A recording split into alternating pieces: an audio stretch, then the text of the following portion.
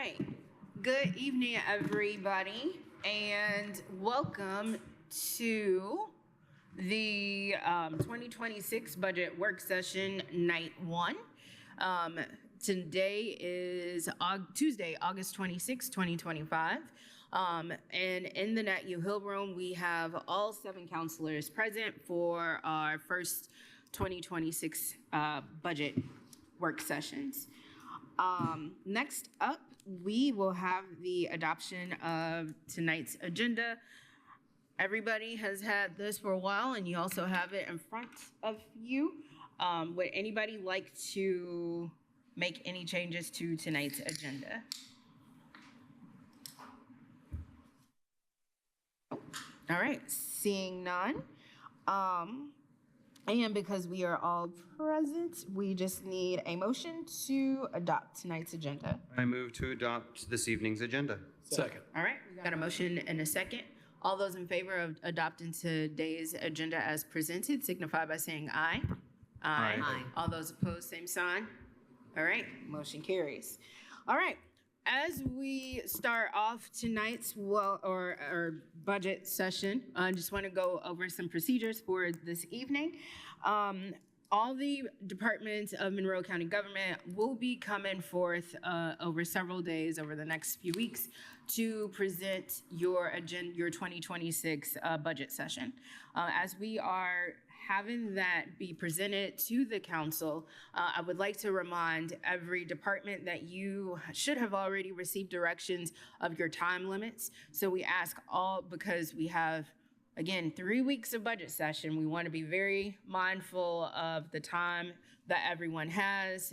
So each department will have up to a certain time frame. Your time will be shown on the screens here in the Nat U Hill room, or via Teams if you have to join virtually.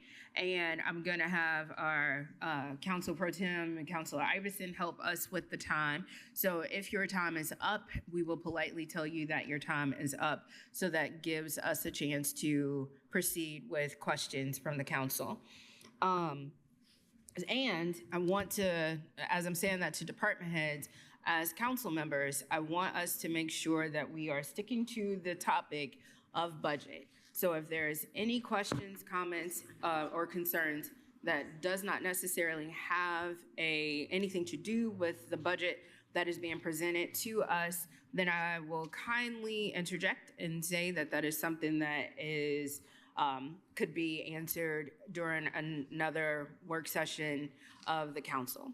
So again, I want to be respectful of everyone's time, and I want us to make sure that we are sticking to task and staying on task, because we have a lot of stuff to go over with the upcoming budget season.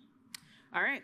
Also wanted to say during a department's review, that you may be asked to explain any increases, decreases, or additions to their 2025 budget. And council members also will be asking questions of the department as well. Any council member can make recommendations to increase or decrease account lines based on the discussion and or the need of the department. And then council will vote to approve moving forward with the department's reviewed budget as requested, or as budget request. Again, this is not the final approval of budget. Again, this is not the final budget or final approval of the budget, but it is a recognition of the request presented or amended by council. So with that being said, let us go ahead and get started on this night. So I'm gonna look over to the Auditor Bree Gregory for her overview of revenues, expenditures for the 2026 season. Excellent, thank you. Good evening, everyone. You received via email and also have a nice binder in front of you full of all kinds of revenue information, everything we've provided related to the cash balance revolution, GO bond review, self-insurance information, the maximum levy worksheet. So any questions about that, please do let us know. This is available for the public. On the calendar, it's under auditor documents. The only items not included are like internal working documents like that max levy cheat sheet and a couple other things just like that. So just some general notes. We do have a deficit budget. The total anticipated revenue for 2026 is $127,655,000, while we have total requested budget of about $137 million. So a deficit of about $9.4 million that we need to address. So we know that due to legislative changes, this was going to be, revenue was going to be an issue. So we just need to be as conservative as possible, consider cuts, consider prioritization of projects, et cetera. You know, you've had that PAC pause in place, just things like that to really continue to benefit the county financially. And anywhere we can cut, utilize stale funds, for example, that would be ideal. So as we go through budget by budget, Carly and I intend to provide some recommendations if you wish for us to do so, and happy to help any way we can. Okay, thank you very much. And I'm going to look to council to see if anybody has any questions for Ms. Gregory. Thank you very much for putting together this. This is really awesome, and I definitely love myself some binders because I did my own for budget season. So, anybody have any questions for the auditor before we proceed? Yeah. Please note, we did not purchase these binders. We already had them in supplies. All the way of saving. Look at that. All right. So, if no one has any other further questions for the auditor, then we will go ahead with the first department that will be presenting their budget, which is the legal department. Council, I move to open for discussion and review Fund 1000-0277, County General Legal, with the category requests of personnel, $701,618, supplies, $1,145, services, $102,926, capital, $0, for a total budget of $805,689. Second. All right, we got a motion and a second. For TSD to, just as a reminder, to put the timer up for us to see. And we have Mr. Dave Schilling. Welcome. Thank you very much. Go ahead and proceed. Thank you, Dave Schilling from the Legal Department. The 26 budget that we're presenting in the office supply and services category is the same amounts as last year's budget. The only changes are in the personal salaries lines. Those were increased in the amount authorized by council, and we had longevity increase due to 3 bump ups in service, and we have 1 salary increase due to a bump up in the salary scale. And otherwise, it's the same as last. Okay, thank you very much. And looking over here to my left to see if anybody has questions on the legal budget. Councilor Wiltz. Given the, and I'm looking in litigation, because that's where we have a hard time predicting, and we frequently see a need for an additional appropriation. Is it prudent? I'm not suggesting that we raise any lines, I'll just say that, but is $30,000 realistic? And Well, based on the 5-year average, yes. The last couple of years have been pretty brutal. And in fact, I'm going to be in front of you soon with another request for an appropriation. But a couple of these expensive lawsuits that we've been involved in, I think are going to wind down this year. And so I'm hopeful that we'll be okay with the 30,000. But I'm always happy to come in front of you and ask for more money and keep you informed about what's going on. And that was a burning question that I had too. So thanks, Councilor Wiltzberg. Right, Councilor Iverson. So this is the first budget that we've had, and so one of the things that folks may notice is that in the ones, which is the personnel lines, the 2026 requested budget is a little bit higher than the 2025 adopted budget because we baked in the COLA. Am I reading that correctly, Kim Shell? That is correct. So when we're saying we're going to keep all lines flat across all that, we are already working to invest in our employees in this way. So I just wanted to point that out, just as you're the first. All right, thank you. All right, I'm looking down here to see if anybody else has any questions. Counselor Hawk. I heard you mention, and I did see briefly saw an email about an additional appropriation yet this year that you plan to bring forward.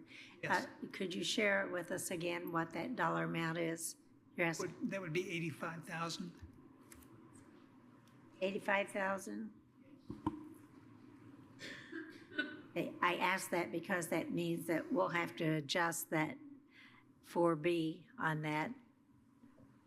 Brianna? Yeah. I don't know whether you'd already changed it or not, but that's something I wanted to ask.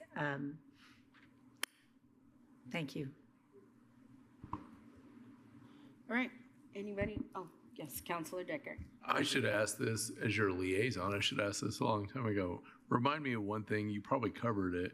When you all do training, you all as attorneys, you have to do training with your CLEs. Am I saying that right? That is correct. Okay. We're required to do 12 hours a year on average over a 3-year period for 36 total hours of CLE. And usually every year we go to the IMLA, the Indiana Municipal Lawyers Association seminars. It's a day and a half. And that eats up most of our seminar budget and gets us 9 hours of CLE. This year, due to scheduling, none of the attorneys were able to attend, and that's why there's more in the seminar education line than usual. We will need to use that before the end of the year. Counselor Wiltz.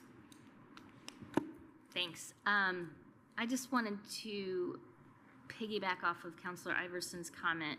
I'm not looking at exactly the same sheet that you are. So, but what I have for the requested 2026 personnel is 701,618, and then the adopted budget is from last year is 753,476.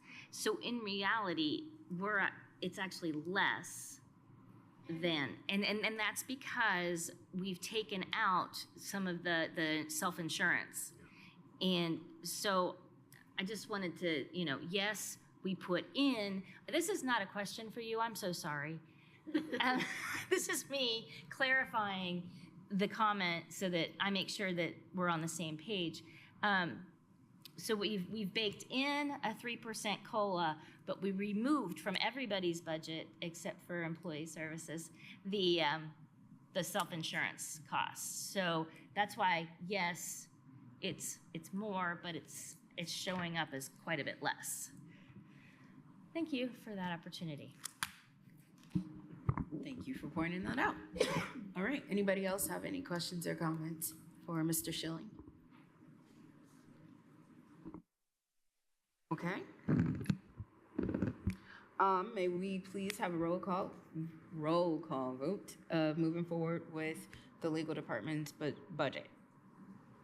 Counselor Hawk? Just to be clear, this vote is only that we agree to move forward. Yes, that's what I said. Doesn't mean that I agree with this particular one I don't have a problem with, but others I will. That's everything that's happening tonight. That's exactly what we are gonna do. All right. Motion on the floor, please proceed with the vote. Counselor Hawk? Yes. Counselor Deckard? Yes. Counselor Wiltz? Yes. Counselor Feidel? Yes. Counselor Crosley? Yes. Counselor Henry? Yes. Counselor Iverson? Yes. Motion carries. All right, thank you. Thank you very much. Thank you very much.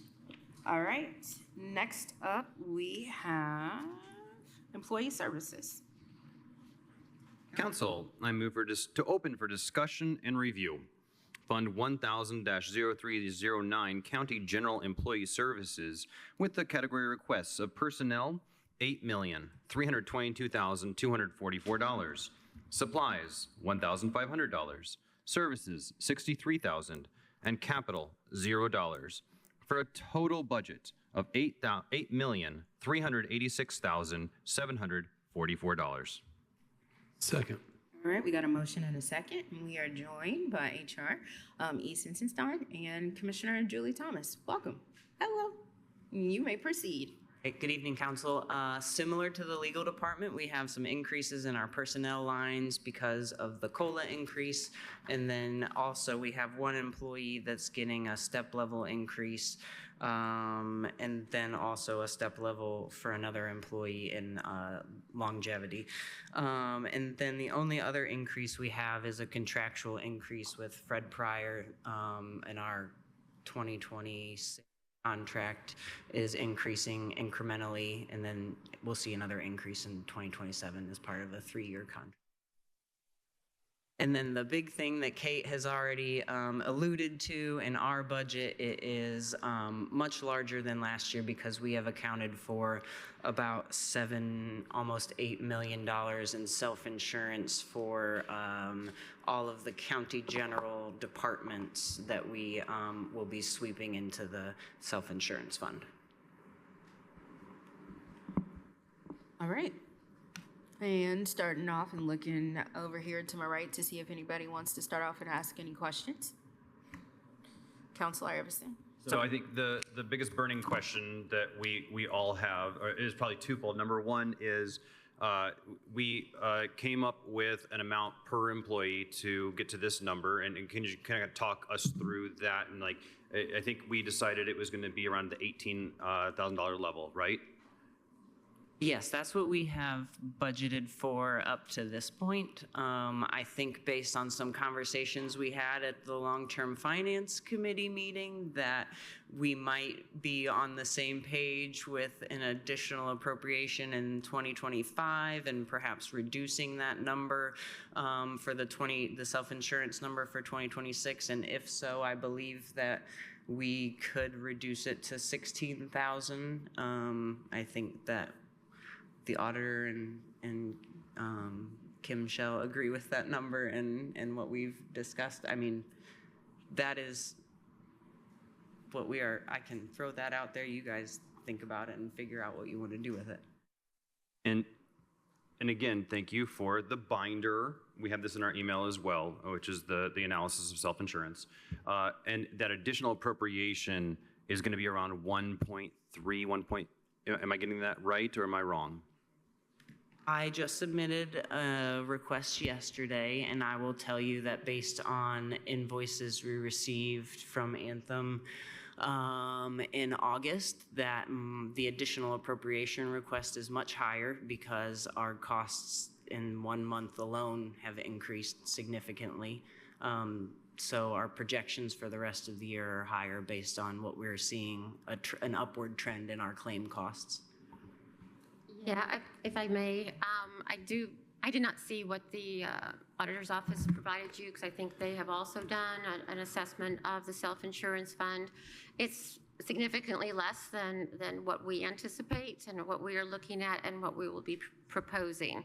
So in order to reduce the $18,000 per FTE this year, we are going to need an additional appropriation. I think it's roughly $3 million, so that we will end the year ideally with 1.5 million.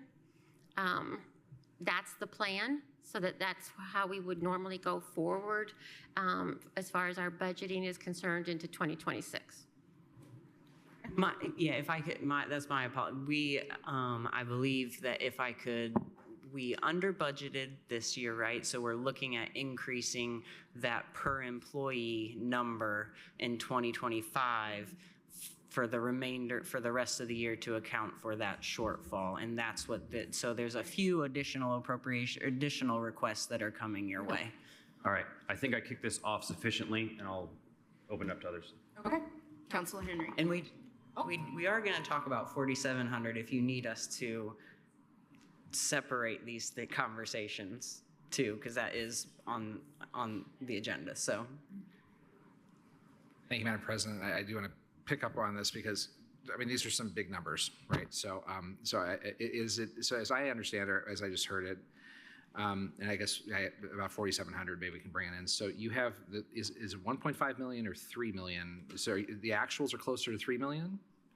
it is. Or is it a cushion? It's a couple different requests that are going to come your way. So we're going to fund the cash per employee in county general to sweep into the self-insurance. So we're going to fund it's a $3 million appropriation request in employee services self-insurance, which accounts for about I can't remember the number exactly, but that'll sweep into the self-insurance fund. And then we are going to need an additional appropriation of $2.5 million to pay our bills, pay our invoices, our things that we expect to come through the rest of the year. Okay, so that's a pretty significant shortfall. It's late August, right? So I'm just trying to wrap my head around it. What is the cash balance there right now? I don't know. Do you have it? And if they have that, but what I can tell you is that ideally, if we end each year with $1.5 million, and this was a conversation we had, I think that Greg Garitas had with the long-term finance group, we should end the year with 1.5. We use that along with the monies that's generated from the upcoming budget to meet our needs, along with the premium equivalents that are paid by the employees to pay all of the expenses associated with the health benefits. So I guess maybe my third follow-up, and then I'll pass the torch is, so what's the burn rate then? You have an invoice coming in for the month of how much? Like right now, do we know? Like we get an invoice bi-weekly, so twice a month. The last one was around $5. The one we're paying for next week is over $500,000. And the one we paid prior to that was about $1 million. Our average invoice prior to that was about $250,000. Are these estimates shared with the auditor so we can get like I think where I'm going with this is, and what I want to see in the budget period is the ability to forecast a little bit. I know that there's variables and you know, some employees are going to be using more resource than others, but are we sharing the estimates? Is that Apex? Is that the organization? Are we sharing the estimates to the auditor or trying to get a forecast of what a year looks like? Because these are huge jumps at the end of the year. We have shared with the auditor. The auditor's office has not been providing us with their position on this, because I do know that it's significantly less than what we were proposing. So that's all I can say at this point in time. Madam President, I'm happy to hand it back, but I'd like the auditor if they could respond to that. I saw that. Because I saw the hand waving. So yes. Historically, we've not been provided any of the documents from Apex. We have had good communication this year. And you chose to create your office chose to create your own spreadsheet. We have been using ours and forecasting based on just trending. That's all we have to go on. So it seems to be pretty accurate based on what we're seeing now. Okay. That is certainly fine, and I apologize if you did not have the information from Apex. I thought that you were part of that meeting and conversation. Regardless, you know, I think that if you guys want to manage the self-insurance fund, you know, this has always been a commissioner and HR fund. So it's odd having other people forecasting a fund that has always been under this purview, if you will. And there's a lot of moving parts to that too. Like we get reports from Apex that we see high claim members on the plan that are high claim that are running high, but we might not see that invoice for months and months and months. And so it is like we are trying to manage that by making some predictions, and we use Apex to be able to do that. But it can't be that precise, right? Yeah, we do the best we can with our crystal ball. And up until this year, I think we have done really well. But last year, we were not prepared for this year correctly.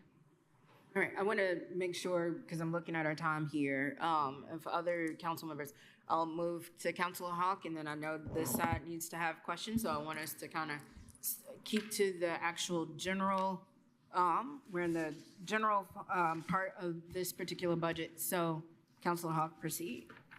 Yes. In your conversation, I heard you saying that it was for the county general employees. However, I was seeing when I was going through the budgets where, just case in point, stormwater had said it was going to be covered. It appeared to me, from what I was looking at, that it was going to be covered under this budget. Now, of course, that's not a county general employee. I mean, that's they have their own separate fund. It comes in separately, totally. And so I believe there are other employees that are covered that are not county general fund, Fund 1000, that you have covered in there. And that, I believe, might really be a problem when you're coming to county general for perhaps a $3 million additional appropriation. Now, what I would want to make it clear is if the point of doing a $3 million appropriation is so that you don't have to ask for as high an appropriation for next year, that's counterintuitive, because if you ask for $3 million this year, when you look at the 4B, it has to be entered in as an additional appropriation, which simply leaves us for less money at the bottom line to operate anyway. So if you may as well have the budget high for next year rather than think we're solving anything to put it to $3 million this year, unless you think you need it to pay bills before the end of the year, and that is scary. So then that brings me to the point that what I was seeing, and maybe I'm looking at it wrong, but it looked to me like there was a lot of other employees put in this fund that is coming to county general for payment, and it needs to go back into their funds. I think that I will let the council office and auditor field that question. I'm just merely doing an administrative task where I've been told to put these numbers in my budget to sweep them into self-insurance. The numbers that I got were directly from the 144s that the department submitted, and they were the information that they directed us to where to put their self-insurance. But no, I'm not. I was not the decision maker in where the self-insurance is going or but I how to think account that for is it. one of our big things that we have to work out is the insurance that's coming from the fund, the general fund, is for the employees that are covered under general fund. The others have their own funds. I'm gonna look over here because we still got, again, things on employee services that we need to go through. So anybody have any questions? Councilor Deckard. I would just say that once we sort out any amount of this that could be reduced for this budget versus whatever would be appropriated this year, I would just recommend that we get whatever that is very clearly for us and not try to do that by the seat of our pants up here, because that's how mistakes get made and it keeps our focus off. I also want to say this really quickly. One thing I appreciate that President Crossley did this year and kind of broke the tradition that past counselors had was putting COLA in here, because I sometimes worry that the old COLA games of yesteryear may have led to some of these surprises with additional appropriations in the middle of the year when everybody's trying to rake it together to get to goal. And so I think maybe some of this is seeing getting to goal and the bumps and all that. But I hope that makes sense on the first part, because, doing that by the fly here, I don't want us to get it wrong. Thank you. Anybody else over here have any questions? Councilor Wiltz. So far, we've talked very generally, and I guess what I'd like, we're on item A. Correct. Correct. So we should be sticking to county general. That's, I've been trying to. Yeah. Thank you. Yeah. Okay. Thank you. But the 20-minute allotment is for A through E. That's what I've been trying to Got say. it. I'm sorry. No, you're fine. I would like to take a moment Yes. with regards to general fund and the number that is in the employee services. Okay, I sent you an email with a document of a breakdown of numbers over the weekend. So Councilor Hawk asked to see numbers that were broken down by fund that's going to be in general fund.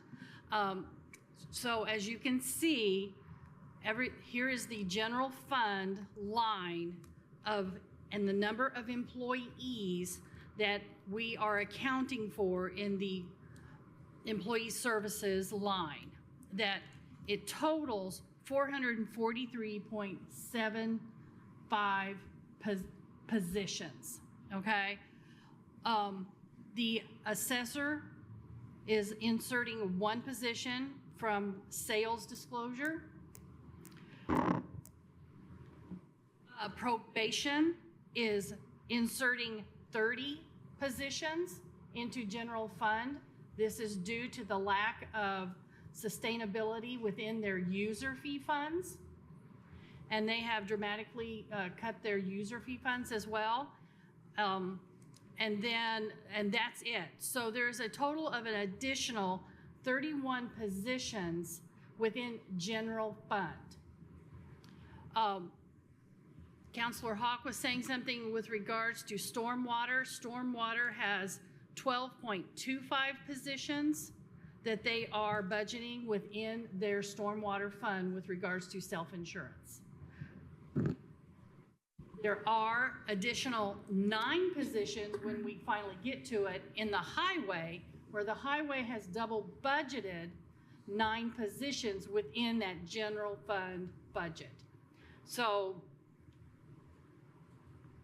that's the breakdown for general fund. So with the general fund, we have 443.75 positions, which is going to cost that amount of money. Yes. And I was just going to say that we did catch an error in our number earlier today, and so that number is slightly different if you need me to address that some way. What did we budget for? I'm going to pull the screen here. I think I have the numbers if you need them. Yeah, in the budget itself, they have requested $7,947,000 in self-insurance when it actually should be $7,987,000, and that was due to an error found within the surveyor's department. There was an error there. Sorry, it should be actually $7,987,500. 500, sorry. So we do need to make that correction if we choose to move forward with those additional positions within the general fund. So. Okay, and so that number again was 7,987,500. That's right. Okay. Yeah, right there. All right. Yes. So, council, let me amend my motion in the personnel lines. That new number is $8,362,744. In the supplies is still $1,500, and services still $6,300, for a total budget now of $8,427,244. Like it when that happens. Okay. Let me ask you a question. On the Fred Pryor training here, is there a level lower if we'd have to go like tierage? For 55,000, you get this amount. For 25,000, you get a different amount. Is there any option there if we would have to go lower at that level? I have some, no, our contract, it's laid out what our annual amount is, and it just so happens to be that, like, it's increasing year over year, 3-year contract. They're all or none. It's based on the way that we're utilizing it. We certainly could have a higher plan where we're getting some additional services from them, but this is for the software and the content that's housed within that software per employee. Okay, and I just realized, Counselor Iverson amended that, and we didn't get a second. So, okay, so we got a motion and a second on the amended, item as presented. All right, so no further discussion on this. We gotta move on because we are now way past time. Can we please have a roll call vote on this item? We need a vote on the amendment first. That's right. Okay, just kidding. All right. With the amendment, since all are here, you can do a voice vote. So all those that are in favor of the amended motion signify by saying aye. Aye. All those opposed, same sign. All right, thank you very much. Now can we have a roll call vote on this item? Okay, so there's a, this is to amend the employee services budget as stated by Counselor Iverson, with the total category amount being $8,427,244. So then Counselor Wiltz? Yes. Counselor Henry? Counselor Hawk? No. Counselor Crossley? Yes. Counselor Iverson? Yes. Counselor Deckard? Yes. Counselor Wiltz?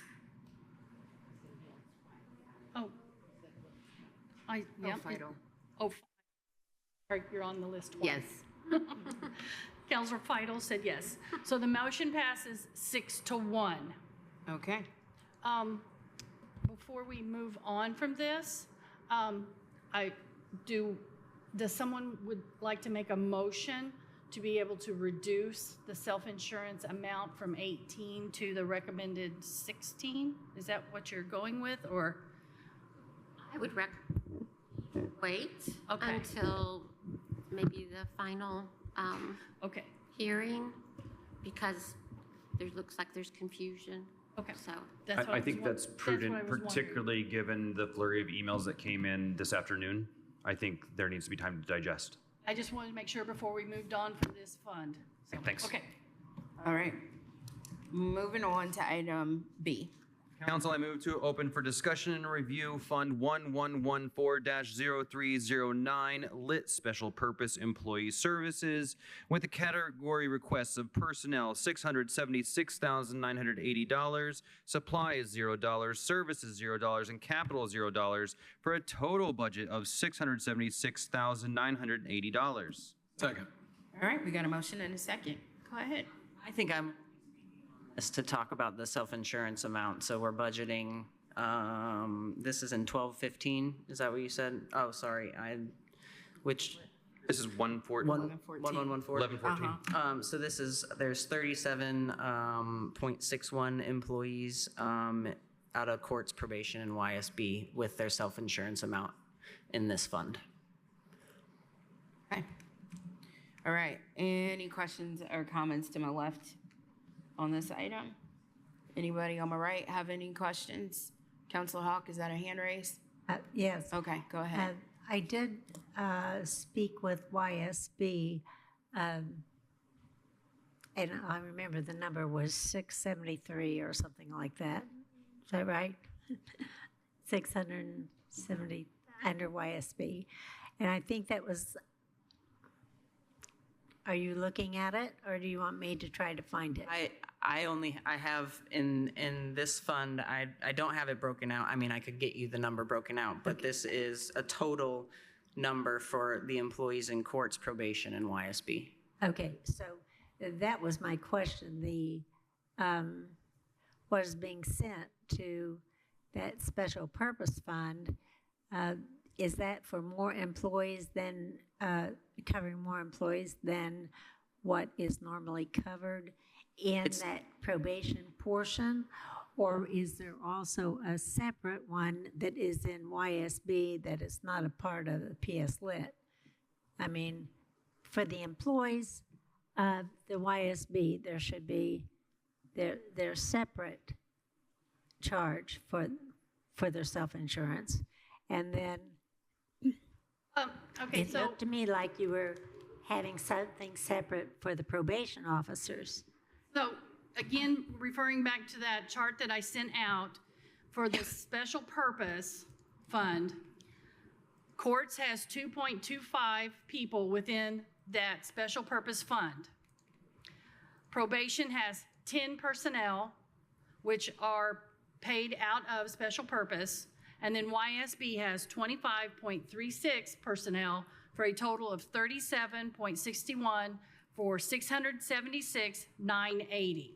Okay, that's answered my question. Okay. Because that dollar amount, that 670, whatever it is, covers the employees of YSB, not just that. That was my question. It does Courts cover probation, anybody YSB. that's being paid out of special purpose lit are included within that self-insurance account line. All right. So that answered Councilor Hawks' question. Anybody else on this side have any other questions? All right. And can we please have a roll call vote on this item?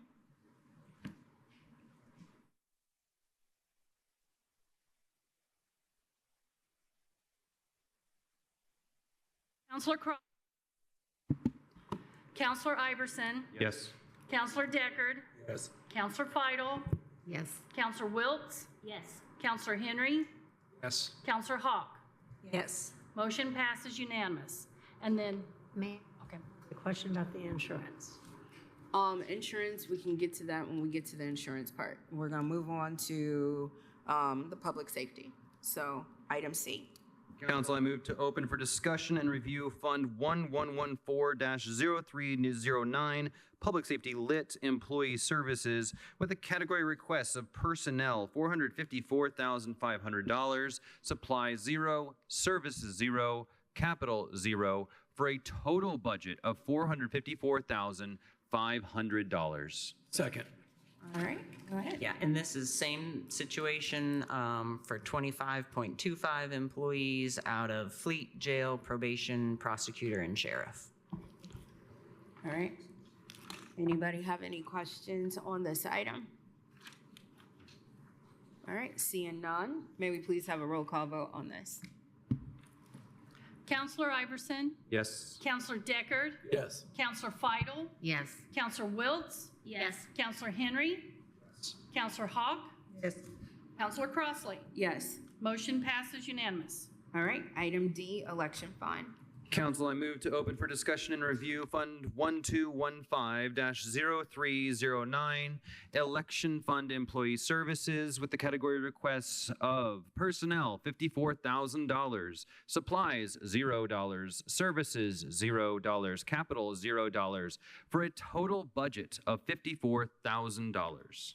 Second. This is 3 employees out of the election fund for the clerk's office for their self-insurance. But looking around here and to my left, seeing if anybody has any questions? Nope. To my right? Nope. All right, can we please have a roll call vote on this item? Counselor Deckard. Yes. Counselor Feidel. Yes. Counselor Wiltz. Yes. Counselor Henry. Yes. Counselor Hawk. Yes. Counselor Crossley. Yes. Counselor Iverson. Yes. Motion passes unanimous. All right, next up is item E, which is self-insurance. Council, I move to open for discussion and review Fund 4700-0000, Self-Insurance, with the category requests of personnel $0, supplies $0, services $11,305,500, capital $0, for a total budget of $11,305,500. Second. All right, we got a motion and a second. Go ahead. I feel like we've kind of already talked about this a little bit, so if you have additional questions related to self-insurance and. Look to my right, because I know Councilor Hawk had one, so go ahead.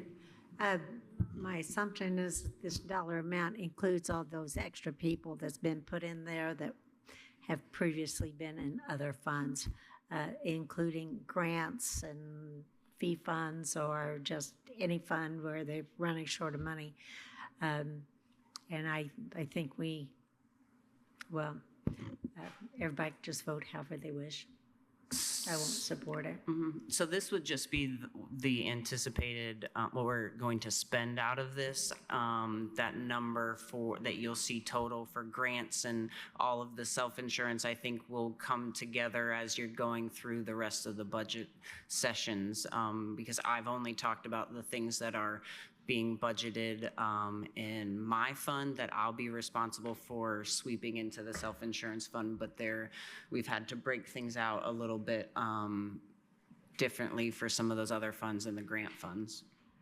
If I may, just maybe to help with Councilor Hawk, every county employee who enrolls in the county's insurance, regardless of whether or not they are in the county general or a different fund, grant fund, the fees associated with their health benefits are in the 4700 fund, and that's my understanding of the one we're talking about right now. And so the way we do this is generally the county pays 80% of the costs, and employees pay 20% of the costs. And so just kind of to go back to the original county general conversation, when it was decided to put what normally was budgeted in everybody's budget individually, and it was always based on a full-time employee per an amount, and this year it's 18,000.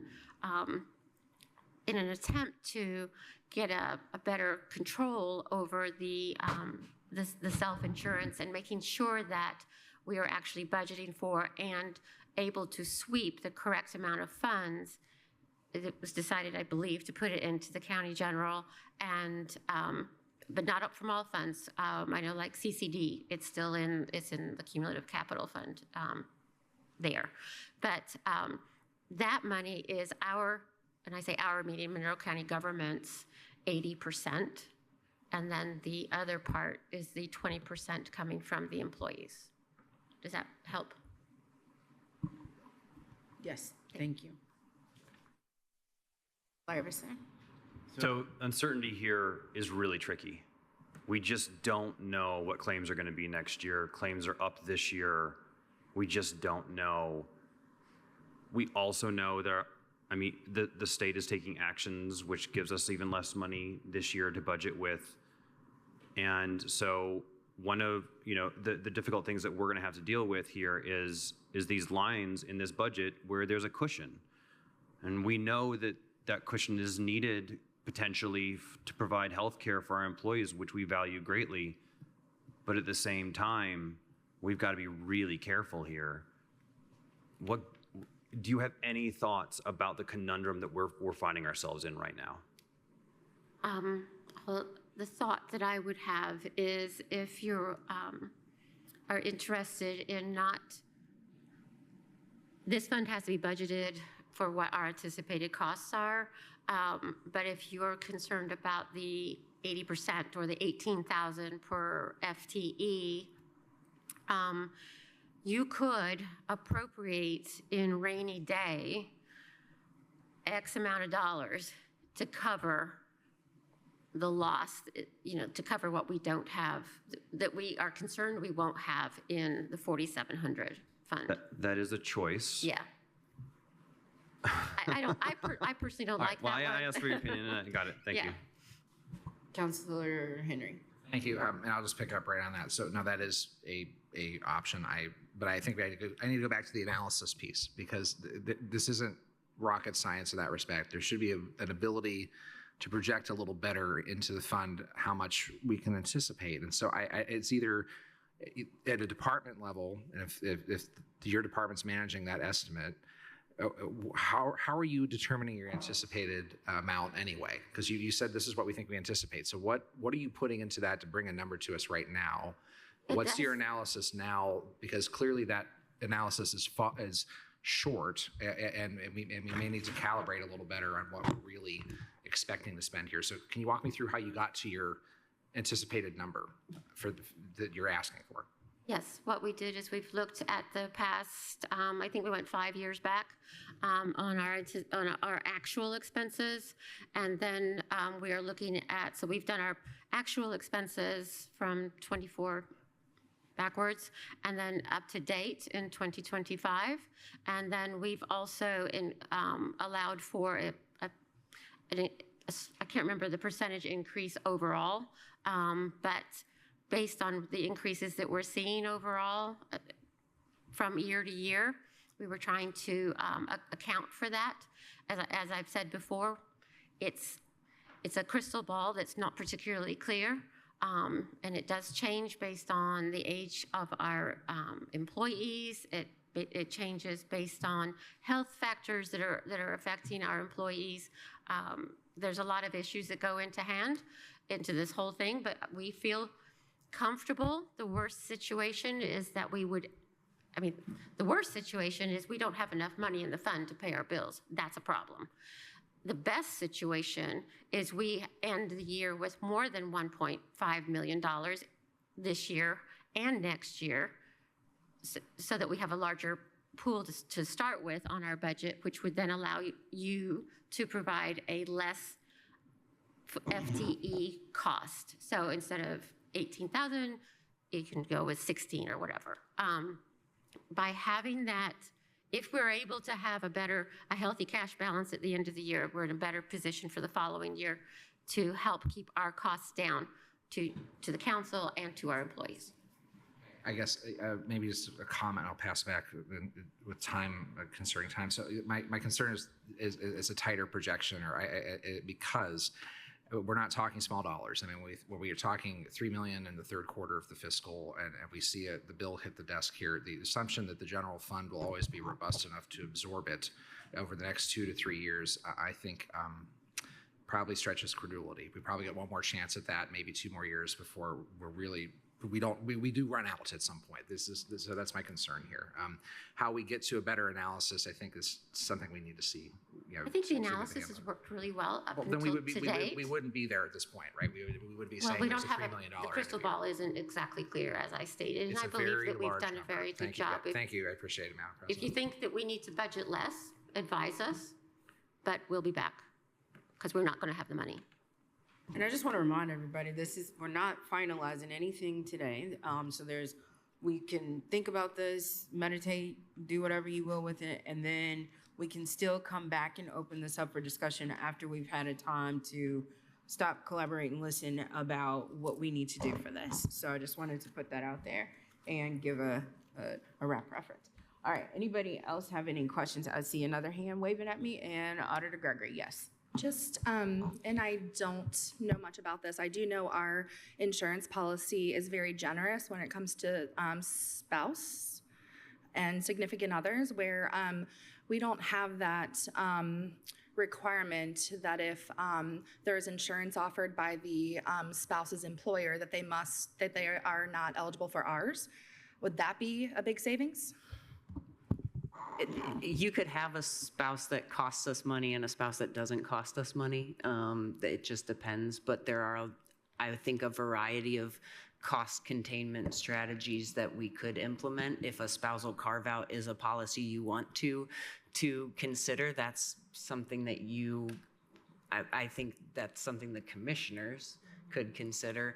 But I think that some perspective that I would like to provide is that benefits are why people work here, and you would put yourself in a situation where we would have retention and attraction issues. The other issue with a spousal carve out is it actually costs your married couples more money because they have 2 deductibles they have to reach. Okay.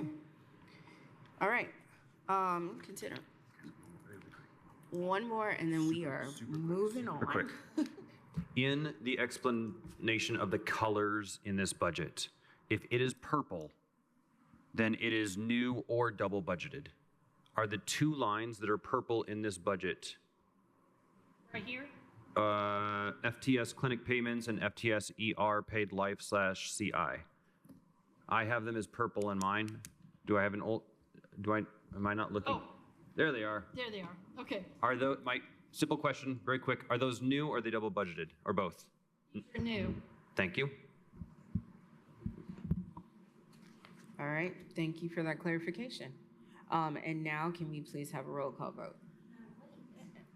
What? Excuse me. Yes, I didn't know. I just want us to be mindful of Yeah, I the get it, time. I get And it. so Okay. I understand, but Talking I will about the recognize clinics, the you expenses now. of the Counselor Hawk clinic. has a question. I'm talking about this, so have we seen a reduction or an increase in costs because of we no longer have? Counselor Your Hawk, your mic's not mic's on. not on. Yeah. Could you not hear me? I'd be happy to repeat myself.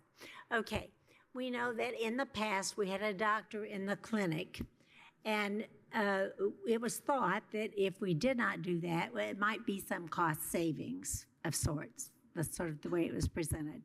I see that it does not appear that there's cost savings or that dollars have gone down, and so I'm just wondering at some point in time, will that be reconsidered? Because at the time, it was said, well, we'll wait and see how this works, and if it doesn't work, maybe we will do something else. And so I just wanted to run that by you because I think that's all a part of the big picture. Yeah, when we did the RFP for the clinic, our costs were going to increase no matter what. It was more expensive for us to go with a model that had a physician as opposed to a nurse practitioner, which is the way that the direction that we chose to go. I will say that we are about to approach 1 year in the new clinic. We have more utilization than we ever have had before. We're seeing more patients with less staff. We're expecting to be able to see what that cost savings is because we have more accurate reporting. We do, the clinic provider does a little bit different model where they run $0 claims through the plan so we can see actually how that's saving us in claims costs versus what we've seen in the past. So we're hopeful here in the next few months that we can have some actual data that we can provide you as what cost savings that is giving to us as far as what we're claims that we're not incurring, how we're being preventative and things like that. But as far as the actual cost that you're seeing in the budget, that number was going to increase no matter what provider we went with because of the increase in just the clinic costs in general. Okay.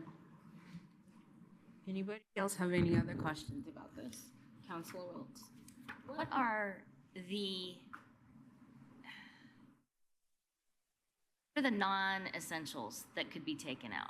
I have answers to that question, but I'm curious if you have answers to that question. Non-essentials. That don't have to be paying for. We don't have to be paying for. That we are. I mean, we provide for, we provide for, I think. Yeah, I would say any of the EAP services are not essential, but they are important for employers to provide, especially because we provide, in the past couple of years, you've specifically provided EAP for our first responders and for new parents, which are very highly utilized services, but they're also not very costly in terms of the grand scheme of this fund. That's not a per use charge, or is it? It is, yes. Okay. Counselor Henry. Thank you. I just want to go a little farther. Do you actually have data on how much the two programs are being used, parental service and wellness? Is Yeah, 90% we get used? monthly invoices about, Could you ballpark it a little cleaner? Like how much? I mean, is it mostly used, or? And I'm just trying to understand it, right? Is it 20% used? Is it, I mean, I guess I can. yeah, I mean, I can't recall how many new parents we've had, but this is really tricky because I'm sharing information about employees, right? So it is being utilized every month as opposed to not being utilized, which you have only a certain number of first responders in the sheriff and jail. So I would say probably 10 to 20% that's a lot for, I don't know how to quantify that number, but same with the new parents. It's in the last invoice we got for the last month, we had 3 or 4 employees using it. And so that's a lot of new parents. I think we on average have 20 new parents a year. So, but I think the sheriff, that one, I would defer to the jail and the sheriff to speak to that because that was implemented by them at their request. We're just supporting them by having it in this fund. They value that a lot. Okay. Anybody else have any questions on this particular item? Seeing none, can we please have a roll call vote? Counselor Iverson? Yes. Counselor Deckard? Yes. Counselor Fidel? Yes. Counselor Wiltz? Yes. Counselor Henry? Yes. Counselor Hawk? No. Counselor Crossley? Yes. Motion carries 6-1. All right. Thank you. Appreciate it. All right. Next up, we have item 7, which is weights and measures. Council, I move to open for discussion and review Fund 1000-0308, County General Weights and Measures, with the category requests of personnel, $71,458, supplies, $6,900, services, $4,200, capital, $0, for a total budget of $82,558. Second. All right. Welcome. We have Mr. Daniel Best. Hi. Before we get too far into it, I would like to ask for an adjustment just due to information recently received that I was asking an extra $1,000 on the maintenance line. I found that that is not my department's responsibility for what I was looking for that money for. So if we can reduce that line by $1,000 to make it a total of $500.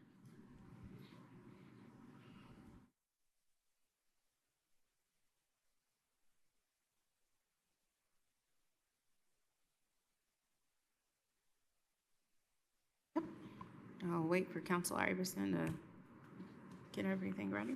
All right, Council, I amend my amounts by the following.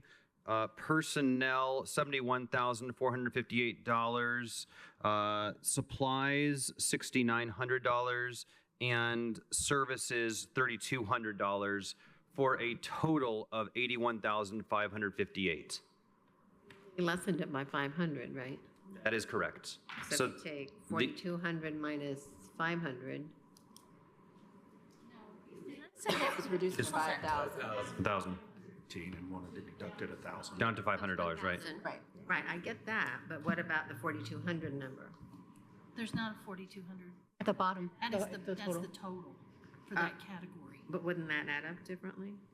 Yeah. Yeah. Okay, I'm sorry. Oh, I must have misunderstood. It's all right. And then did we get a second? Okay. So we need a second. Second. All right. And all those in favor of this Amendment. Yes, all those in favor of this as amended signify by saying aye.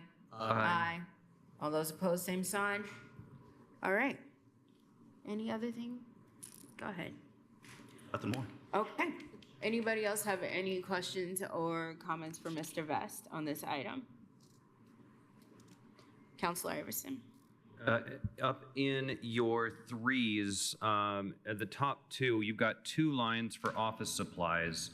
It's lines 2001, 20001, and 20011.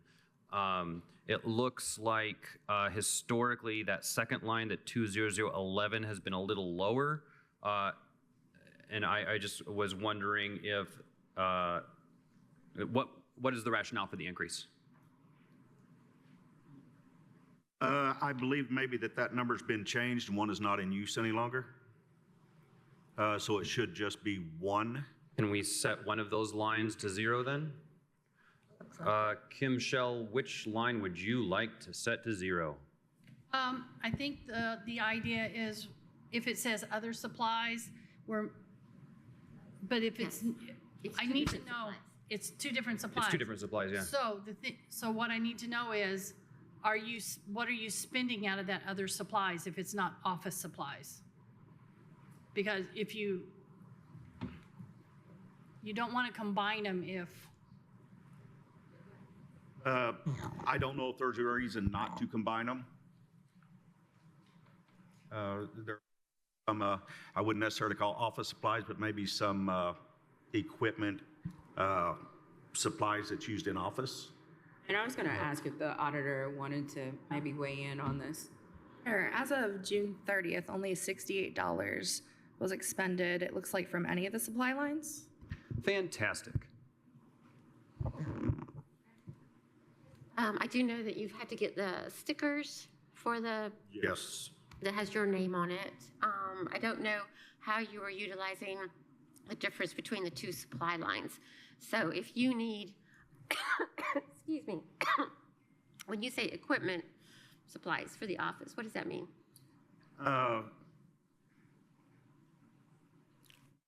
One thing recently was a laminating machine that I got out of one, I believe, other than the office supplies, coming out of the other supplies for the office. And this is my first full year, so I basically just went off of what has been done in the past. Sure. Yeah. So I've just kind of tried to mirror everything, and I know what I have used in this past year and what I haven't, so I've just tried to basically keep everything about the same. It looks, ma'am. Go ahead. It looks like historically, 2024, 2023, you've expended around $600 a year. Does that sound about right? With those 2 funds combined? Within this past year, my past full year, yes. All right. I think that would be, and it also doesn't make sense that they're both in the 2s. So an office supply line, I think, would be sufficient because it would meets his office is kind of traveling. So I think we can cover his needs that meet the criteria of a 2's expense in just choosing one of those lines. And I would, if 600, I know that Dan hardly spends anything. I think that's probably an appropriate number. Council, I move to set line, where are we at? 1000-0308, line 20011 to 0. Second. Okay. We got a motion and a second to set that line item to 0. Any discussion on this amendment? Or this motion, rather? Nope. Auditor Gregory? I see that there are a couple other supply lines. Were you saying you only need 1 total? I don't know if I understood. One, yes, as long as, there's a fair amount in there. You have office supplies, fuel obviously should be separated, postage supplies, weight supplies maybe? Tear weight. Yeah. Yeah, what's tear weight? Tear weight are things that if I'm going to go into a store, the tear of the product is the packaging. We cannot weigh the packaging and consider that part of the weight of the item that's been checked. It may have to be purchased so we can remove that packaging. Okay. So we're good on that? All right. Yes. The postage supply line hasn't been used in 2 years? I see that too. So, Madam President, may may I continue to go through some of these supplies with the reductions, or would you prefer that we go to other people or deal with the current amendment on the floor? Let's deal with the current amendment on the floor, and then we can go down the line. Anybody else have any questions or comments on this? Seeing none. All right, all those in favor of the amendment as presented signify by saying aye. Aye. All those opposed, same sign. All right. Proceed. Thank you, Madam President. So what I would recommend, and I just want to hear, your thoughts here, is the postage supplies have not been used in the past. I don't want to rob you of any, postage needs you have, but I'd like to reduce that line. And I also like in the tear and weight supplies, I'd like to reduce that line. It looks like in 2024 we expended $88 in that line, and I'm curious as to why we need $300. Again, this is my first full year. I went off of past request, so I don't know that I'll ever spend anything in that tear supply line. But if it comes down to it and I need it, I guess it's easier to have it than have to come back and ask for it. What about, and also the postage. Yeah. The reason it's not being used, most of that is equipment being sent to the metrology lab to be tested. The metrology lab has been closed for the last couple of years, so nothing has been sent to them. Okay. And if it was open, it sounds like you would use it. Absolutely. Okay.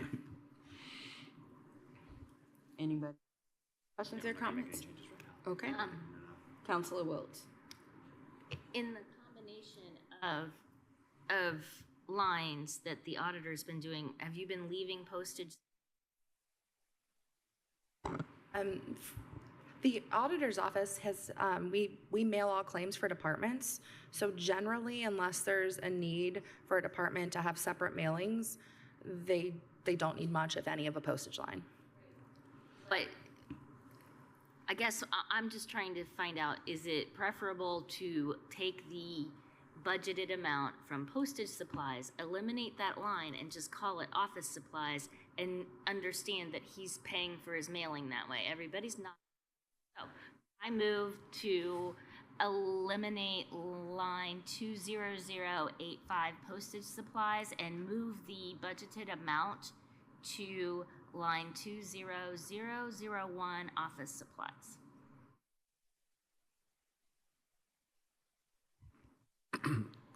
Keeping the amount the same. Yes. Second. All right, we got a motion and a second. Anybody have any questions or comments related to this item? So we're basically, from Councilor Wiltz's motion, is just eliminating one and just combining it all. Auditor, do you have any comment on that? In the grand scheme of things, it is nice to have that consolidated, but certain things should be separated out, for example, fuel, just so we can keep an idea of what the actual expenditures are for some specifics like that. Emergency lights. Okay. Yeah, I think No. that Oh, you didn't know. I'm okay with Fuel this, is good. I Just think it was generally, just the yes, supplies. yes. Okay, so we're all in agreement. There's agreement of what we, okay, got it. Any other questions or comments related to Councilor Wiltz's motion? Okay. And I'm looking at council staff to see if you all are getting the changes, because they're doing this in real time as well. So we have an amendment to reduce the postage line to 0 and then move that $100 into office line 2001. Okay. But we need a vote on that amendment. Right. Okay. So that's why I was just making sure that y'all were all in the good Yes. of what So- it is that we're yeah, doing. so I'm since we're caught up, changing. yes. Got it? All right. Yeah, what they're So doing it is. all those in favor of Councilor Wiltz's motion signify by saying aye. Aye. All those opposed, same sign. All right. So motion carries. All right, coming back to any other final questions or comments or observations on this particular budget? Okay, and it looks like we also might need to amend the amount too. Okay, since we did those changes. All right. Council, I move to amend my original motion to these new numbers: personnel line 71,458, in the supplies line $6,100, in the services category $3,200, for a total budget of $80,758. Just restating, so no. Yeah. Okay, yep. So he restated, so I now mean, you. we don't need to. Yeah, I guess maybe instead of making an amendment to that motion, I can just Restate it. restate my Correct. motion. Yeah. Okay. So that way you don't have to keep voting on changes. Correct. All right. Thank you, Council. Okay. So if we don't have anything else, then can we please have a roll call vote? And you're doing a good job on your first time. Well, thank you very much. It's stressful, trust me, but you got through it. So, all right. Counselor Deckard? Yes. Counselor Fidel? Yes. Counselor Wiltz? Yes. Counselor Henry? Yes. Counselor Hawk? Counselor Crossley? Yes. Counselor Iverson? Yes. Motion carries unanimous. All right. Thank you very much. Thank you. Y'all have a good evening. All right. Next up is item 8, which is Veteran Services Office. Council, I move to open for discussion and review Fund 1000-0012, County General Veteran Services, with a category requests of personnel $172,296, supplies $500, services $2,900, capital $0, for a total budget of $175,696. Second. Got a motion and a second. We have Mr. Stephen Miller. Oh, Welcome. well, thank you for having me tonight. I'm Steve Miller, and this is Andrew Blake, the Deputy Director in the Veterans Affairs Office. I wanted to bring to your attention our budget. At first glance, you'll notice that our overall budget seems to have some larger savings. Part of that is due to the full-time self-insurance going away. But additionally, we did make strides at reducing every one of our lines except for salary, FICA, and PERF. So in our office supplies line, we reduced that from $800 to $500. Printing and subscriptions, we lowered that from $1,500 to $1,000. For dues, we lowered that from $400 to $200. Travel and training from $2,500 down to $1,500. And postage, we lowered that from $400 to $200.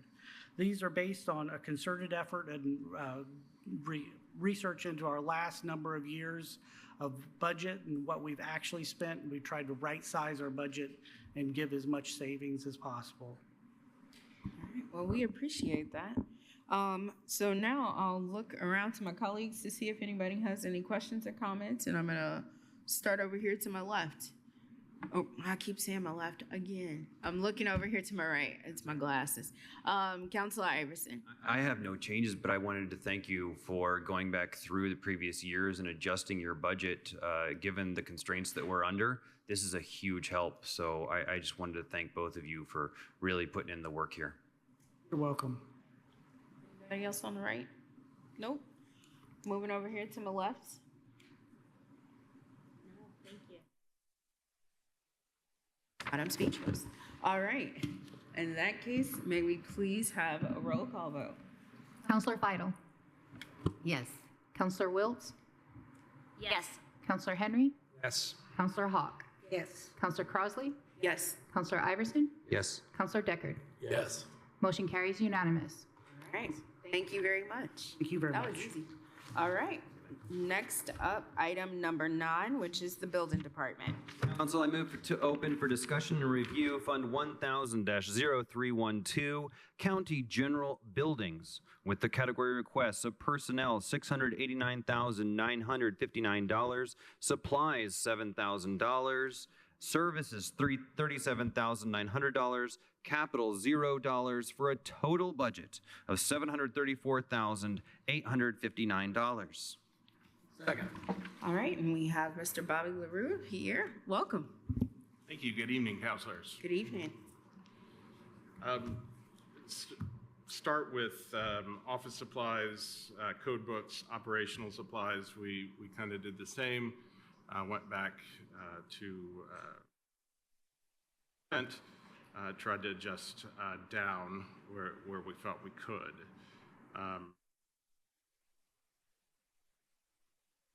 On into the budget, as the fares for vehicles, we've learned that we don't need to include that in our budget, so we'd like to remove that $100.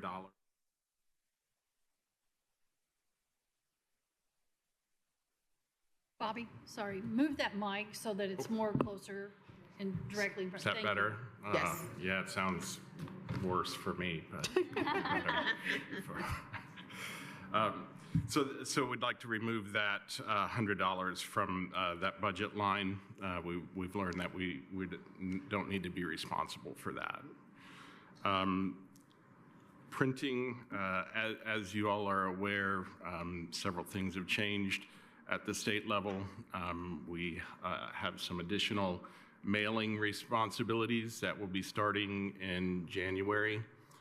That we will need to print some letters and some notifications for complete applications. We don't quite yet know how that's going to totally work out. We've been having several meetings about it with the city, county planning, and the legal department about how this is going to fully affect what we do. But we are likely going to have to start printing and mailing notifications about application status. And that is also why you'll see the increase in postage that we're requesting. It is something that is not related to claims, and we will need to do. Any other questions about the budget? I'm happy to. And just to clarify, you said that you wanted to remove the line 30004 repairs of the $100. Is that right? That's correct. Okay. I understand that we're not responsible for that any longer. So I have a question. Yes, go ahead. So on the training and travel, when I look at what you've expended the last few years, when I see it, just comes nowhere near the 10,000. Are you expecting a big expense next year? The building, I've been for about 18 months working at the state level for the next version of Indiana's commercial building code, what we utilize for Class 1 structures. There is a very significant change happening, a couple of them with regards, and I say this, I'm always trying to look forward here. I never know what's going to happen there, and I apologize, I don't have a better answer than that. But a very significant change in the way that building permits and the code applies to existing buildings. Essentially, it's an entirely new book that's been added into Indiana's building code called the Existing Building Code. It will be really good for everybody if it gets adopted, but it is something that Indiana has not ever had in place before. We are going to have to search and find appropriate training for that. I don't know where that's going to be found right now. I'm hopeful that the Indiana Association of Building Officials will, and I think they should. My suggestion to them will be to have appropriate training. But we may have to go farther because nobody in the state has utilized that. No building department anyway. I'm sure architects that work out of state have used it before. But so there's that coming up. Again, I just don't really quite know what that's going to look like yet. there's a significant change there along the line. I know Does take effect this next year? They take effect next year? I certainly hope so, but the code review process hasn't been completed yet. I have a meeting next week, and hopefully it's done, and then it moves on to every other agency in the state that looks at it. So if it's not next year, it will likely be the beginning of 27, but my plan is to be prepared for when that occurs.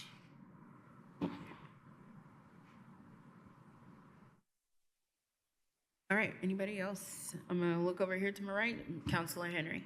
I appreciate the insight on the training and travel. I had a similar question, but I want to ask it differently. So past your average over 4 years is 2,200 in use. It's 10,000 this year. Are you expecting out-of-state travel or airfare? Because otherwise that's per diem and mileage somewhere in the state, right? I don't know the answer to that yet. I'm going to apologize. I don't know where we're going to be able to find it. It is. My goal would always be to find it in state and not travel far to get it. But I do understand. We do that every year. We've also carried money in books. And that is something that we carry because I don't exactly know when the state is going to adopt new codes.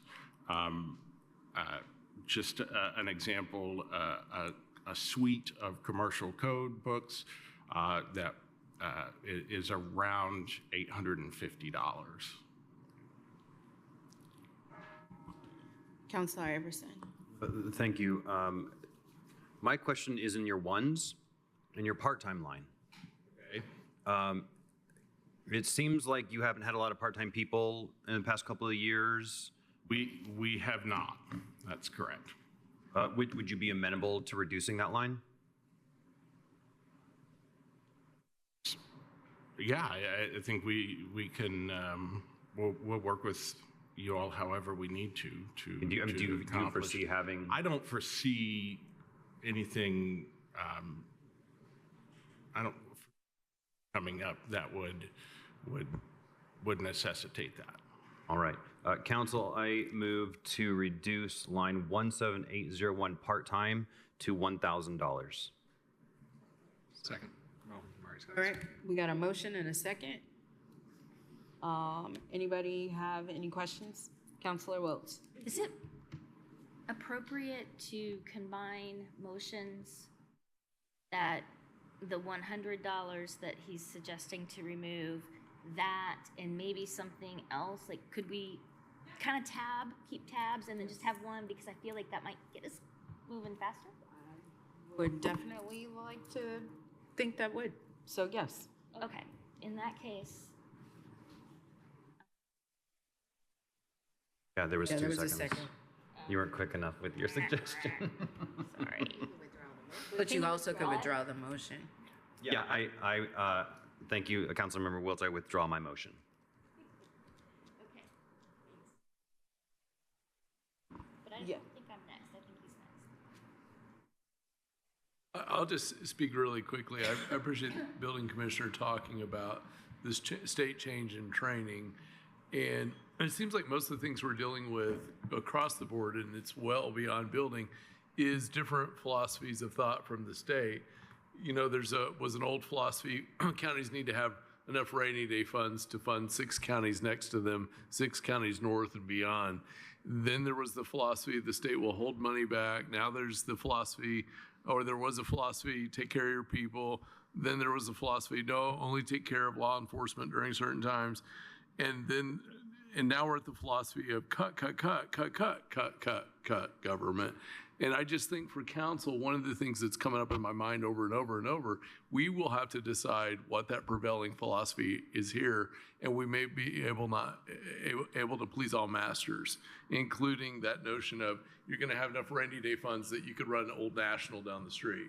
And I hate to say that, but we're seeing the reality. I mean, we've all been to a full self-insurance seminar this evening that basically would probably turned most people into a socialist. I mean, it was kind of alarming. So I just throw that out there because the building commissioner has highlighted something yet again that we'll have to figure out, send people to train, all that to follow state philosophies that are unfunded mandates. And yeah, anyway, I'll be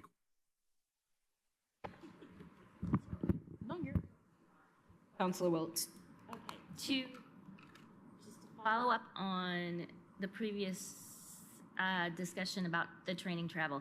You have the same amount budgeted for this year, and if I recall, it was because of this exact situation. You're just holding $10,000 in anticipation. This is gonna happen, and you need to have it when it does, but my guess is you haven't spent your $10,000. We have not.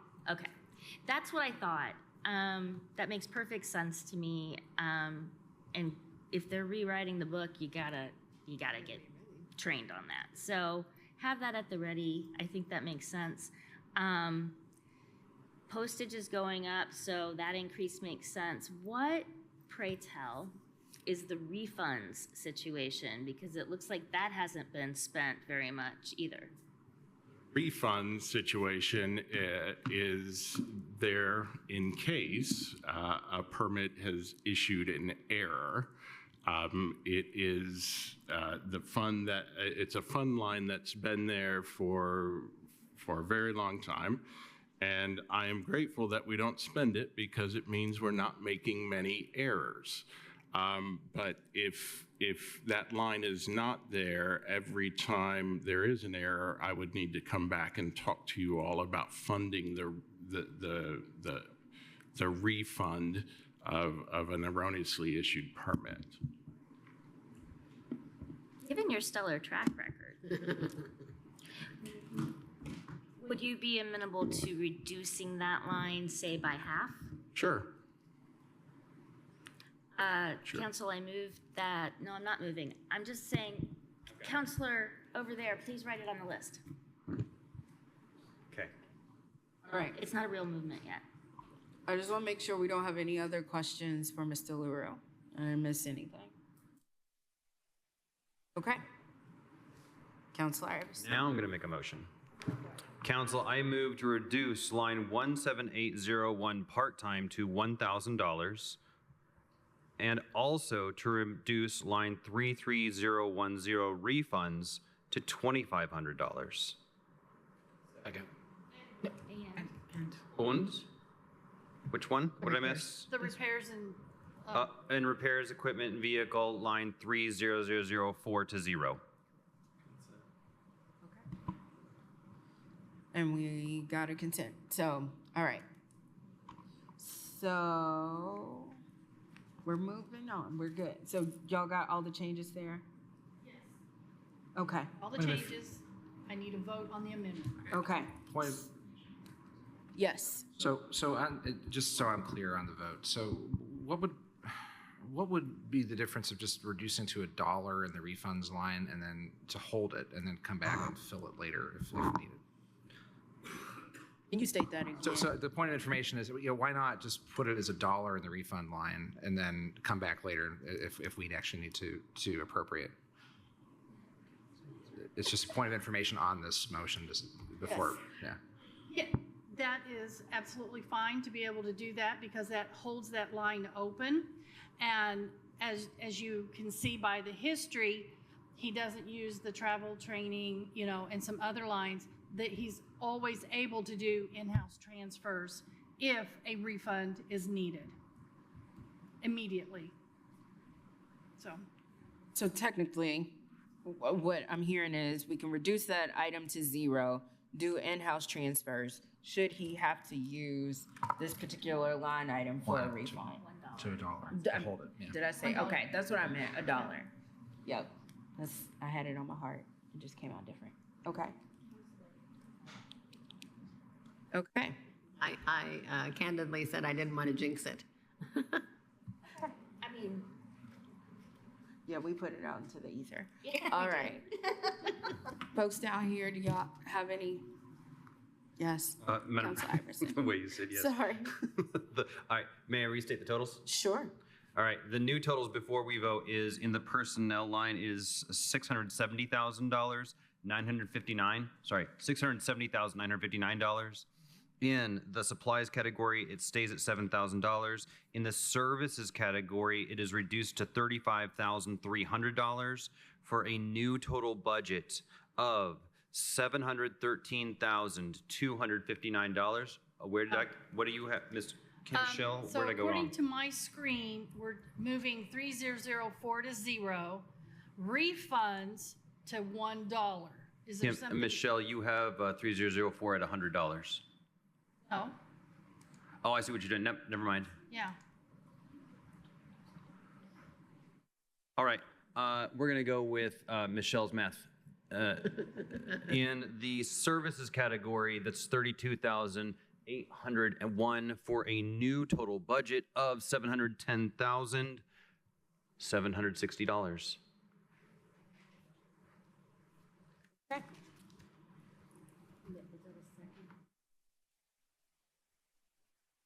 I was just restating. Because he restated it, we don't have to have a second. Is that? There was a question. Yeah, hang on. Yes, Ms. Turner King. Is your intent to reduce that line to $1? Because I don't think you've moved to make that amendment. I think you made an amendment, Mr. Henry made a point of order, and then you didn't amend your amendment. Are you talking about line 30004? Nope. Talking about the refunds line. Okay. So your advice is I need to make a new motion? I would move to withdraw your first amendment and then make a new amendment if your intent is to reduce that line. All right, council, I reduce my amendments at the advice of our council, and I make a new amendment for this for the following lines. In personnel, we are at $670,959. In the supplies category, it is $7,000, and in the services category, it is $32,801 for a new total budget of $710,760. That sound all good? Okay. Second. All right, we got a motion and a second as amended. Any other further discussion? Are we all clear of everything that we just did here? Yes. Okay, I hope so. All right. So, Molly, was that a statement of the amendment? I think that was a statement of the total budget. Total budget. Okay, that's what I wanted to make sure. I didn't know if we were going voice vote or if we were going roll call vote. I think Mr. or Councilmember Iverson's statement of the total budget incorporates the motions that were intended. That was indeed my motion. Okay. So we will now move on to a roll call vote, please. Counselor Wiltz? Yes. Counselor Henry? Yes. Counselor Hawk? Counselor Crossley? Yes. Counselor Iverson? Yes. Counselor Deckard? Yes. Counselor Fidel? Yes. Motion carries unanimous. All right, thank you. Thank you all. Have a great evening. You too, thank you very much. All right. Council, I just also want to say, before we start let's make sure that everybody has exhausted all the questions before we really start restating or making amendments to motions. It sounds like maybe that will help clear up things and ease up any type of confusion. So let's just gather questions and then we can, move accordingly. All right. Item 10, emergency management. Council, I move to open for discussion and review Fund 1000-0361, County General Emergency Management, with the category requests of personnel, $170,267. In the supplies category, $5,600. In the services category, $148,666. And the capital category is 0 for a total budget of $324,533. Second. All right, we got a motion and a second. We have Ms. Jamie Newell. Hi, welcome. Hi. Go ahead. So just starting off, the only increase to our budget from last year would be in the personnel according to the salary ordinance. Everything else remains the same with the exception of office supplies, fuel, program supplies, training, travel, and EM structure engineering services. They have all been reduced. That structural engineering services is no longer necessary since we have the emergency response and recovery line. All right. Do y'all, so now we will open this up to questions or comments, and to my right, Councilor Hawk. Yes. Concerned about not just in your budget, but in many of the budgets, the pretty high dollar amount for training and travel. I know in talking with my other council members throughout the state that they are cutting way back on that. And so I just think that you're talking training and travel for two people. That's a lot of traveling. Where do you plan to travel that would be that kind of money? So that has historically been high because of our attendance to the IAEM, the International Association of Emergency Managers Conference. It's held all over the United States. Last year it was held in California. Now I may be telling on myself a little bit, but I am not a fan of flying.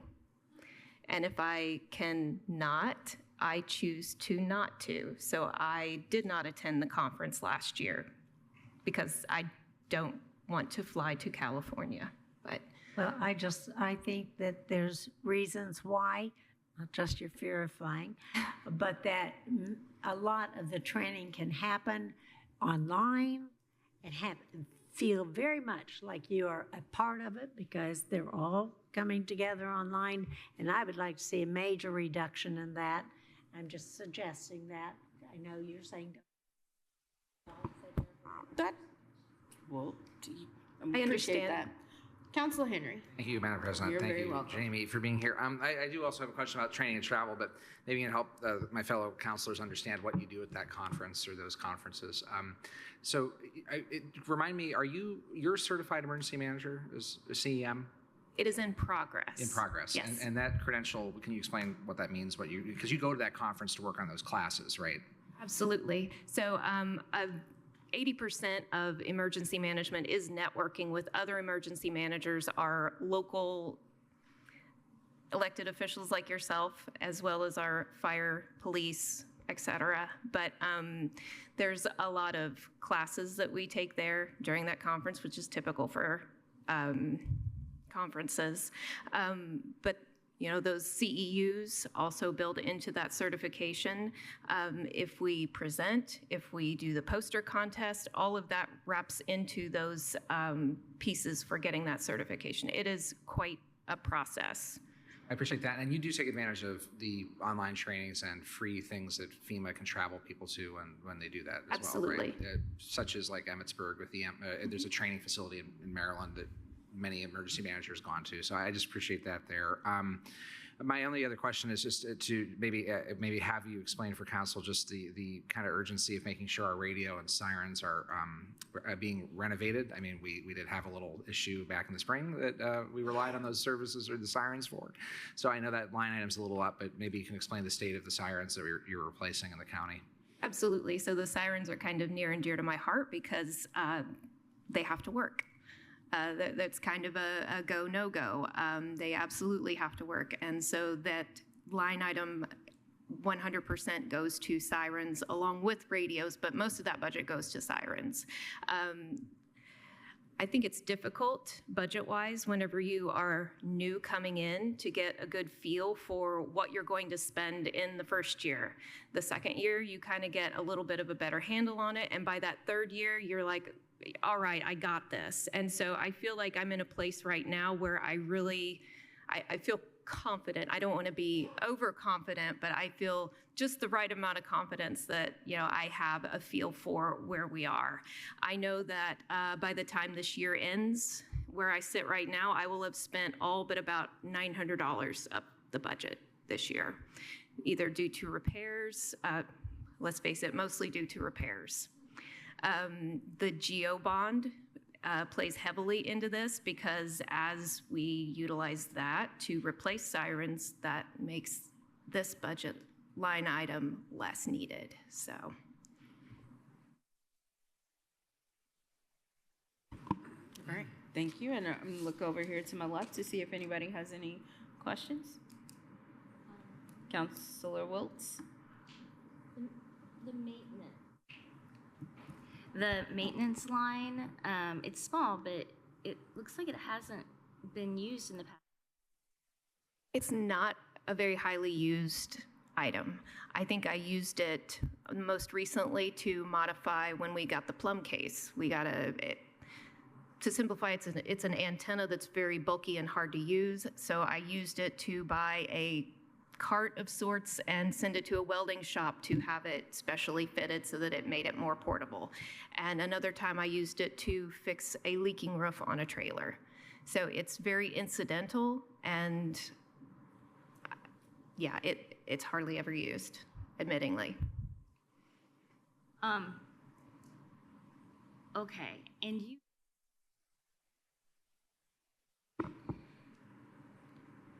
I guess my question is the sirens, they're in 39, they're in services.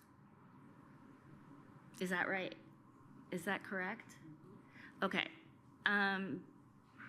So there's nothing, I guess I got a little confused when you said GEO bonds, because that's usually capital. Yes, that's separate. So we use the GEO bond to do the replacement, which we have broke down into phases. I see. So nothing for that is showing up in this budget. Correct. So when we use the GEO bond, we get to replace them, which takes away from the maintenance piece so much. We still have to do the maintenance contract, which comes out of the budget. Thank you. Okay. Further questions or comments? Councilor Hawk? Yes. What portion of this is covered with your grants? Is it like? I'm glad you brought that up because I almost forgot to mention it. So our EMPG, our Emergency Management Performance Grant, covers almost half of our salary. It's it's tier-based based on population, but they actually increased it this year. So it will be covering $60,500 of our salary. Okay, and then I assume that's going to show up in our miscellaneous revenue.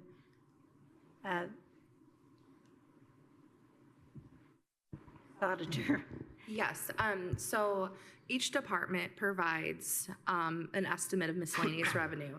So whatever they provided within reason, we review, has been added. You said put that in there. Okay, the reason why I asked that question is, do they just say a flat amount or what it can be used for? They say a flat amount, but it's for salary reimbursement, but the confines of where it goes. The money goes into a federal grant fund, and then we correct the expenses out of the general fund into that grant fund, which would then increase the general fund cash balance once we're done with all of that. The reason why I ask is because I thought cover a certain amount of your salary, and then will they also cover what is the monkey in the room lately is the insurance. And so I just wondered if we were going to be able to maybe get more to help cover for the insurance, but it's just a flat amount, you're saying? The rules say salary and things associated with it in layman's terms without getting specific, because I can't speak to it specifically without looking it up, but it does say that it will cover benefits. So, I mean, we can look through the fine print if that's something that we want to do. Whatever would be helpful. Yeah. Please meet with the auditor and and see what we can do. Whatever dollar we can save, we need to do it. Of course. Thank you. All right, since we have another item for the Emergency Management Department, I want to move on. Yep. So, anybody else got any questions or comments? All right. I was waiting on the motion because I wanted to reduce that training and travel. So then do you want to make the motion?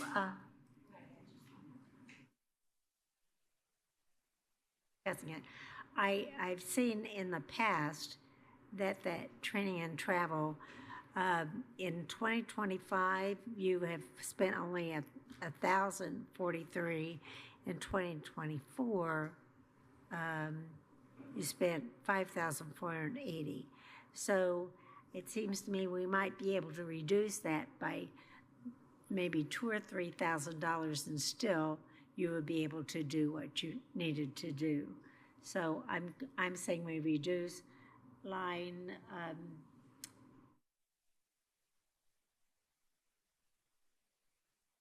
travel 30028 to $1,000. Councilor Hogg, you might want to restate your motion because your microphone cut in and out. Oh, I'm sorry. The training and travel line reduced from 8,000 down to 5,000. Okay. And sorry. Just speaking with Carly, with regards to, we're trying to consolidate some lines. And so the maintenance line, we're requesting to change that to $1. The maintenance line now down to $1 and leave, that way it's still open. And then, did you want to? So back in June, we sent an email to departments that were consolidating lines, account lines. We have a lot of redundancies in the ledger. For example, we have probably 5 lines that address employee clothing, multiple lines that address maintenance. So we sent departments an email saying, hey, if you're gonna use these lines, you need to look at potentially using the new lines that are combined. And that's actually in your binder. It's going to be the orange tab towards the top. So departments received this, and we noticed that some departments, I think, overlooked some of these combinations. Right now, this account line is scheduled for inactivation in 2026. So we need to figure out what account line they would use. Based on what we are told, it sounds like an appropriate account line would be for service, maintenance, repair of equipment, which is 38010. Why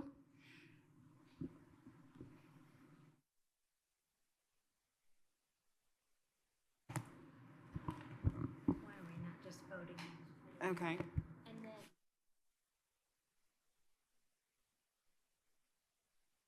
would we fund a new line, 38010, with $900? You could do $900, or given the fact that it's infrequently used, it could be funded at $1, and then in-house transfers could occur if the department needed to spend out of that line. Okay, I just want to get back here because Councilor Hogg did have a motion, and I believe there was a second from Councilor Decker. So there's a motion and a second on the floor. So I just want to have that conversation as well, because that came after that was motioned and seconded. Yes, I see your hand waving at me, and I'm calling at you, Councilor Henry. Thank you, Madam President. Jamie, do you intend to go to IM 26, the conference? Do you intend to go this year? Yes, because it's in Louisville, Kentucky. Yes. Okay. That's good to know. 2 years from now, it's in Long Beach again. Yes. Okay. Seems like Louisville's closer than Long Beach. Got A little it. bit. Okay, thank you, Madam President. Okay. So, Councilor Decker.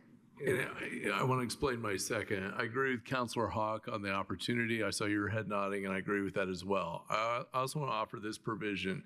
Even though we are in budget hawk season right here and cutting, I always want to say this.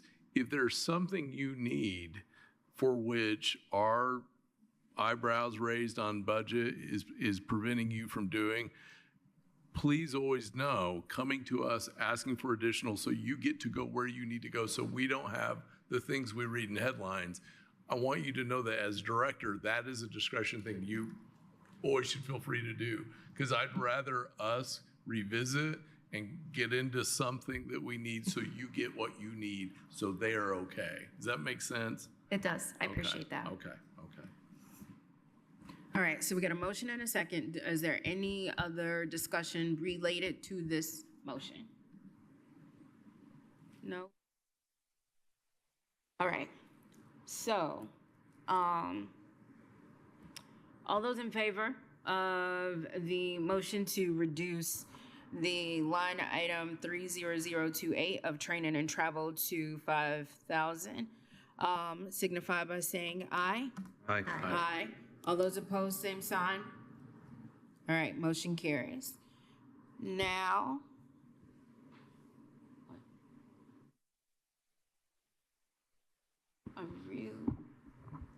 are there any other motions related to this particular budget item? Go ahead. I'm sorry. It does seem like I could make a motion on line 30025 to, would you like me to make that motion, or do you want me to hold off? Let's hold off because the auditor's office brought up the whole item of the maintenance issue and reducing that line item to 1. So I'd rather us have the conversation again of anything else, any other discussion that we need to do in terms of any other items that we would like to reduce, and then let's restate again the one particular motion for everything. Yes, Councilor Henry. Thank you. So the program supplies line 20210. So the past 5 years, the average has been about $1,066. You've got $2,500 in there this year. What's the program supply line? What's it for? Program supply line is any supplies or equipment that's not covered under office supplies or within the radio budget. So like this year, we purchased a wire rack for all of the emergency radios that we bought, or if we were going to purchase more weather radios, they would come out of that line. We take that down to 1,500 given the average, and because are you anticipating you must be anticipating an expense there because I just saw that face. So what's going on? Well, there is BAM weather app. We were looking to start that. Explain more about that. So the BAM weather app gives us better access to be able to watch the radar, have a real-time text conversation with the weather experts on what weather is coming and what time in real time.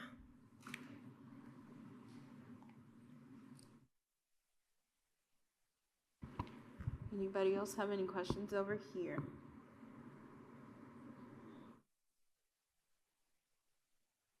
Yes, Councilor Hawk. Well, I'm looking at the fuel line, and it looks like you've not used a great deal of that budget this year.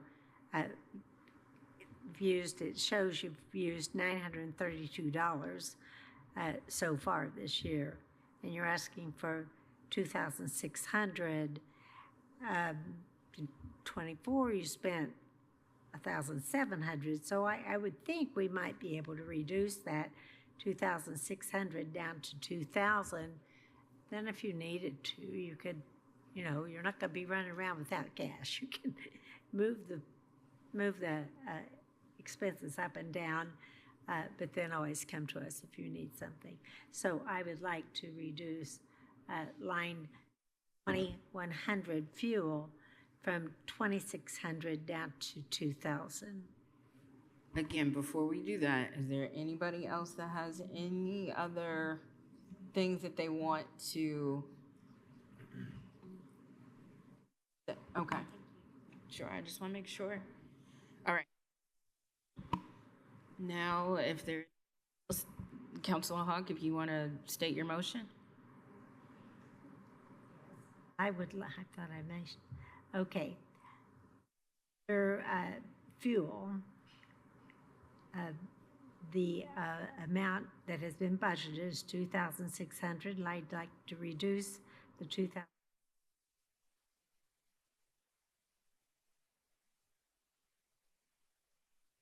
You have a second?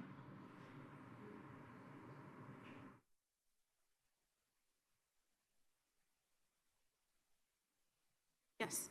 We are getting a second vehicle, so I don't know if that plays into this discussion as well. So with the second vehicle, you'll obviously have more. Yes. Okay, so, and because there was a motion, there was no second that I heard. I didn't, yeah, she made a motion. So there was a motion. Is there a second? And the motion Motion dies fails. for no, Okay.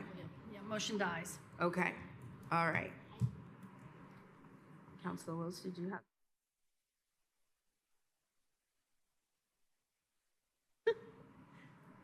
Manner. All right, so now we need to make the comprehensive, all right, we need to combine everything that we heard and have Councilor Iverson, if, have a motion of any other proposed changes that we also heard from this evening. All right, I'm gonna take a stab at this, but I will accept any friendly amendment here, okay? So this is not me, I've misheard things, I'm getting old. Council, I move to set line 30025 maintenance to $1 and to set line 20100 fuel to $2,000. And help me out, because I didn't catch it. New line. Oh, and create a new line, which is line, I didn't catch the number. What was the number? 38010. To create line 38010 and set that line to $900.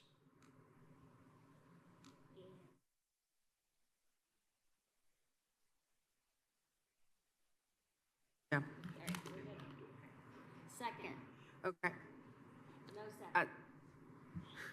I was gonna say as a point of order, you said the fuel for 2,000. I did. There is incorrect because Councilor Hawk made that motion. There was no second, and so it failed. So I can't include that in my motion? I mean, What about the new vehicle she mentioned? Wasn't exactly like mine. It was larger than mine, so. Ms. Turner King, would you be able to weigh in on all the things? Because there's a lot of changes and a lot of things that folks want to put in right now. And I just want to get your advice on what we are doing right now. So for clarity, are you asking general procedural advice? Yeah, I guess. Madam President, may I make a shot at one piece of it? Do you mind if I take a? Please, Yeah. because right now. So I can't first wait for question this is, we had an amendment that did not get a second that failed, and then the same amendment was attempted inside of Mr. Iverson's total amendment. So that item had already not been seconded, but it was reintroduced with other things. So the question would be, is that Mr. part Iverson of it? can Yeah. include that in his motion if So- he would like, and then it would be up to the entire council whether they second and proceed, vote on it. I think it's really confusing that you're trying to combine them all in one motion, and inevitably what's going to happen is someone's going to ask to separate the motion. So my procedural advice is to just handle each amendment one at a time. And yes, with that, with the clarification, you changed 30025 to $1. That account line is going away. It needs to go to 0. All right, I will accept that as a friendly amendment. I will set that to 0 instead of 1. Okay. So now we are back to the motion that I spoke onto the floor, which creates a new account line, sets it at 900, and we also are reducing fuel, and that's it. Yes. I'll second that. Discussion now? That's what I was just about to say. Yes. Thank you. Would there? I didn't want to miss it. So I heard her say that there was a new vehicle, so I'm concerned about allowing for that with reducing that to 2,000. She can do internal transfers. Okay. And there's enough money to work with to do that? Counselor Decker. I was just going to kind of go back to the statement I made earlier to you. If that gives you heartburn because we're starting to enter a territory of unsafe, you could just go like that to us right now, and I will make a friendly amendment motion to remove the fuel from Councilor Iverson's motion. So the point of heartburn comes into play because the point of the second vehicle is so that Justin and I can operate in tandem whenever there's a disaster. That does tend to entail a lot of driving. Now, if we don't have a disaster, no problem. No tornado, no problem. But historically speaking, there will be problems. I'd offer a friendly amendment to remove the fuel line reference in Councilor Iverson's motion.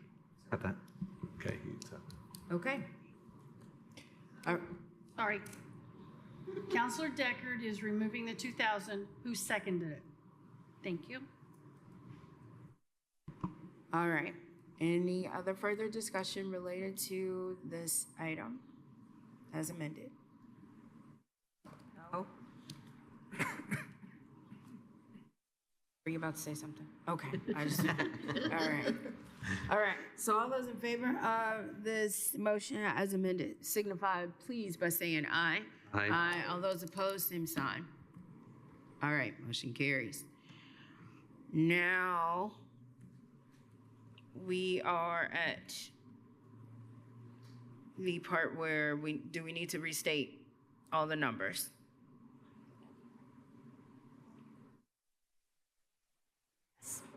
There. Okay. You good? Okay. All right, in the personnel lines, could you please scroll up? The new number is $170,267. In the supplies line, the number is $5,600. In the services category, it is $145,666 for a new total budget of $321,533. Okay. One second. I'm doing two computers here. That's all right. Counselor Henry? Yes. Counselor Hawk? Yes. Counselor Crossley? Yes. Counselor Iverson? Yes. Counselor Deckard? Yes. Counselor Feidel? Yes. Counselor Wiltz? Yes. Motion passes unanimous. Okay. Next up is item B.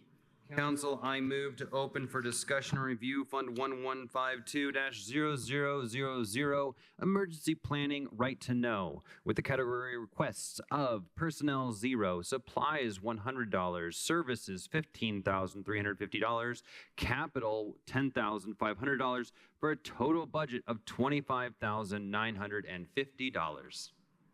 Second. All right, I got a motion and a second. Please go ahead. All right, this is just a reminder that this is not county dollars. This is not taxpayer funds. This is all from the SARA Title II, Tier 2 reporting fees that all of the industries in Monroe County that have extremely hazardous materials report to and pay fees. And we get those funds back for planning purposes with first responders and other community members. This is a cumulative fund. So just stating that in the beginning. This is the exact same budget as last year. The only exception is an additional $10,000 to the 33210 planning and admin costs because we would really like to do a commodity study. One has not been accomplished since the construction of I-69 finished. We would like to use a vendor to complete that, and we also plan on using some grant funds to accomplish that as well as soon as the Hazardous Materials Emergency Planning Grant opens. Good to know. All right. Councilor Hawk. It's probably on here someplace, but can you tell me what your balance is in that fund now? It is not on here, and I cannot off the top of my head. I know that the last drop that we got was $8,000 and some change, and we get that every June. We actually got an increase from previous years.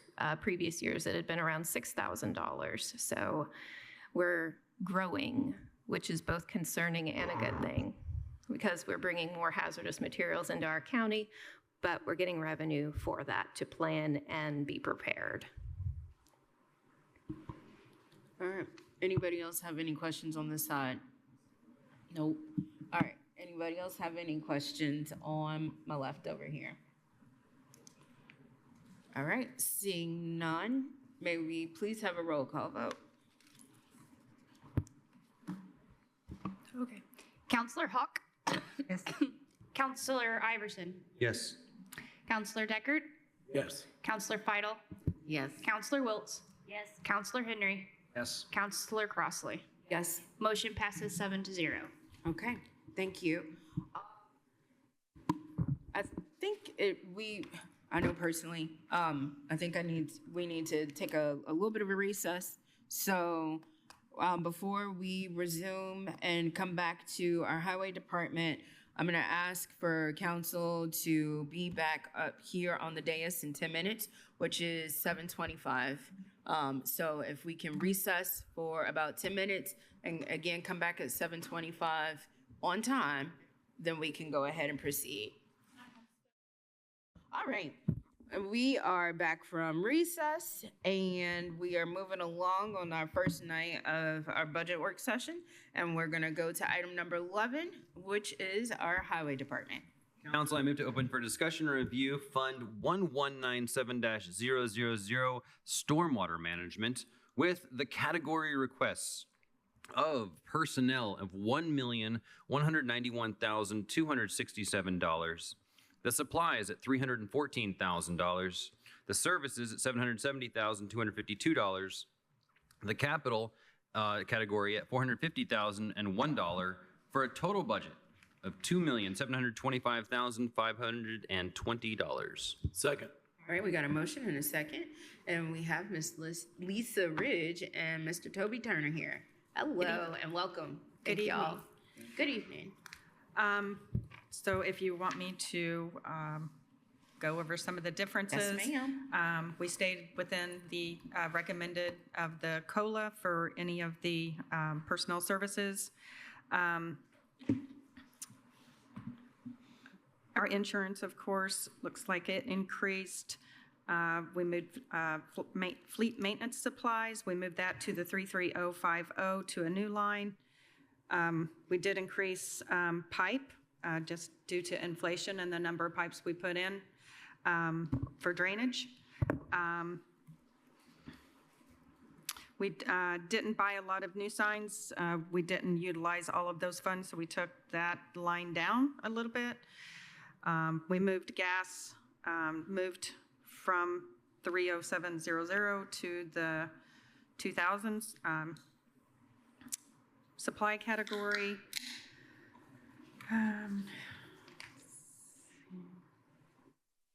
We did the software. That's due to an increase in our software that we utilize within the department. Any other significant changes?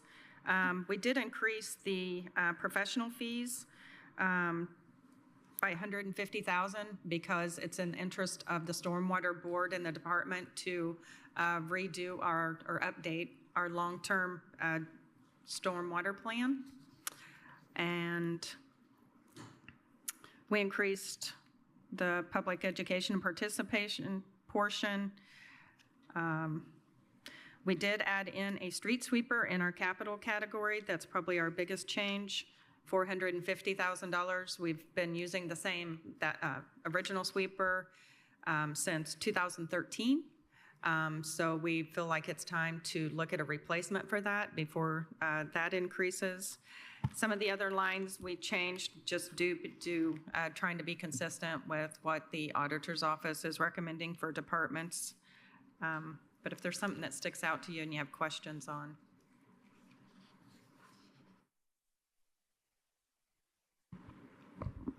All right, now I will look to my left over here and see if anybody has any questions on this particular portion of the Highway Department's budget. Nobody over here? Okay, and then I'll come back and then I'll look over here to my right, and I think I saw Councilor Hawk's hand raised. Go ahead. It looks like as if what I'm seeing here doesn't quite look like what I saw on another report. And this has to do with that famous self-insurance.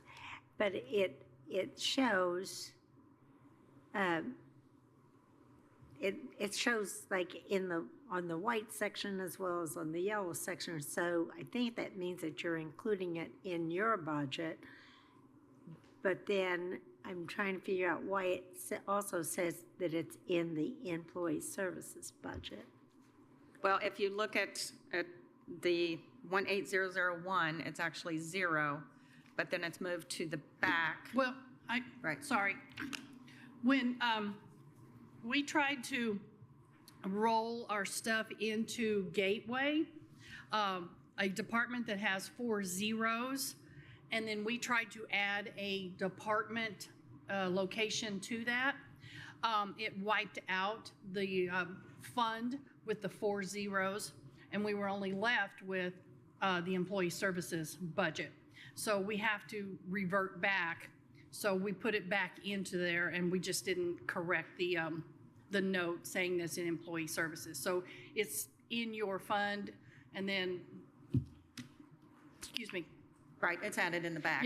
Yeah, but it's not added in the back anymore. It's going to be in your fund like this, and we'll have to move forward with, just sweeping it like they have in the past. So we're not able to create an account line or a location on its own like we thought we could. So yeah, I didn't know that. So. Okay, so when I was talking a while ago, or wherever I was, I think I said it in the meeting, but I was talking to somebody saying that, the stormwater insurance needed to be paid out of stormwater, and you're saying yes, it is, even though it looks confusing on the report. Never mind.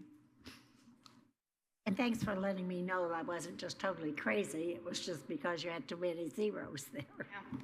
Yeah, it all has to do with a single user budget versus a multi-user budget when we uploaded it into Gateway.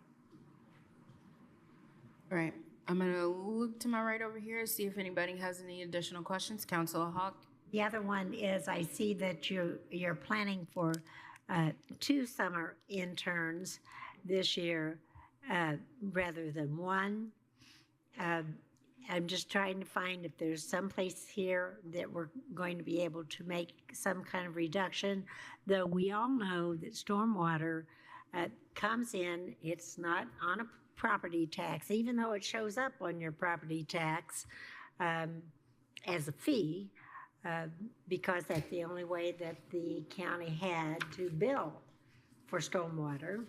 And this particular, just for the public's information, if you live in the city, you don't pay this to the county. If you live in Ellisville, you don't pay this to the county. It's just for the residents who live outside of the city that pays the stormwater fee. And it shows up on your property tax. Just, so, I mean, even if we tried to cut this, it's not going to reduce where we need to reduce it from the tax. All right, I'm gonna come back over here to my left and see if anybody has thought of any questions. Yes, Councilor Wiltz. To that point, in my gigantic pile of papers, could I find anticipated revenue into this fund? The last white tab is going to be anticipated revenue. The last white tab. Oh, look at that. That's amazing. Thank you.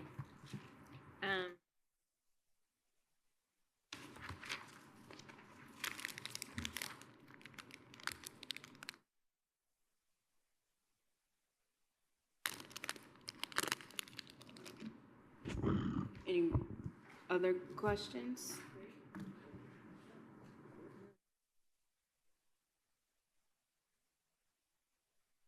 The last page, you can see a total, which is 2510.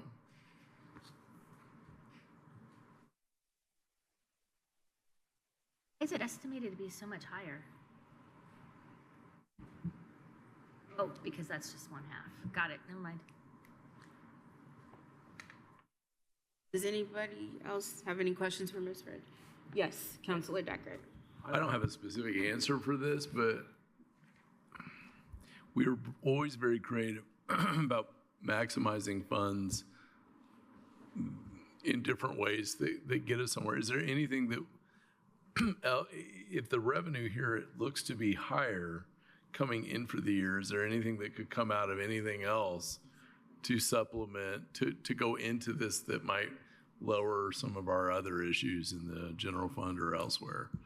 And I'm not asking you on the spot to have that, but I don't know if you have thoughts or if that might. I know the stormwater, we have the way the stormwater fee was structured and what you can use those funds for. And it is mainly for stormwater infrastructure and the employees and the supplies to do that. To help with another budget, we do that a little bit with our Cume Bridge, as you can see in the backfill line. I think we budget $130,000, $75,000 that helps with the pipe installations for our paving projects. We started utilizing that last year. If other things come up later on or whatever, you might come back to us with that.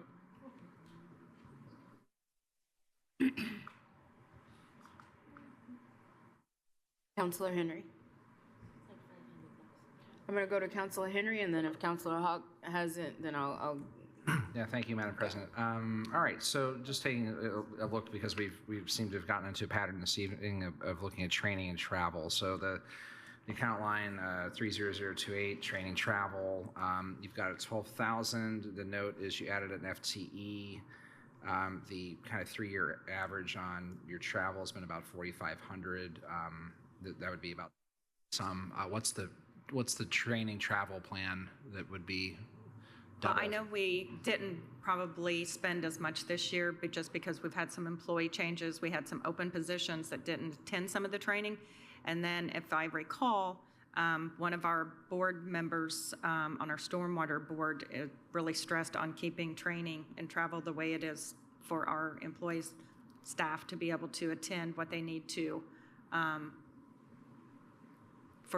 for them to complete their duties. Okay, so your max year was 2022, where that was the highest in the past 5 years. Was that a typical year then of travel? Well, and it's not just travel too. We also try and get training. This year we had one of our guys go up for a special harness training for confined spaces. We try and use it for chainsaw training because we have a stormwater crew. So it's not just travel, it's also some training opportunities for them.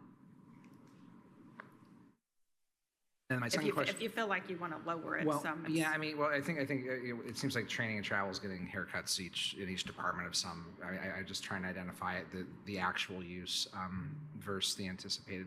My only other question, I guess, is maybe picking up a little bit on where Councilor Deckard was going on the street sweeper.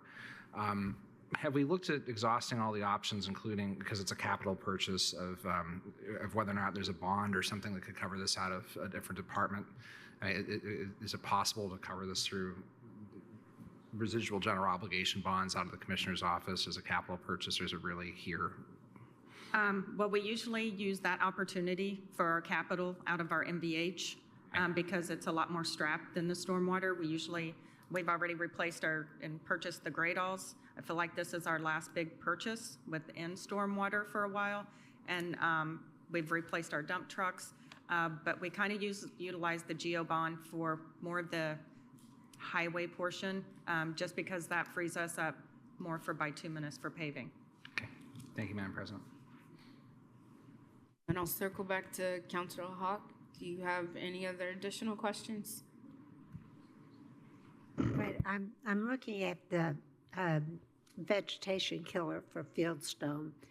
Are you still needing that in there, or is that you just have that as a placeholder? Doesn't look like you spent that this year. No, we leave that in there as a placeholder. I mean, we could lower that if need be. We do some of the maintenance around the Fieldstone Dam, but other than that, most of it is relied upon with the HOA out there.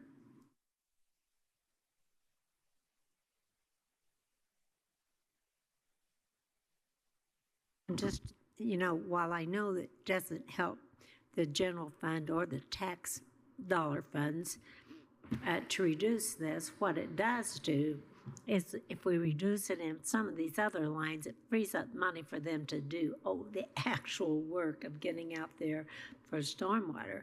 And boy, do we know we've had problems. We've got people south of town that are really suffering under some of the stormwater loss, and we do in most every neighborhood. We need to have more ditching done and so forth. So where do I see the expenses for ditching? Well, that's mainly out of our crews. I mean, we already own the gradall. So you're looking at labor and equipment and, yeah. and manpower. You're not looking at really any materials Fuel. to do ditching. Or really materials are not required to ditch. Right. You'll see some erosion control things to go back and seed and straw And I was back. just looking at, like, for instance, the overtime line or whatever, like that too. All right. I'm gonna, again, kind of look back over here to my left and see if anybody has any other questions. Councilor Wiltz? Mm-hmm. Okay, so now that I've had a minute to look at this and colleague here, the total budget request is $2.5 million and some. And at least the anticipated revenue is $690. A bit of a over budget.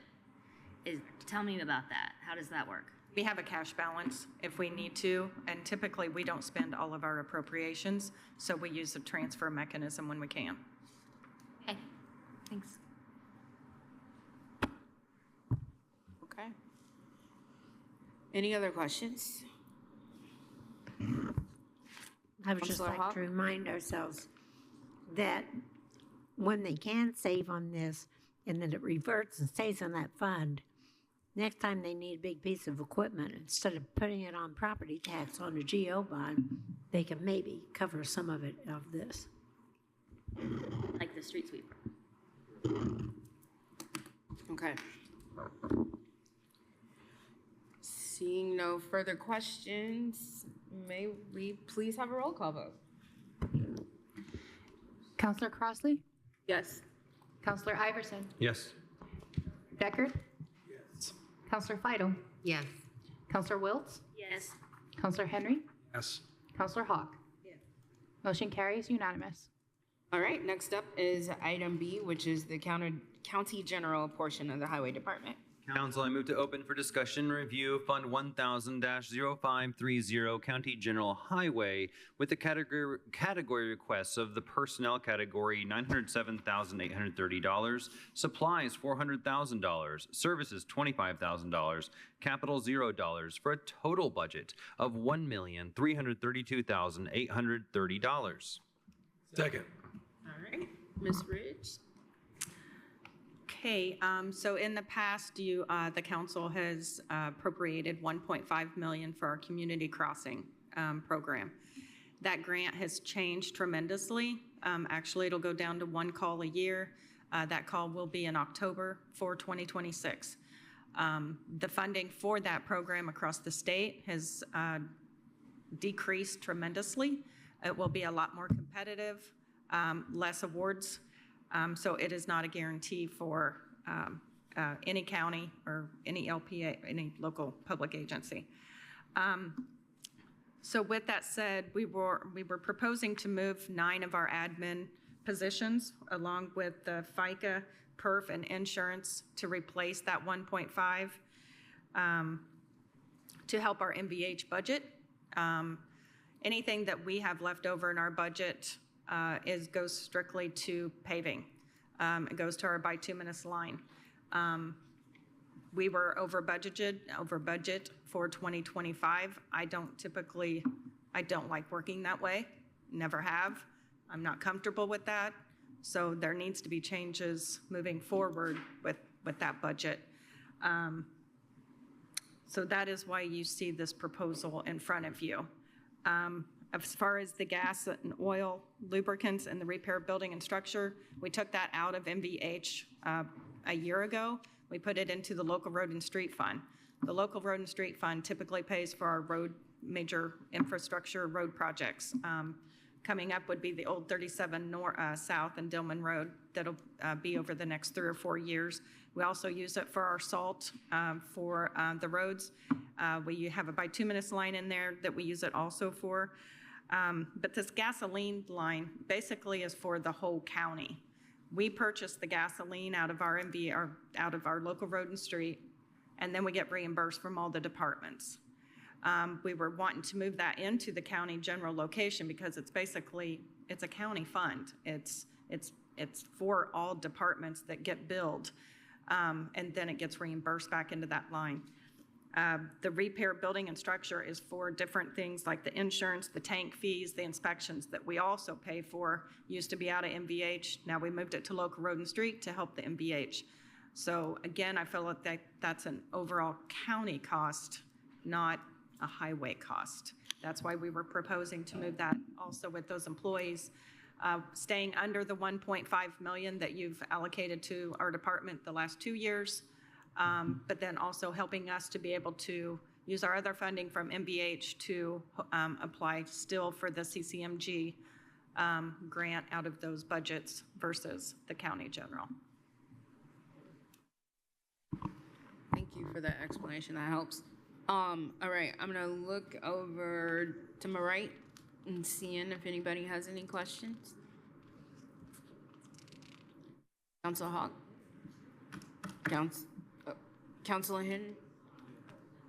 Okay, so yeah, I'm just trying to wrap my head around this like the new person I am. So is this double budgeted right now then? Okay, so where is the better place for the single budget of this to live? Because if it's doubled, then I mean, we're trying to hack down the number here of the overall 9 million, right? So I'm trying to understand if we have multiple items here, if it is double budgeted, where should this live? MVH here in general fund? Where?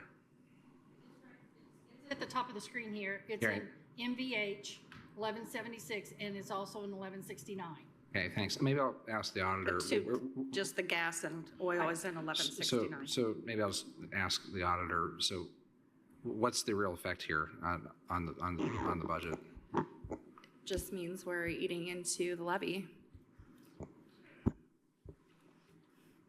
And, over 1.3 into that levy, into that 9 million. So it's up to you to determine where you want it. That's already been there for the last 2 years. It's already been budgeted, just in a different category. Sure. Was that supposed to be temporary? No, never listed as temporary. We put it in the last, they've Because I helped. thought community crossing was going away, so it was going to be there until it went away. But that's my recollection. It could be incorrect. No, it's never been stated that community crossings was going away. And anything that I've dealt with since 2016. Okay, so you're saying it's been there. It's been there. They still put it still back into House Bill 1461 and still being funded. It's just being funded a different mechanism. And then I'm gonna go down the line because I saw Councilor Deckert, and then I'll go Councilor Wiltz. And thank you for talking to liaisons and sending this out to council in this process so that we can figure this out. Your argument essentially on this is that your department and you particularly have had the hot hand in attracting those outside dollars. As motor vehicle funding goes down, this takes obligation out of there so we can continue to attract those dollars for as long as we can and bring that in and do more with our taxpayers for the maximum. Am I saying this right? Yeah, it's just a lot of change and a lot of increase with the MVH. And you're correct, the MVH funding. If you've watched any of the presentations from LTAP and the MVH, it's going down. Yeah. It's not going up. Your parts, your supplies, everything that we maintain and work on, everything has gone up. So you can't sustain that we have a cash balance, but you can't be over budget every year and sustain that too moving forward. And again, we were over budgeted in 2025, and I'm not comfortable with that. It's not sustainable. And our pace for paving, obviously things do go down over time when costs go up. You can only do so much, but our pace of paving, which has picked up in the last few years, kind of because you've been managing that, this would at least kind of maintain that for at least a couple minutes more, right? We have only been able to maintain that with that 1.5 that you have provided. And that is paving roughly 50 miles of roadway of 710 miles of roadway. If we don't have the assistance or we don't make changes, however we make these changes, your paving is going to drop in half the way it used to be. And then we are back in the condition that we were 8 years ago. And people want their road paved. How long's your list, would you say, the request list that you have on people saying, when you come in here and all that? Well, you never do enough. We've just paved Union Valley Road, and I bet we've received 10 calls from 10 subdivisions that connect to Union Valley, and you had a paver out here, so why didn't you just bring it into the subdivision? It's just not doable the way if we lose more funding. We do as much as we can. And do we have a long list of requests? Absolutely, we have. We just pulled it because we're already trying to look at October for the CCMG call on what we can afford. It went down to $1 million call. It's not a 1.5 at this point. So we're trying to make that list and prioritize what we can put into that list come October for 2026. We're already working on 2026 list.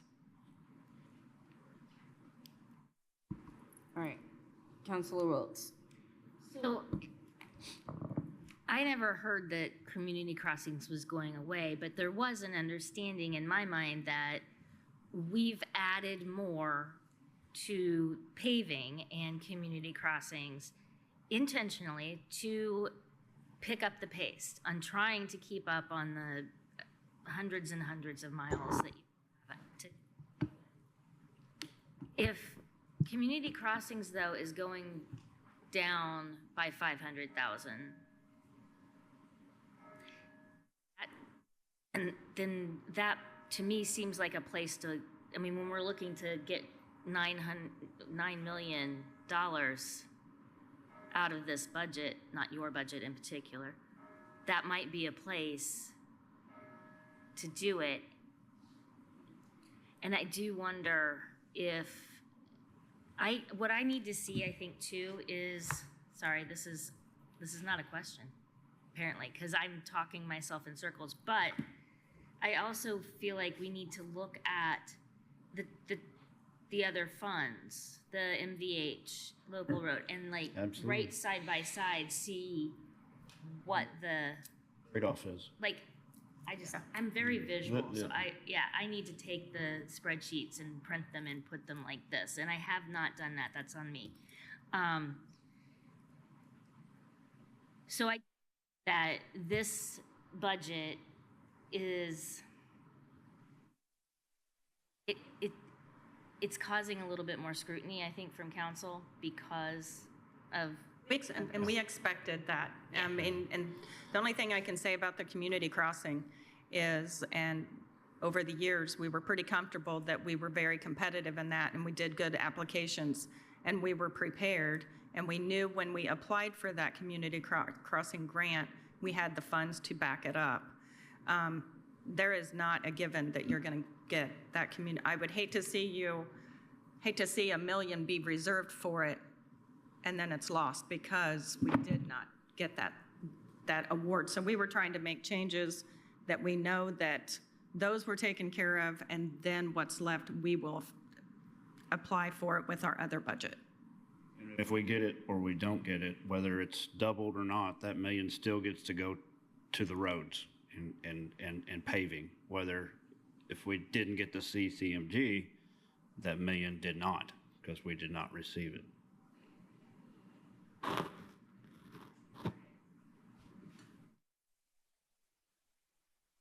I see another hand waving at me, so over here, Councilor Henry. Thank you, Madam President. So, I know we're spending a lot of time trying to figure out identifying or triaging challenges that were here, but maybe some solutioning may help too. So, I mean, it strikes me that the edit is sitting there and it's untapped, and this sounds like economic development activity that we could use to offset some of this. Auditor, what's the current balance in the edit? Yeah, that balance is $19,578,977. What about the temperature of council is to start to tap some of that resource for actual economic development, given the situation we're looking at here? Councilor Iverson. I'm going to keep this really brief. Those dollars are earmarked for the Justice Complex. We need those dollars for bonding capabilities. So I don't think we actually know the answer to that until we speak with FSG. I don't think we should touch those dollars. Okay, so we got that. Anybody else? Councilor Hawk? Yes. Well, it's interesting to hear you say, we shouldn't touch the economic development dollars. And of course, I've been a big one to say the minute we start doing that and we open up that door, those dollars will be gone. Although I'm also hearing from several folks that we're not real interested in this gigantic price tag on the jail proposal. So in the meantime, while we're dithering around about how big a jail should be or how gorgeous that big, beautiful jail is supposed to be. Is this related to the budget? It is, okay. Absolutely. Okay. Please let me finish.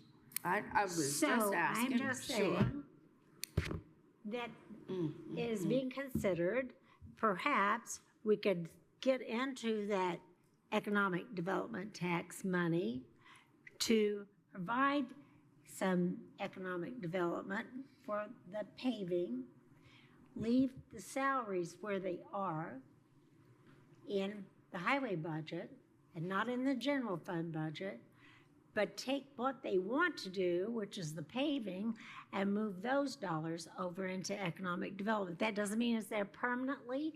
It means it's going to give them a place to go to until we get to 2028. Now, that's what I'm hearing. What am I getting?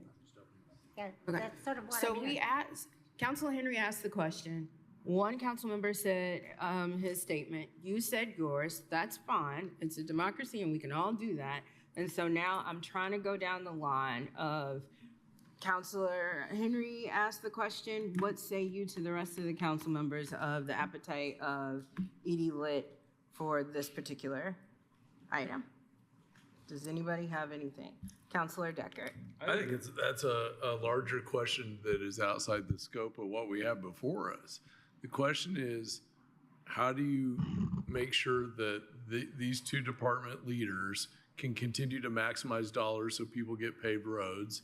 And how creative can you be under the constraints of the state will change the rules in 22 minutes? How can you do that? So that project, the correction project, which I don't think I'm dithering on, maybe people have some guilt on that, but I don't.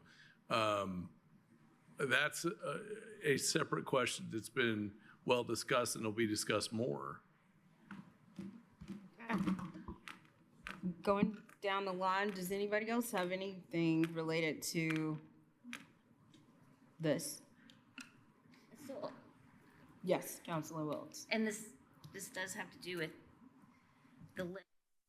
As, I mean, we're in a tough spot, so to speak. And if not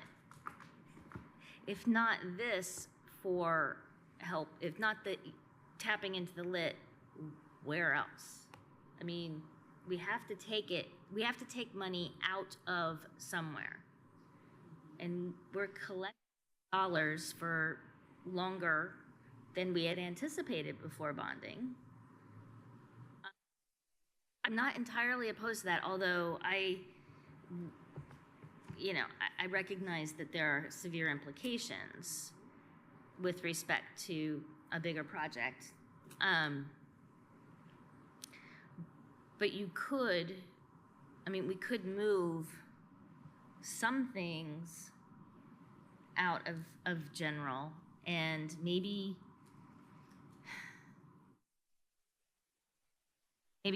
look at the lit to fund the bituminous. And then you've got, that would make a big dent. Again, we are not solving all the problems this evening. No. But this is the conversation to get us to the bigger picture and the bigger goal here. So that is a very interesting point that we could further look to explore. All right. Considering we have other things on the highway department, does anybody else have anything, other questions related to this county general part of their budget? So what's our county attorney advise us to do when we have not arrived at the bigger solution because we don't have all the bigger numbers as yet? Should we just table this and bring it back to when we have arrived at a number that is workable? Because we can't spend more money than what we have. Duh. So, I mean, you could table the budget, but you're just voting to move it forward, and at any night you can make changes to it. So it's not final adoption. I mean, this can be changed at any time. but if we voted to approve it, it sort of it appears if everybody said yes, we're going to leave it in general, then that means we've got to figure out some way to get something out of general to make up the difference. So we have literally, and I know I've been many hairstyles in about 4 years on council, but what I, again, want to reiterate, and this ain't my first rodeo, is the fact that as Councilor, or Ms. Turner King has said, and I've said repeatedly this evening, that this is something that we are having a discussion on. We can still move this forward. However, by moving this forward does not necessarily mean this is the end all be all, and this is as adopted, as presented, we move forward and it's good to go in 26. Because I can think of several departments where we have said yes, and then after going home and thinking about it and long weekends and whatnot, we've come back to the discussions and we have opened those up and we've made changes. I can think of maybe about a year or so ago for the commissioner's budget, I recall there was a conversation that we did there. So again, hearing the conversations, hearing the appetite of ED lit to not ED lit, bituminous, not bituminous, all of those things. We can all take that into consideration, but again, moving this forward is not saying yes to all of this related to this particular item in their budget. We don't have a motion on the floor. Yeah, we have the underline, yes, but nobody's made anything else. All right, so any other questions? I have a question for you. Mm-hmm. When we get to where these things are double budgeted, I can come back and still refer back to this budget. Absolutely. Okay. All right. Absolutely. Cool. All right. All right, so hearing none, may we please have a roll call vote? The It was motion, to open a the motion read discussion. was to open for discussion and review the fund. It's the same motion we've done with all the funds.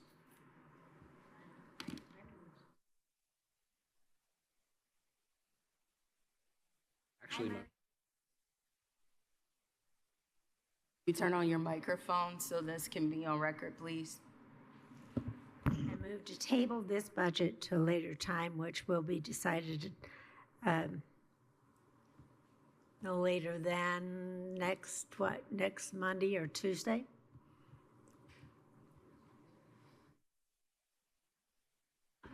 I'm at a loss.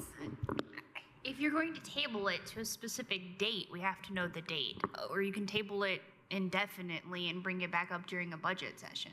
Indefinitely sounds good to me. Does that have any practical difference than what we're doing right now? Yeah. We're deciding to decide later on all the budgets. Nothing concrete. I know. All right, so there was a motion. I don't know if I heard a second. So, and as we've had other things today, if there's no motion, or if there's a motion, there's no second, then it fails. Got it. All right. So, Michelle, as I asked, can you please call a roll call vote? Counselor Iverson? Yes. Counselor Deckard? Yes. Okay. Yes. Counselor Wiltz? Yes. Counselor Henry? Counselor Hawk?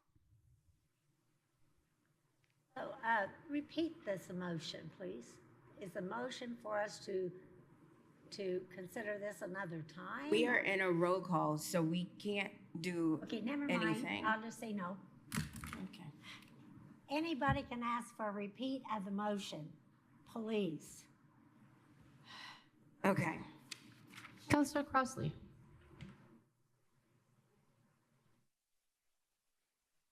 All right. So, yes, can we please have the finish?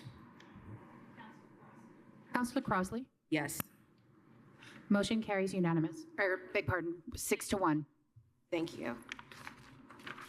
And again, these are opening up discussions. There is no conversation of anybody making any line item changes. Everything that we've done since about 5 o'clock this evening has been opening up discussions to talk about the items as presented. So moving on to item C.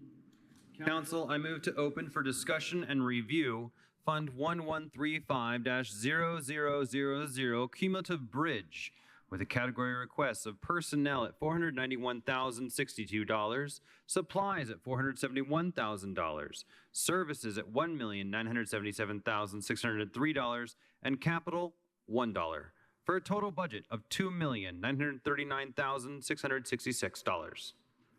Second. All right. Please proceed. So in I guess in personnel, the only thing we did was stick with the recommendation of the board. Supplies, we were only moving things around to coincide with the correct name of a fund over an account line. Services was the same. The only additional to services is, if you'll see, I have 2 construction matches put into the Cume Bridge, which would be our $600,000 estimated match for Bridge 308 and $980,000 for the Eagleson Bridge. Both of those are supposed to go to letting in January and February, and that would be, as of right now, that would be our match that would be recommended at the time it's awarded. I do realize if you look at the estimated revenue that we are approximately 600,000 over. We have 2.6 in our cash right now because we anticipated these 2 construction matches in 2026. So we would be able to pull from our cash balance for those construction matches. Okay. Anybody over here to my left have any questions on this particular item?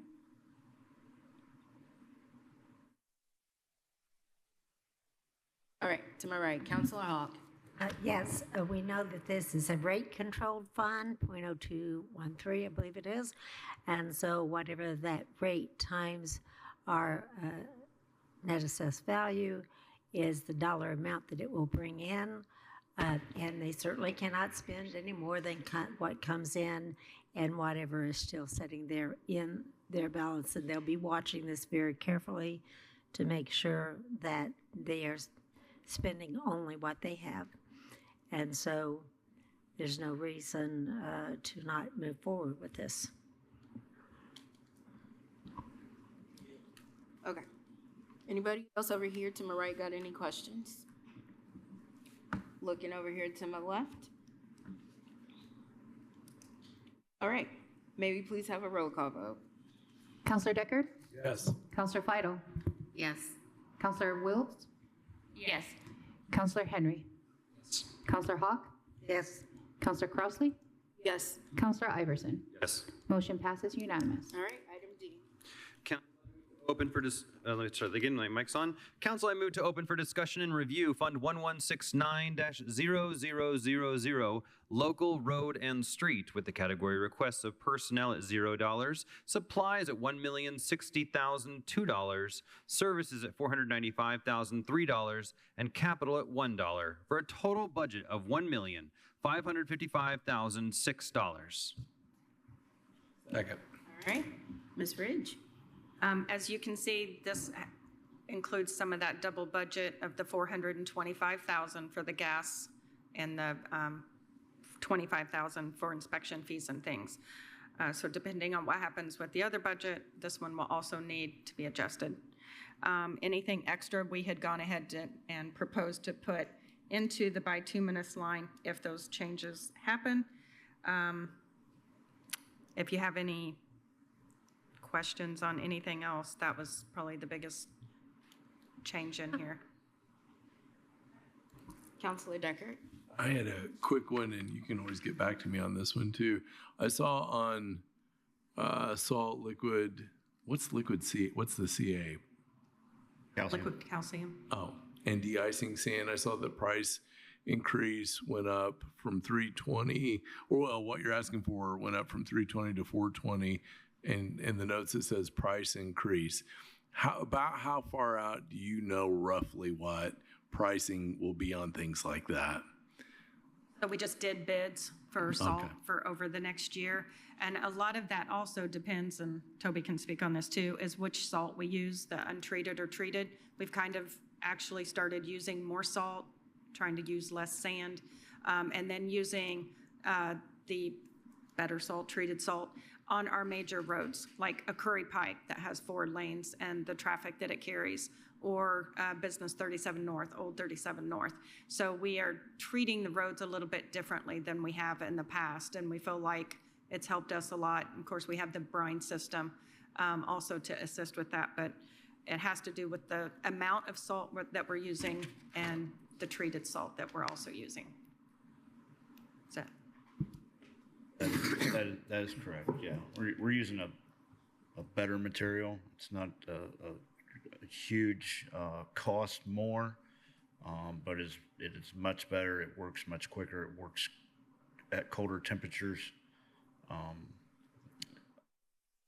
Our employees appreciate it because they get off the road faster and we get them opened up faster. Okay. Councilor Wiltz. Regarding that same line, then is this year's budget 320? Is that also using kind of the newer things? I guess what I'm asking is it's gone up from last year. That makes sense, price increase, but it's gone way up from years prior to that. So it was like this and then like this, and I'm just wondering when. Another thing we will do is that is a bid price. So we will normally max that line out at the end of the year because we know it's going to go up the next year. So we will fill our barn up, or we will spend everything in that line to get as much as we can before it goes up. So we might be buying salt in March and April and May just to go ahead and spend that line out and try to get it while it's cheaper than when it comes again the next year when it's more expensive. All right. Looking over here to my right, do y'all have any questions? Nope. All right. All right. Michelle, can we please have a roll call vote? Counselor Feidel? Yes. Counselor Wiltz? Yes. Counselor Henry? Yes. Counselor Hawk? Yes. Counselor Crossley? Yes. Counselor Iverson? Yes. Counselor Deckard? Yes. Motion passes unanimous. All right, and we move to item E. Council, I move to open for discussion and review Fund 1171-0000, County Major Bridge, with a category request of personnel 0, supplies 0, services are at $3,660,059, capital is at 0, for a total budget of $3,660,059. Second. Ms. Ridge? Yeah, if you have any questions for this budget, we pretty well budget what our estimated revenue will be. I know I was contacted today about the heavy balance that I have in that account. I think it's a little over 10 million. I'm not saving that. We have Mount Tabor Road Bridge that's under design, getting ready to go into right-of-way. That estimate for construction of that is $7 million. We also have the Dillman Road Bridge in there. That's going to end up being a 200-foot length bridge when it's constructed. So this fund is also covering the matches in the grant fund. So we transfer from the cash to that. And also the old Business 37 North Bridge that is under design will also be over a 200-foot bridge. And the funds from this fund will be used to cover those grant funds for our matches and everything. So that's why that has that hefty amount in it, but it is allocated. All right. Any questions over here to my right? Ms. Hawk? Yes. Do you see any movement there at all? Or I'd have to look at the legislation on this one, if it would be possible to move some of the administrative cost over to this fund. Yeah, that's what I was reached out to today. It's a very restricted fund at this point. There's only, I believe, 7 counties in the state that have a major bridge fund. Yes, and you can only, I know why. You can only use those funds for a bridge that's over 200 foot in length. I believe right now we had 6 when we created the fund back in 2018. Since then we have the Fullerton Pike Bridge. And then we have, again, the other bridges, the Mount Tabor, Dillman, and Business 37 North that will add to that list.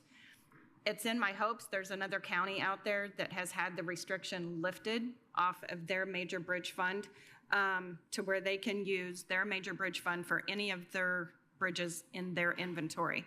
We have 157 bridges in our inventory. It would be my hopes that sometime we could get legislative to maybe lift that restriction. I have reached out, I've put the word out, I've talked to our association that would be our goal, to try and be able to utilize the bridge fund for normal county maintenance on our other bridges. But again, it would be only between the Cume Bridge and the bridge fund that you could use that in. I know some counties use, say, a Cume Bridge fund or if they have the major bridge fund taken away, they can use it for a percentage of those administrative costs, say a county engineer, 25% or something like that. But at this point, it's very restricted on the use of this fund. Okay. You're saying that in other counties, you're seeing them using their Cume Bridge for some administrative costs, but not their major bridge. Correct. Which we use our Cume Bridge for our bridge crew. Our bridge crew and that administrative that actually work on bridges and do bridge work. You can do that. And in the past, I would never have suggested any of this movement around like this. I fully support you folks getting the money from some fund to get your job done. So. All right. Anybody else over here have any questions? All right. Can we please have a roll call vote? Counselor Wiltz? Yes. Counselor Henry? Yes. Counselor Hawk? Yes. Counselor Crosley? Yes. Counselor Iverson? Yes. Counselor Deckard? Yes. Counselor Fidel? Yes. Motion carries unanimous. All right. And next up is item F. Council, I move to open for discussion and review Fund 1173-0000, Motor Vehicle Highway Restricted, with the category requests of the personnel is 0. Supplies is $860,000. Services is $1,630,000. Capital is $0 for a total budget of $2,490,000. Second. All right, Ms. Ridge. This is the restricted portion that comes from the motor vehicle highway distribution. You can only use it for certain activities that you do in the department, which is paving. That's what we utilize this fund more for, stoning our gravel roads, or traffic signal maintenance. Contractual is hiring out, bidding out paving projects. Sidewalk maintenance, we are committed in our ADA plan to do use so much of our funds for ADA compliance in our sidewalk repairs and maintenance. Pavement striping and our thermo and our infrastructure line is also used for paving. All right, looking over here to my left to see if anybody has any questions. Nope. Oh, okay. Anybody over here to my right have any questions? Nope. All right, can we please have a roll call vote? Counselor Henry? Yes. Counselor Hawk? Yes. Counselor Crosley? Yes. Counselor Iverson? Yes. Counselor Deckard? Yes. Counselor Fidel? Yes. Counselor Wiltz? Yes. Motion carries unanimous. All right, next up, item G. Council, I move to open for discussion and review Fund 1176-0000, Motor Vehicle Highway, with the category requests of personnel, $4,152,975, supplies category, $172,302, services category, $515,507, capital category, $5,502, for a total budget of $4,846,286. Second.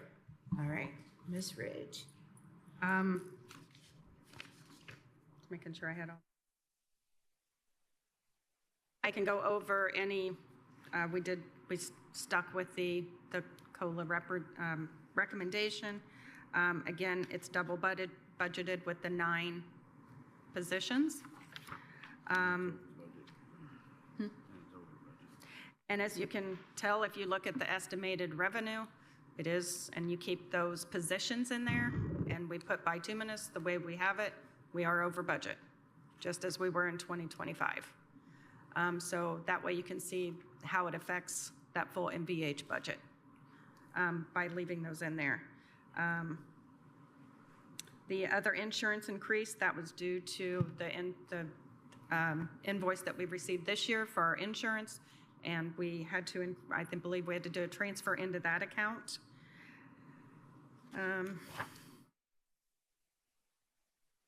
Really have any capital except maybe some chairs replacement. Any other questions? That's pretty much the gist of that budget. Okay. All right. Anybody have any questions over here to my right? Left, does anybody else have any questions? Councilor Wiltz? Yeah. Looking at this, can someone quickly tell me the revenue for this particular fund? I have it right at 4.326. And that is derived from our MVH distribution of $2,493,177. And then our wheel tax distribution, our national forestry distribution, our engineer allowance, and then miscellaneous revenue. I don't have the same thing, but that's what I have.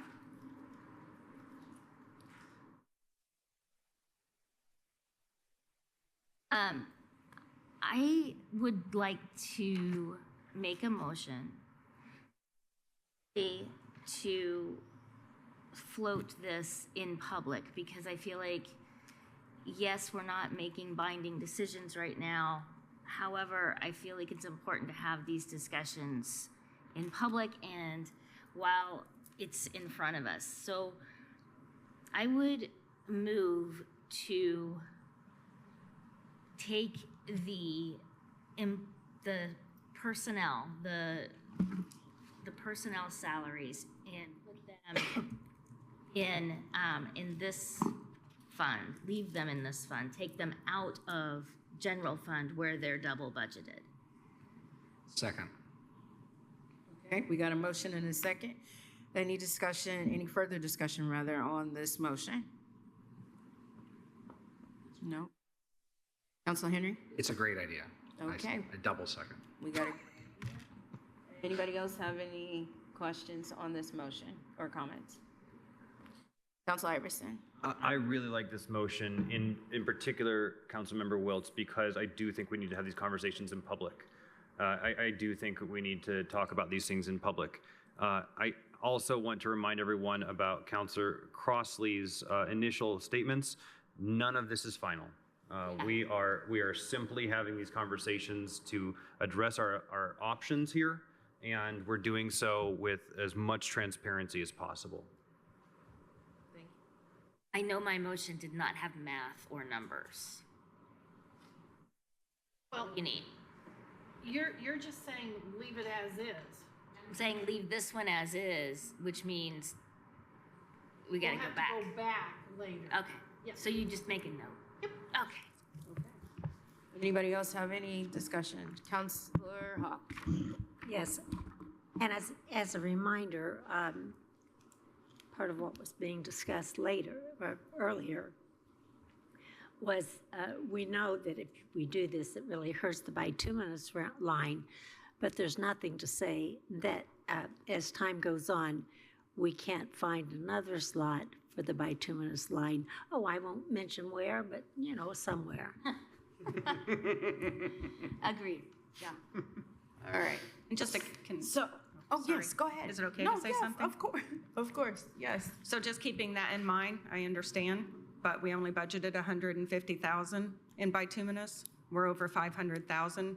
So I'd appreciate the assistance on where we're going to cut another 400,000 out of this budget and not cut employees. Right. So Ms. Ridge has made that a note to us, and I hope that we can proceed with caution with that. Okay. May we please have a roll call vote? Councilor Hawk? Yes. Councilor Crossley? Yes. Councilor Iverson? Yes. Councilor Deckard? Yes. Councilor Fidel? Yes. Councilor Wiltz? Yes. Councilor Henry? Motion carries unanimous.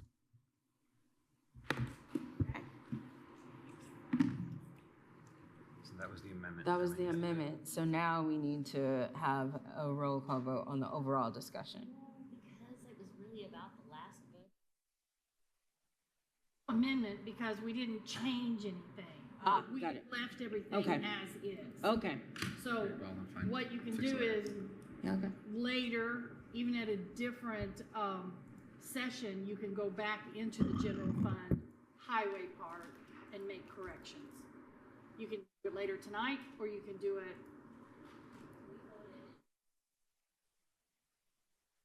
Got it. That's not the budget that we're. Okay, okay, all right. So we can move on. Okay. Okay, item G. Did we already do item G?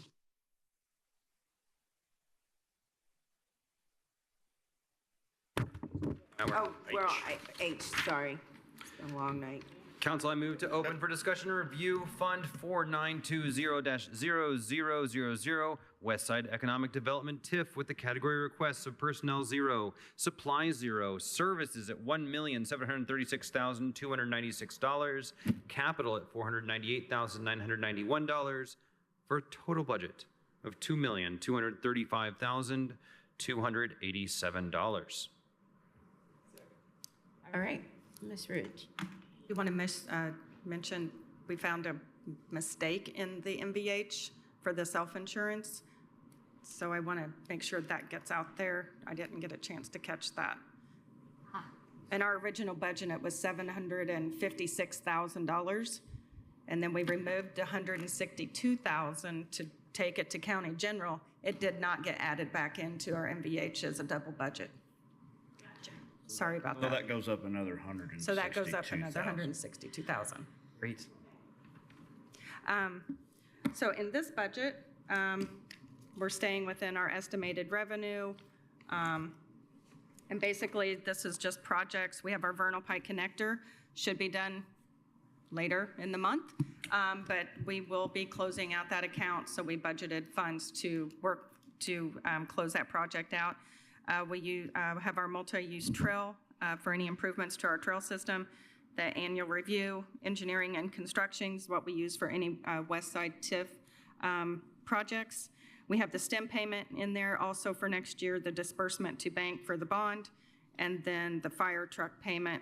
The only thing that's added is a Curry Pike reconstruction for $650,000. That's a new project that we're going to do over the next 3 years. What the RDC has approved us moving forward for drainage improvements, sidewalk improvements, and road reconstruction for Curry Pike from Bloomington city limits out to State Road 46. But we will be doing it in phases over the next 3 years so we can stay within our budget. Great. Anybody over here to my left have any questions? Anybody over here to my right have any questions? All right, seeing none, may we please have a roll call vote? Counselor Crossley? Yes. Counselor Iverson? Yes. Counselor Deckard? Yes. Counselor Feidel? Yes. Counselor Wiltz? Yes. Counselor Henry? Yes. Counselor Hawk? Motion carries unanimous. Passes unanimous. Next up, item I. Council, I move to open for discussion and review Fund 4921-0000, 46 Corridor Economic Development TIF with the category requests of personnel 0, supplies 0, services $503,201, capital 0, for a total budget of $503,201. Second. And this isn't just budgeted for the TIF annual review and our disbursement to the bank according to the FSG report and their guidance. Okay, looking over here to my right, anybody got any questions? To my left? Please have a roll call vote. Counselor Iverson? Yes. Counselor Deckard? Counselor Feidel? Yes. Counselor Wiltz? Yes. Counselor Henry stepped away. Counselor Hawk? Counselor Crossley? Yes. Motion carries 6-0. All right. And next up, item J. Council, I move to open for discussion, excuse me, and review Fund 4922-0000, Fullerton Pike Economic Development TIF with the category requests of personnel 0, supplies 0, services at $133,000, capital 0, for a total budget of $133,000. Second. All right. And this is just for the annual review, and if any engineering or construction come within that TIF limit and stays within the estimated revenue. Anybody over here to my left? To my right? Anybody have any questions? All right, may we please have a roll call vote? Counselor Deckard? Yes. Counselor Fidel? Yes. Counselor Wiltz? Yes. Counselor Hawk? Counselor Crossley? Yes. Counselor Iverson? Yes. Motion passes 6-0. Okay, and last item is item K. Council, I move to open for discussion and review Fund 4934-0000 Curry Profile TIF with the category requests of Personnel 0, Supplies 0, Services at $25,689, Capital 0 for a total budget of $25,689. Second. All right, we got a motion and a second. This is just also for the annual review and disbursement to the bank. Right. Over here to my right, anybody have any questions? Looking to my left, anybody have any questions? All right. May we please have a roll call vote? Counselor Fidel? Yes. Counselor Wiltz? Yes. Counselor Hawk? Counselor Crossley? Yes. Counselor Iverson? Yes. Counselor Deckard? Yes. Motion passes 6-0. Okay, thank you. We appreciate y'all. Thank y'all so much. Next up is item 12, which is TSD. Council, I move to open for discussion and review Fund 1000-0106 County General TSD with the category requests of $252,617, supplies at $13,702, services at $270,000, capital at 0 for a total budget of $536,319. Second. All right. And we have Mr. Greg Cohn here from TSD. Welcome. Hello. Thank you, everyone. Good evening. For those of you who don't know her, this is Wendy Gus. She's our office manager and telephone guru. So many of you has dealt with her many times on the phone, getting out your problems straightened out. So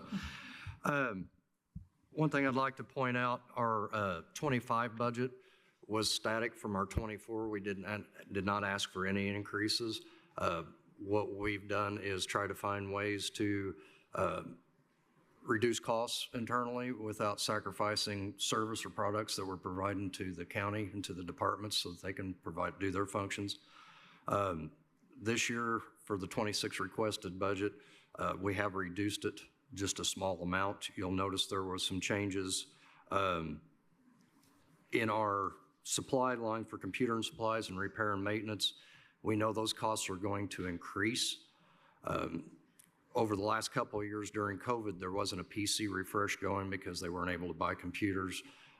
So that's why we're seeing less money come out of those supply lines this year, because the equipment, we're replacing it with new equipment. So we haven't had to do some of the repair pieces. But some of those machines are now hitting 3 years old, some of those devices. So we know those repair lines are going to come up and have the increased cost. One thing we did do, we put in a $30,000 reduction under our telephone maintenance. We are still working with AT&T to get us off the Centrex copper lines. So that will have some cost reduction. However, there's going to be onboarding costs, device costs, and things associated with a new contract with AT&T to get us over on the complete HVS or hosted voice service. So while we were able to make some cuts out of that, we know there's going to be upcoming costs that's going to get us close to that line, so we didn't want to do a deep dive into that with that new agreement coming up. Asking for an increase to our part-time budget. Right now, we currently pay $17 an hour to our part-time employees. I'm trying to get that up at least to $18 an hour. Additionally, I'm trying to add one more part-time staff to try to take some of the burden off my senior full-time staff from covering meetings and things like that, so that they can move forward with their supervisory roles and getting that higher end work done. In 24, we did see a less number on that for our part-time, but that should be noted that we had one employee, part-time employee, who was on deployment with the United States Air Force. So he was gone a good portion of the year. It took us a little bit to get some more warm bodies in the seats to fill that. So that's why the 24 numbers, you see our part-time line didn't quite meet it. But like I said, with this increase that I'm hoping to do for our staff, as well as add one more part-time person, that when we ran the numbers, we could do the 90,000. Okay, all righty. And looking over here to my left to see if anybody has any questions. Councilor Wiltz? Yeah, how many part-time staff do you have? Right now, currently, we have 3. 3, and you're looking to have 4 is what you're thinking? Well, actually, I've got 1 vacancy to fill. We just had an employee to leave, so I'm actually looking for 5 part-time 5. staff. So I need to fill the 1 seat we already have and add 1 more. Okay, and the primary duties for are they all the same type of position? They are. Mainly, this is the entry level, the low-level tech work that needs to be done. They get stuck doing a lot of the hod carrying, for lack of a better term, when we're having to move equipment. They're also working these meetings that we have day and night, and that's part of it. A lot of times my full-time staff, especially the senior staff's having to cover these meetings. Makes it a little bit challenging during the day when we're short some staff. So I'm trying to fill those with some more part-time bodies to make that easier on them. So council, make your meeting shorter. All right. Oh, I'm just kidding. All right. Anybody over here to my right that has any questions? Nope. All right. Can we please have a roll call vote? Counselor Wiltz? Yes. Counselor Henry? Yes. Counselor Hawk? Yes. Counselor Crosley? Yes. Counselor Iverson? Yes. Counselor Decker? Yes. Counselor Fidel? Yes. Motion passes 7-0. All right. And we are at item B, public safety lit. Council, I move to open for discussion and review Fund 1170-0106, Public Safety Lit TSD, with the category requests of personnel 0, supplies 0, services 0, but capital is at $287,538 for a total budget of $287,538. Second. Okay. So this 47-100 line is actually for the Axon body cam system that the Sheriff's Department uses. So that includes body cams for all the officers. It also includes the interrogation room where they do their interviews. And that also covers evidence storage in the cloud for evidence.com. And that space is also shared with Public Defender's Office. We know, so right now you can see we haven't expended out of this line, but that bill's not due till October. So that's why you're still seeing money sitting there. That's all getting ready to go away. Additionally, this Axon agreement, this will be the last payment we make on our 5-year contract. So that means we're going to have to make a new contract for 26, and we've already been advised by Axon that there will be considerable cost increases. I've also been made aware that the Sheriff's Department has some needs for additional equipment that would come out of that line. So that's why I'm not looking for a reduction right now. All right. Anybody have any questions? Counselor Deckert? Just a quick question, and this may rely on a lot of different people to shake their heads in the room. We've had body cams roughly how long now? Honestly, I couldn't answer that question for you, Council. 2020-ish? Before 2020. You should probably come to the mic. Yeah. Sorry, I put you on the... Sorry. Yeah. I swear I have a point with all this. We did start using them during Brad Swain's administration, and that also we also extended it into the jail as well during that administration, and then also warrant service and other items. That was, that was an agreement that we reached. So it's pretty, usage is widespread. Yeah. Thank you very much for giving the context on it. The reason I bring up this point is, all the time we hear that we're coming up with new things to fund and blow dollars and, you know, smoke cigarettes and hang out. But the reality is most of the public, though that wasn't maybe what they're born conceiving or thinking, they want that body cam and they want to see it. And shoot, judging by YouTube views alone, people really, they like to know what happens, right, wrong, or indifferent.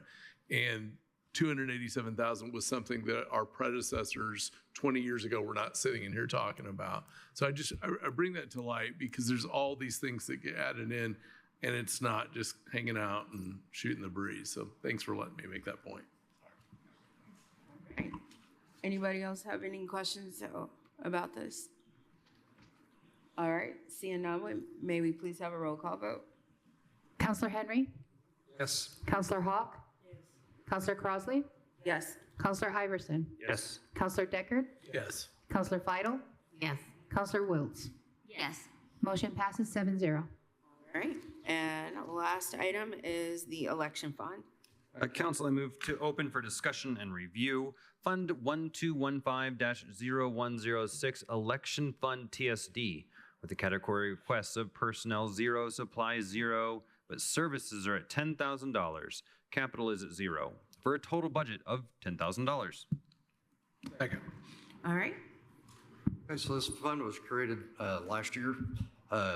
This account was, and it's the intent is to support election services with any unplanned expenses as far as computer equipment, things like that. So it gives us a little bit of an IT operating budget should we have to help at Voter Edge, help at Voter Central, wherever they may need the extra equipment at. Okay. And looking over here to my right to see if anybody has any questions. Councilor Henry. Thank you, and thank you, Greg. I just maybe for my own clarification, especially as we get to the clerk's budget in a few days, what's the granular use case? Like, what would be a condition where we would be using you all to do something versus what they've contracted over at elections already? Let me be clear on that. Yeah. This wasn't saying that we would be doing any part of the election role. This is saying if they needed some more scanners, if they needed some printers to be purchased, if there was all of a sudden they had a justified reason for laptops that we needed to come up with, that's for that kind of thing. This is not for TSD to be operating an election. Okay, thank you. No problem. Councilor Wiltz. So to that point, it's under contractual because you have a contract for those types of purchases? I'm sorry, under contractual. I meant the clerks have the contract, not, that's what I said. He was speaking of the clerk's office, not myself. I see. Okay, so your purchases, like this line that we're talking about in the election fund, it's contractual. This would be for one-time expenditures for peripheral devices that they may need, like I said, for electronics. So. Right, so are those, I mean, I'm just asking why it's not contractual, why it's contractual and not supplies? Or. Oh, okay. That's a good question. I didn't. That's all. I'm sorry. That would be a question, no, that I would have to, because I didn't create the fund. I don't know why it was listed as contractual. Okay. Because, yeah. No, you're all right. Really good point. I think that when we did this, it was just to kind of be as a buffer backup, because we're actually working on providing the new voter registration space. And so there really shouldn't be any particular needs that's not accounted for in that creation of that space. So I think this was just thrown in there as a just in case. And in my mind, I think, which I may not have shared with Jeff or with Greg, is that we may need to have some additional wiring or something done in the area. That was what that was for a contractual kind of situation. Okay. All right. Anybody else have any questions related to this item? Seeing none, may we please have a roll call vote? Counselor Hawk? Counselor Crosley? Yes. Counselor Iverson? Yes. Counselor Deckard? Yes. Counselor Feidel? Yes. Counselor Wiltz? Yes. Counselor Henry. Motion passes 7-0. Thank you. Thank you very much. Look at that. All right. Next up is the last item of the evening, which is the Board of Commissioners. Council, I move to open for discussion and review. Wilkie down there. That's right.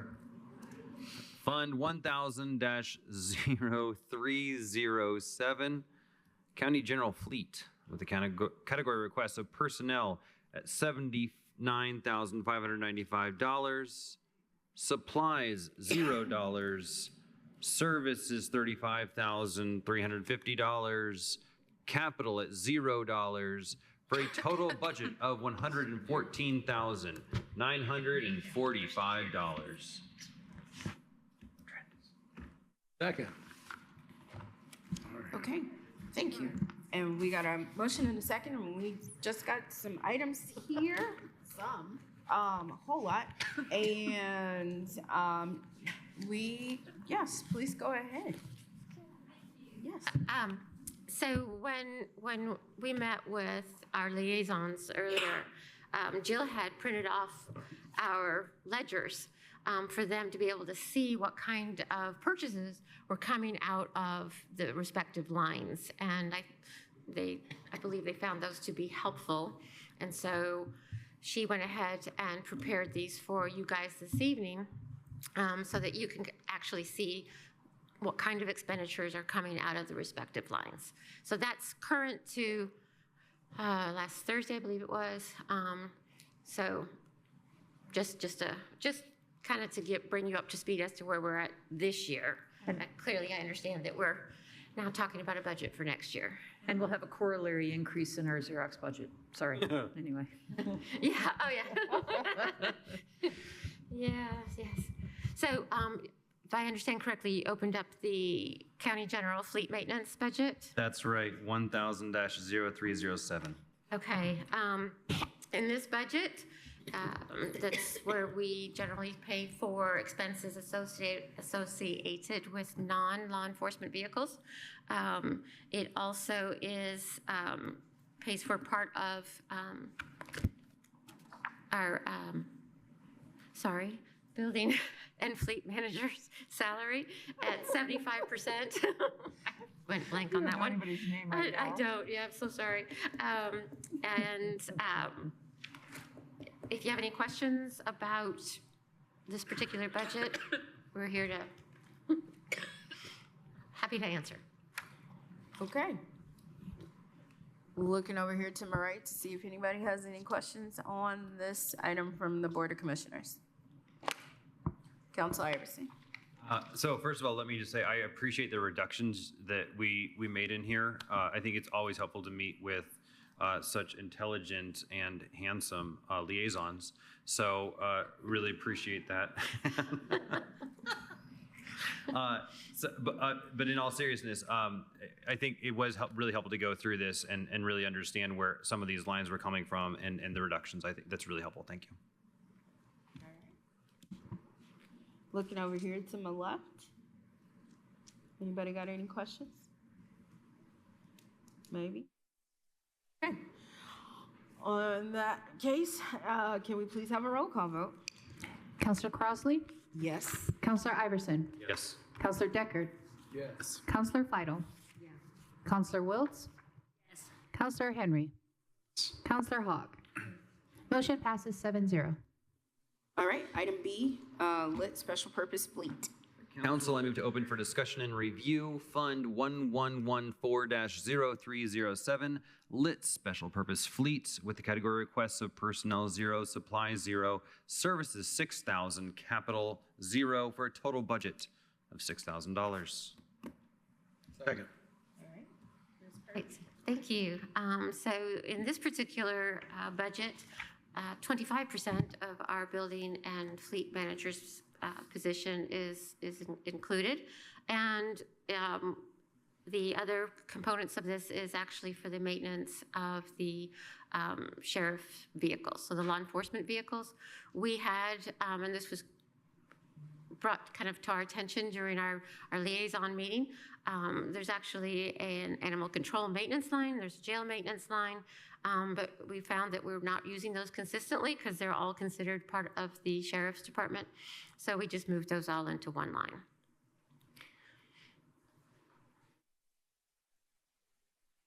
That awesome. Liaisons that went over that with you. I know. All right, looking over here to my right to see if anybody has any questions. Nope. Looking over here to my left to see if anybody has any questions. Councilor Wiltz. Just about the need to update note. I have a question. What was the motion that was read? I read that I wanted to open for discussion and review Fund 1114-0307 Lit Special Purpose Fleet. Okay, so that was special purpose, talking about public safety with regards to, so that's why I was I'm confused sorry. about the personnel line. Yes, Sorry. thank you. Oh, You're okay. right. I went to lit and, oh yeah, this is me. Okay, so yes, special purpose, that is the juvenile YSB. So my apologies. Thank you for catching that. And then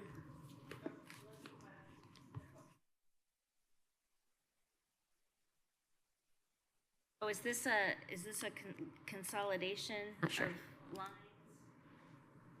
Yes. One of them that the auditor was seeking to move into.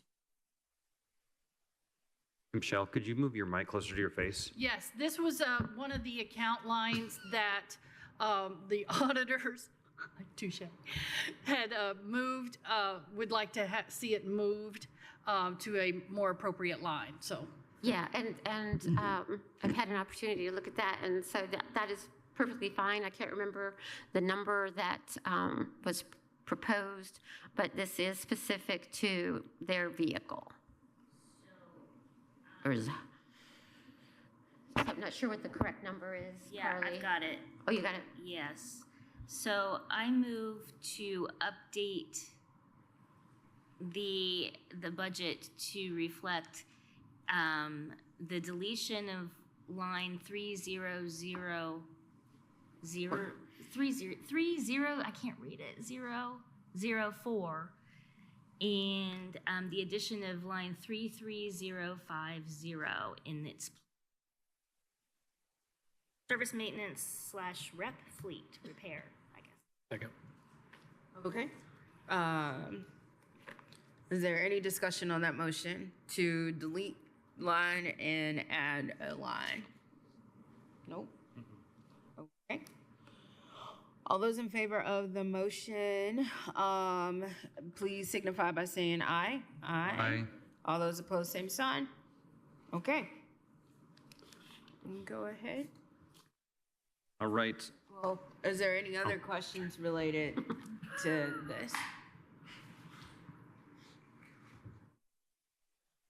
Okay, so maybe please have a overall roll call or a roll call vote overall on this. Counselor Iverson? Yes. Counselor Deckard? Yes. Counselor Fidel? Yes. Counselor Wiltz? Yes. Counselor Henry? Yes. Counselor Hawk? Counselor Crossley? Yes. Motion passes 7-0. Okay, now we are at item C, public safety lit fleet. Council, I move to open for discussion and review Fund 1170-0307 Public Safety Lit Fleet with a category requests of personnel at $26,482, supplies at $0, services at $204,000, capital at $0, for a total budget of $230,482. Second. Okay, well, I've actually kind of already spoke about this one when I was on the wrong one beforehand. So this is the one that holds 25% of our building and fleet manager's position. It also covers the maintenance of all sheriff vehicles. Anybody over here to my right have any questions? Looking over here to my left, anybody have any questions? May we please have a roll call vote? Counselor Deckard? Yes. Counselor Fidel? Yes. Counselor Wiltz? Yes. Counselor Henry? Yes. Counselor Hawk? Counselor Crossley? Yes. Counselor Iverson? Yes. Motion passes 7-0. All right, next up is item D. Council, I move to open for discussion and review Fund 1000-0068, County General Commissioners, with the category requests of personnel, $673,389, supplies, $35,600, services, $3,863,133, and capital at zero, for a total budget of $572,122. Second. Okay. All right, thank you. So this particular budget comprises most of the commissioner's salaries, the office staff salaries, and this is also the fund that pays for the granting funds for rural transit. Also has the disabilities fund lines that are outside the levy, actually. Same as with the mental health component, that's also outside of the general levy. Those are all included in this particular budget. Can I add something? We may be coming back for an additional for next year. What's not in this budget that was covered by ARPA are two components related to rural transit. As Councilor Deckard knows, we had a discussion with Chris Myers at Rural Transit about continuing to provide transit for people who live in more densely populated areas that NDOT says regular rural transit is not supposed to go. And in their infinite wisdom. So she has estimated a budget for next year of $155,000, which is the same as this year's budget, which is great. But given the recent news about septic and ARPA and where that's going, there may be an opportunity to use ARPA money dedicated for septic to continue that program for one more year before putting it in county general. Let's find out. Let's see what happens. Similarly, we also contributed to, using ARPA funds, we contributed to the Route 13 with Bloomington Transit, which goes partially down West 3rd Street to Ivy Tech, et cetera. And that's another one where if we want to continue funding that, it can come maybe out of ARPA. I know, who would have thought we'd be talking about ARPA in 2025? Or it may have to come out of county general. So I just want to put a marker on the table for those two items from county general for the commissioner's budget. Thank you for that. All right, looking over here to my left to see, oh, did you, okay. Oh, I didn't want to cut you off. All right. Anybody over here to my left have any questions related to this item? Councilor Wiltz. I would just like to have someone read the comment column for America 250, because that's hilarious. I could not begin. It is 2026 is the sesquibicentennial of the United States. We have asked for some funds to put aside so that we can be part of that celebration on July 4th.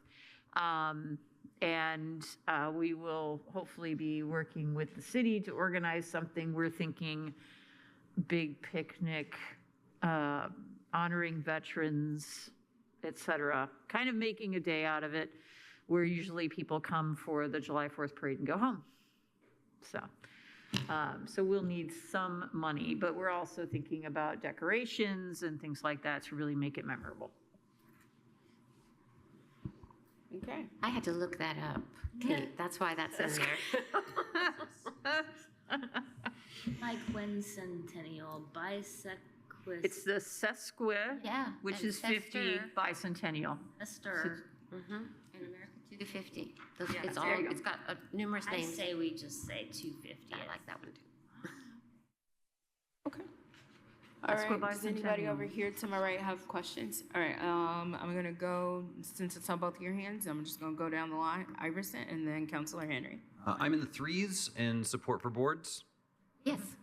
Let's see, a couple of years, I mean, it jumped up a couple of years ago because we started including the human rights. And I think that hasn't come out yet. I'm using the packet you gave me. Yes.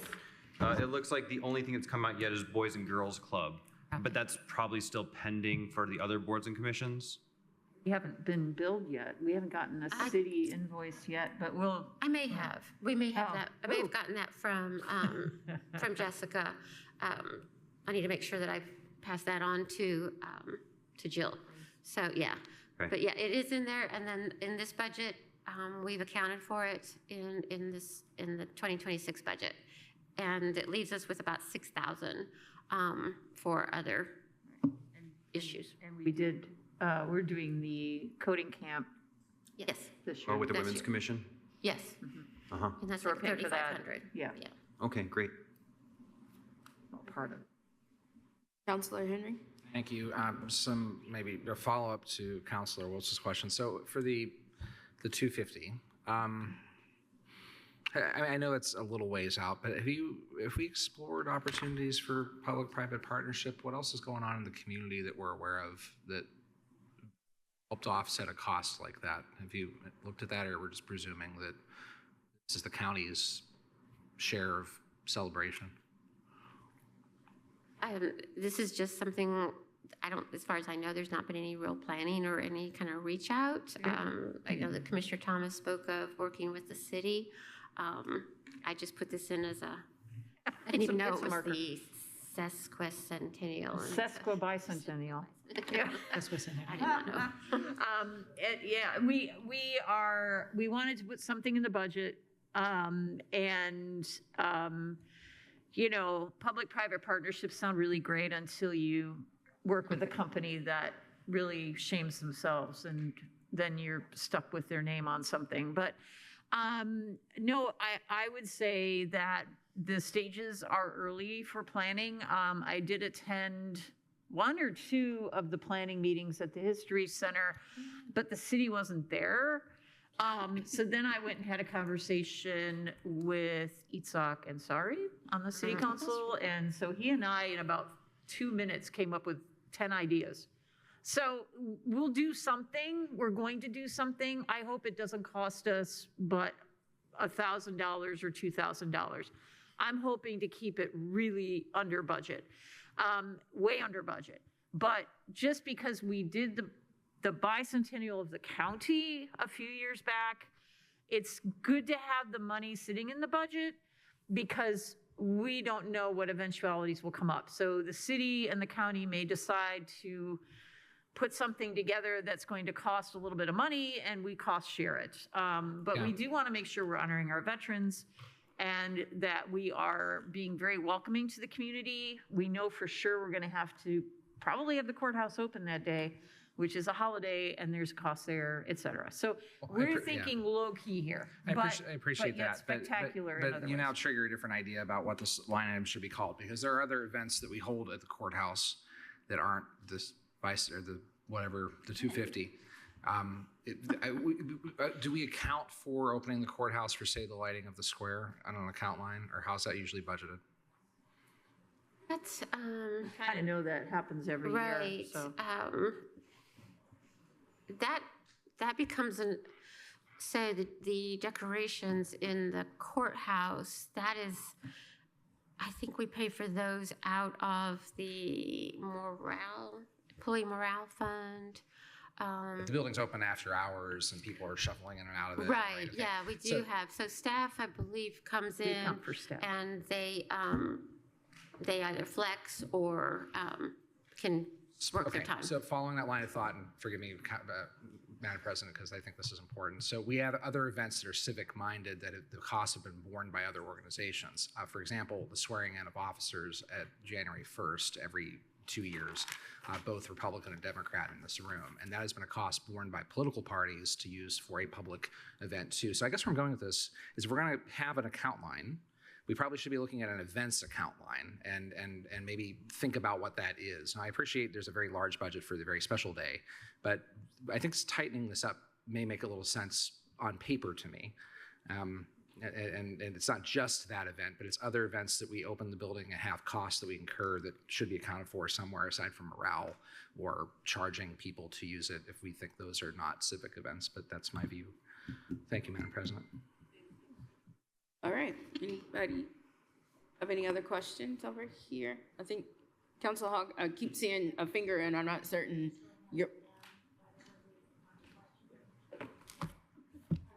Oh, use your mic. I know that last year and perhaps the year before, there was conversation about when we were trying to make a budget work. Oh, we thought we had a problem then. Now we have a real problem. We looked at that health net for $250,000. If you were to choose between whether or not employees had a shot at getting some kind of a raise or such as that for the $250 for health net, would you be willing to forego that expenditure? And the reason why that's something we can think about, but boy, that is really hard for this community because we have a lot of public health needs in this community, as you know. Right. And the reason why I say that, because when this was first presented, and maybe I misunderstood this, but they were supposed to have like a separate set of funding, and they weren't going to be needing the county funding anymore, but maybe that's no longer the case. So I just wanted to throw it out there. I know that we're all trying to find some money in there to cover these expenses. They did move into one of the federal programs, but that federal program now doesn't have money because it's been defunded. So I don't know that that's going to work as an answer. And I think it's something we should all talk through and figure out what our priorities are and where they're at and see what we can do. I will put a little plug in for them. They're great. Anytime we have to reach out to them for assistance, the unhoused. So I just want to say they've been always fabulous to work with. Okay. And they just gave a presentation at our meeting. Yeah, they do good work. All right. Did I see another hand over here? Yeah, but maybe we should go over there because we've been talking. Okay. I'm going to go over yonder and see if anybody has any questions. Okay. I had a question. 33043 CBDC. What is that?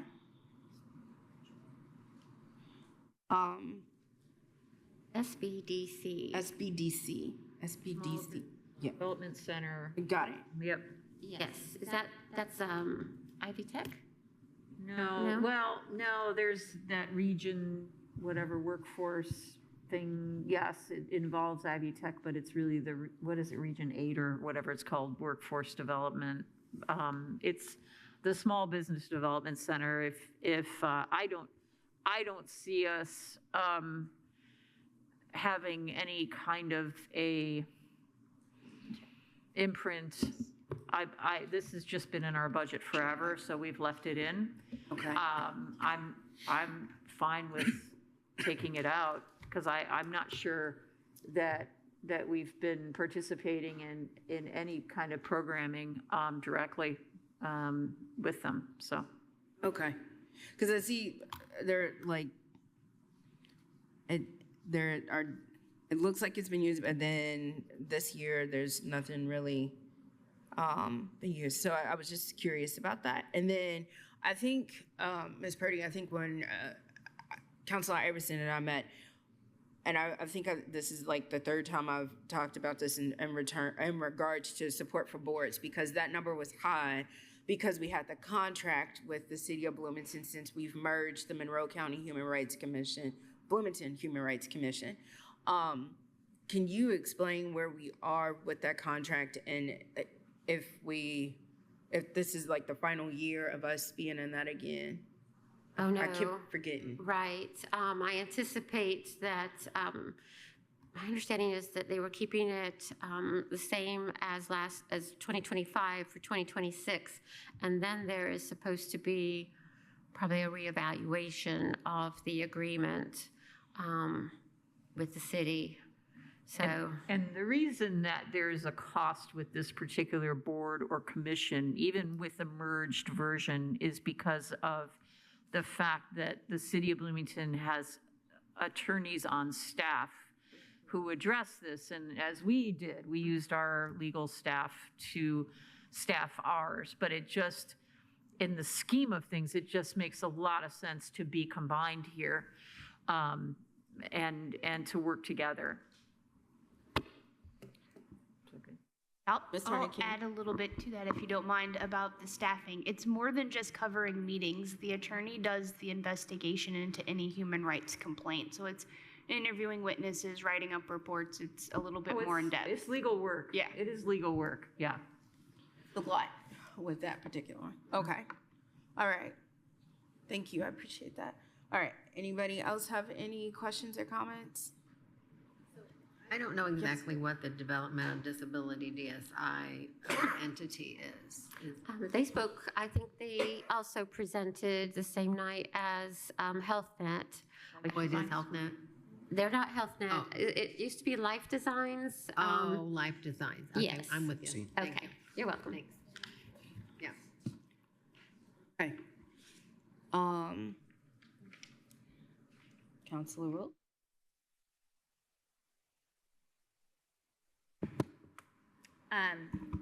I was just thinking, because I know that HealthNet's been here, and You know what that was? yes, I came. And Stonebelt hasn't come this year, have they? Life Designs? SI Life Designs are the same. Right, They came. TSI's the new corporate. But They came to our meeting.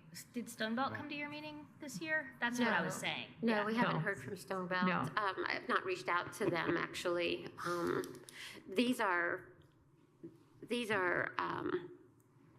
so Stonebelt, DSI, and Centerstone, those are all part of Indiana Code, where I'm not trying to Okay, do anything with him. I was literally trying to recall who had come and told us what was up lately. you got to, yeah, sorry. It's after 9.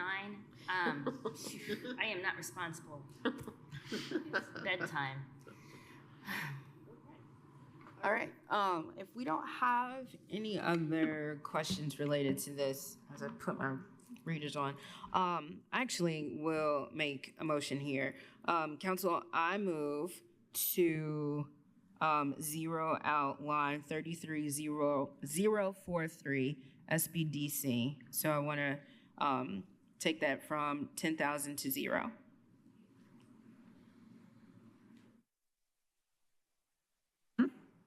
Okay, I'm gonna say. All right, there's a motion and a second. Discussion. Councilor Iverson. Do you mean to zero it out, or do you want to leave it at $1 to preserve the line? I mean, yeah. Zero it. Okay. Councilor Deckard.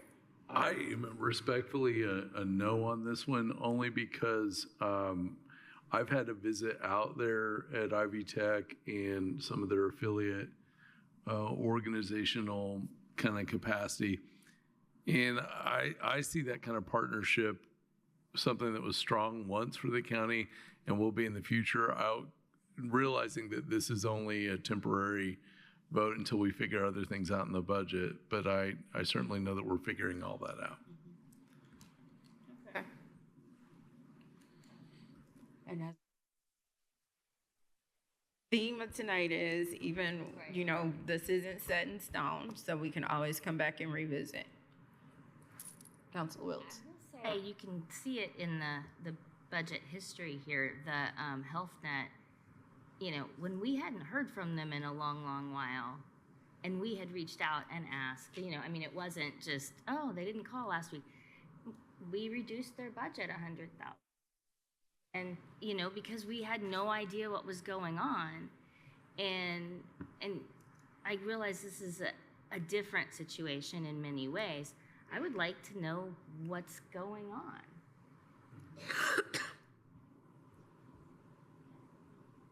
Okay. All right. Okay. And so, as a reminder, we have a motion on the floor. So, any other further discussion? Okay. May we please have a roll call vote? On the amendment? Yes. Okay.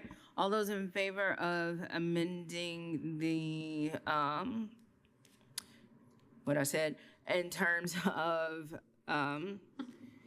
making or zeroing out the line 33043, signify by saying aye. Aye. Aye. All those opposed, same sign? No. Okay. Counselor Fidel? Yes. Counselor Wiltz? No. Counselor Henry? I'm sorry. No. Okay, thank you. Counselor Hawk? Oh, sorry, not present. Beg pardon. It's late. I'm so sorry. Counselor Crossley? Yes. Counselor Iverson? Yes. Counselor Deckard? Motion is a tie. It's a tie. It fails. It failed. When's the last time we had a tie? All right. So it failed. All right. So going back to the original here, since there was no further question or discussion, may we please have a roll call vote on the overall? Counselor Deckard? On the overall? Yes. Oh, sorry. You're good. Yes. Counselor Wiltz? Yes. Counselor Iverson? Yes. Counselor Crossley? Yes. I know. Counselor Fidel? Yes. Counselor Henry? Yes. I'm so sorry. Motion passes 6-0. Okay. All right. Next up is item F, lit special purpose. No, it's item E, county buildings. Yep. Oh my God. Okay. Well, I move to open for discussion Item E. and review Fund 1000-0161, County General County Buildings, with the category requests of personnel $278,728, supplies $98,000, services $2,304,715, capital is at zero, for a total budget of $2,681,443. Second. All right.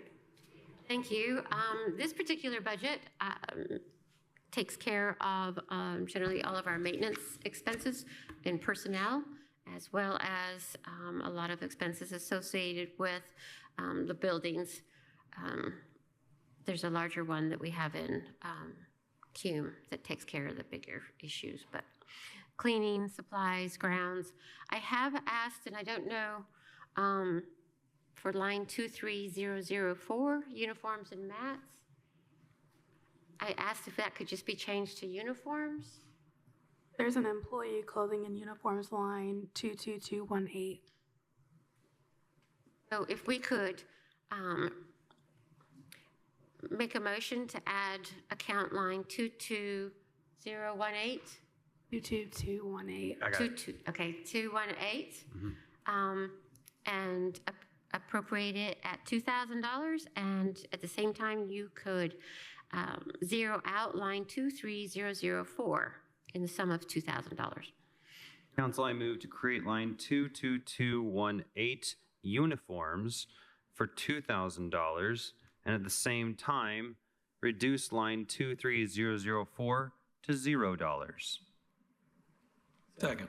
All right. We got a motion and a second on that amendment. Any further discussion on that? Yes. Yes, Councilor So Vital. when you look at the expenditures over the last 3 years, it doesn't seem like it's that close to 2,000. So is 2,000 too much?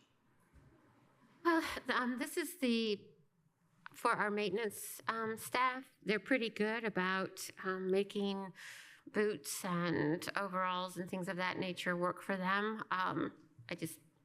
If you're wanting to reduce it, it's just nice to be able to, and we surplus their stuff. So when their boots are worn out, they get surplused out. I think that. I guess maybe I'm asking, do you know if there are any upcoming? I am personally not aware. Are you aware? Upcoming needs, yeah, annually. We replace the safety toe shoes, and we don't supply coats every year, but. If you look at these last 3 years, it doesn't look like that's been a big expense. Yeah, they don't cost very much, our guys, but things aren't getting any cheaper. So again, I'll defer to you. If you don't like the 2,000, then we will try to work within what you want to change it to. I mean, if you made it 1,000, it's quite a bit more than any other year you've spent, from what I see.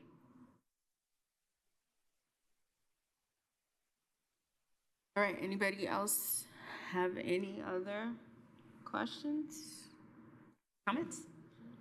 Councilor Deckard? I don't want to interrupt. Was there a motion or? So could I make a motion? Well, Is that what I do? There's a motion on the floor I to thought there create the new was. account line and to Yes. set the old one to 0. Right. And so, Oh, yes, Madam President, yes, should we vote on this, totally. or should I accept this as a friendly amendment? That's up to you and whether or not you want to take that to a friendly amendment. My question is, will you take a friendly amendment? I will take a friendly amendment, and I got a friendly nod from the desk. So yes, I will take a friendly amendment to reduce that line to $1,000. Okay. Second. All right, we got a motion and a second. All those in favor of this amendment signify by saying aye. Aye. All those opposed, same sign. All right. So coming back to overall county general, does anybody else have any other further discussion?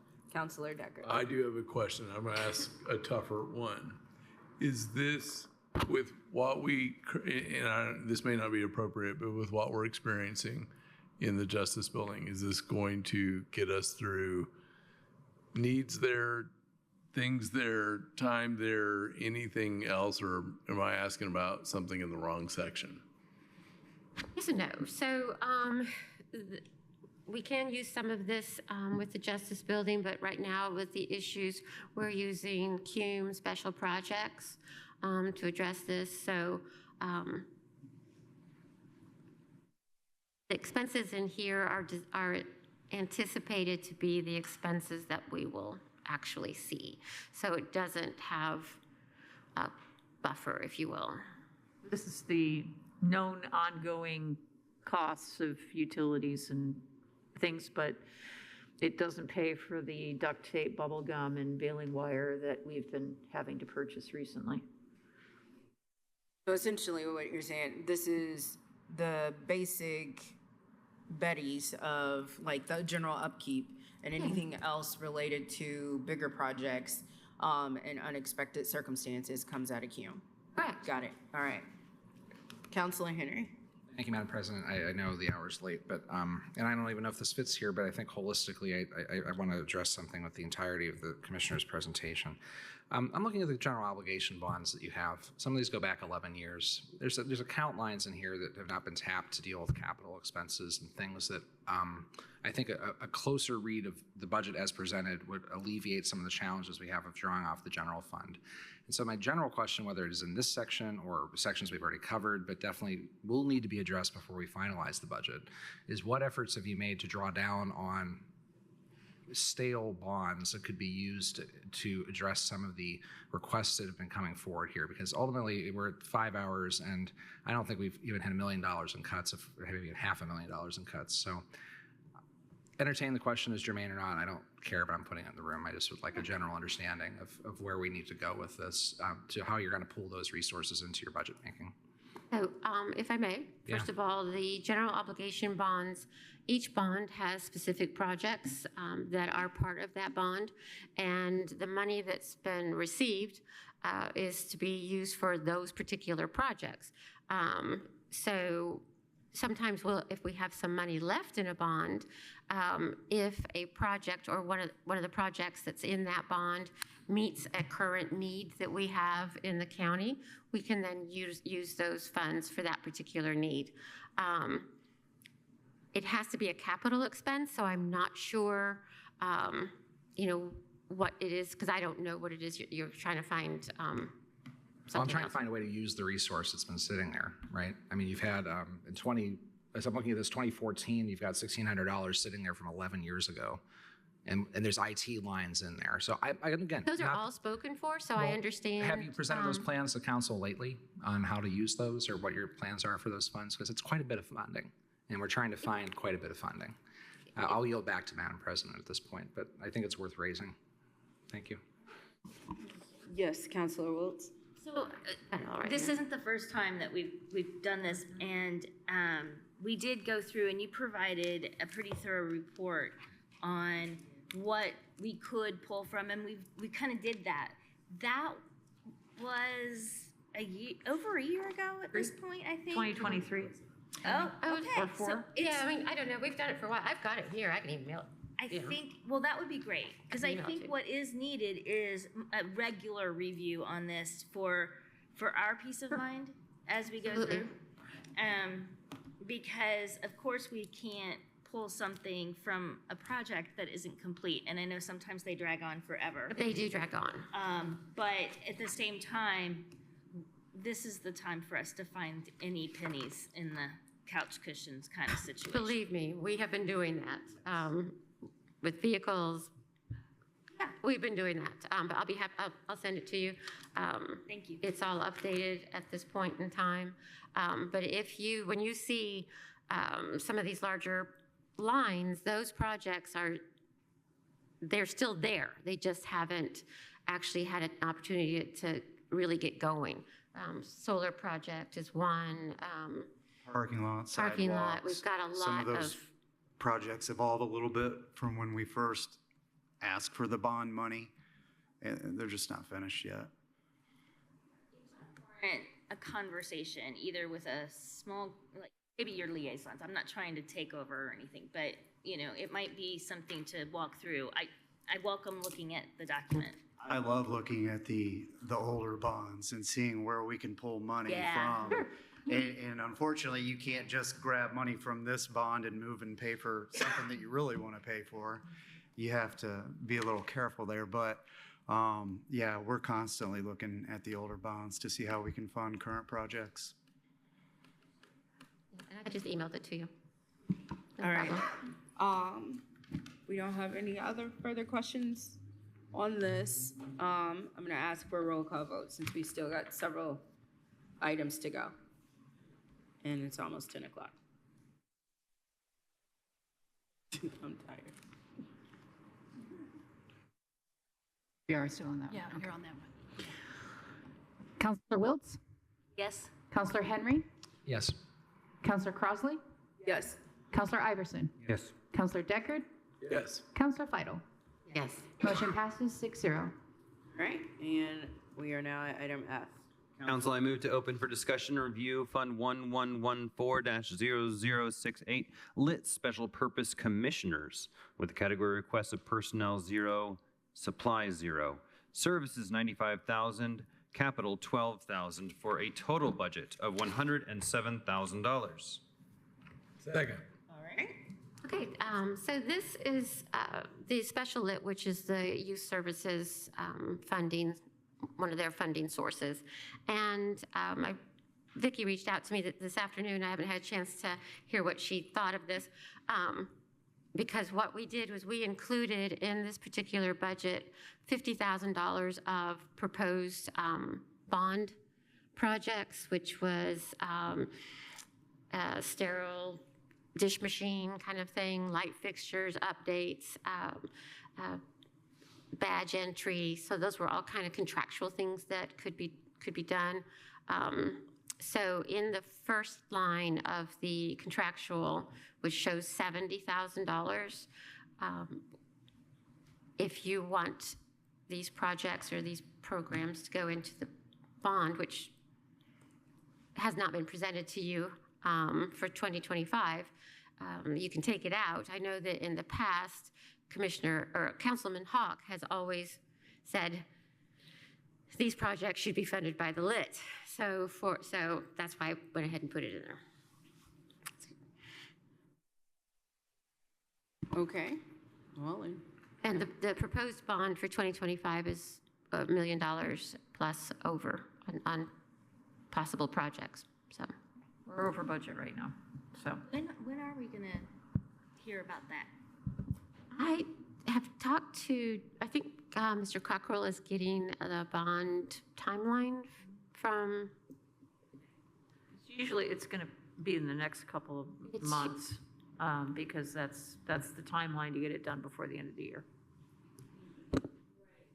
I think that would be helpful for us absolutely right now, considering all the things that, and I think that's where you might be going with that, is considering that we're trying to trim everything and we've not really made even a dent or even a scratch in kind of reductions this evening. That would be really, really helpful. What would be your preferred deadline for us to bring this to you, and how do we do it? I mean, in terms of your meeting schedule, do you want us to tag on to the end of a budget hearing? Do you want us to, I mean, I don't know how you want to do that. So think about it and let us know. Yeah. We don't have to decide that right now because we still got a lot to go through. But I think that's something that, we can discuss during this type of season so that we can get that information to you so y'all can get it to us so that can factor into all of this, because that would be extremely helpful if it doesn't have to, if we can use a bond, it doesn't have to come out of this. Oops. I can send you the kind of project list for the 2025 bond, so okay, you can have that too. Appreciate that. All right. Does anybody else have any other questions related to this item? No. All right. May we please have a roll call vote? Counselor Henry? Yes. Counselor Crossley? Yes. Counselor Iverson? Yes. Counselor Deckard? Yes. Counselor Fidel? Yes. Counselor Wilkes? Yes. Motion passes 6-0. Okay, and we are at item G. Council, I move to open for discussion and review Fund 1138-0000 Cumulative Capital Development with the category requests of personnel $883,863, supplies $0, services $2,030,000, capital $1,676,420 for a total budget of $4,590,283. Second. All right. And so this particular budget carries the bulk of technical services and carries the bulk of the big repairs and sheriff vehicles. And so this is also because so much is in this particular budget is why we bond, because we don't have the capability with the amount of funds that remain in CUME after we pay for TSD. And nothing against TSD, but software is killing us right now. So if you have any questions, it's all pretty self-explanatory. I know that Councilman Hawk doesn't like the special projects list. However, that one, it is special project, right? That's the one where we're working on the Justice Building remediation. That's also generally where we will deal with the unhoused and public land. That's where we will deal with building repairs expenses that were not anticipated. Right, building repairs that we did not anticipate, like a roof or a leak in a roof or things like that. And cumulative capital is restricted on its use. So, Any questions? Looking over here to my right. Counselor Henry. So let's get into the software line, 30041, with 500,000. What are we buying with this year? Say 300,000? Outline, sorry, 30041. One, and the amount should be like $1.5 million. That's what I'm asking, yeah. So, so the adopted last year is $1 million, and we're up 500,000. So what's going on here? I'm going to defer to Mr. Crone because we've already spent more than our appropriation for this year, and it's not going away quickly, so I will defer to him. So software increases across the board. Most vendors have gotten away from what we were accustomed to with on-premise licensing, which means you bought a license once, you owned it in perpetuity. They no longer do that. It's all subscription-based models. Adobe, Microsoft, all those have raised their pricing and went to those subscription models.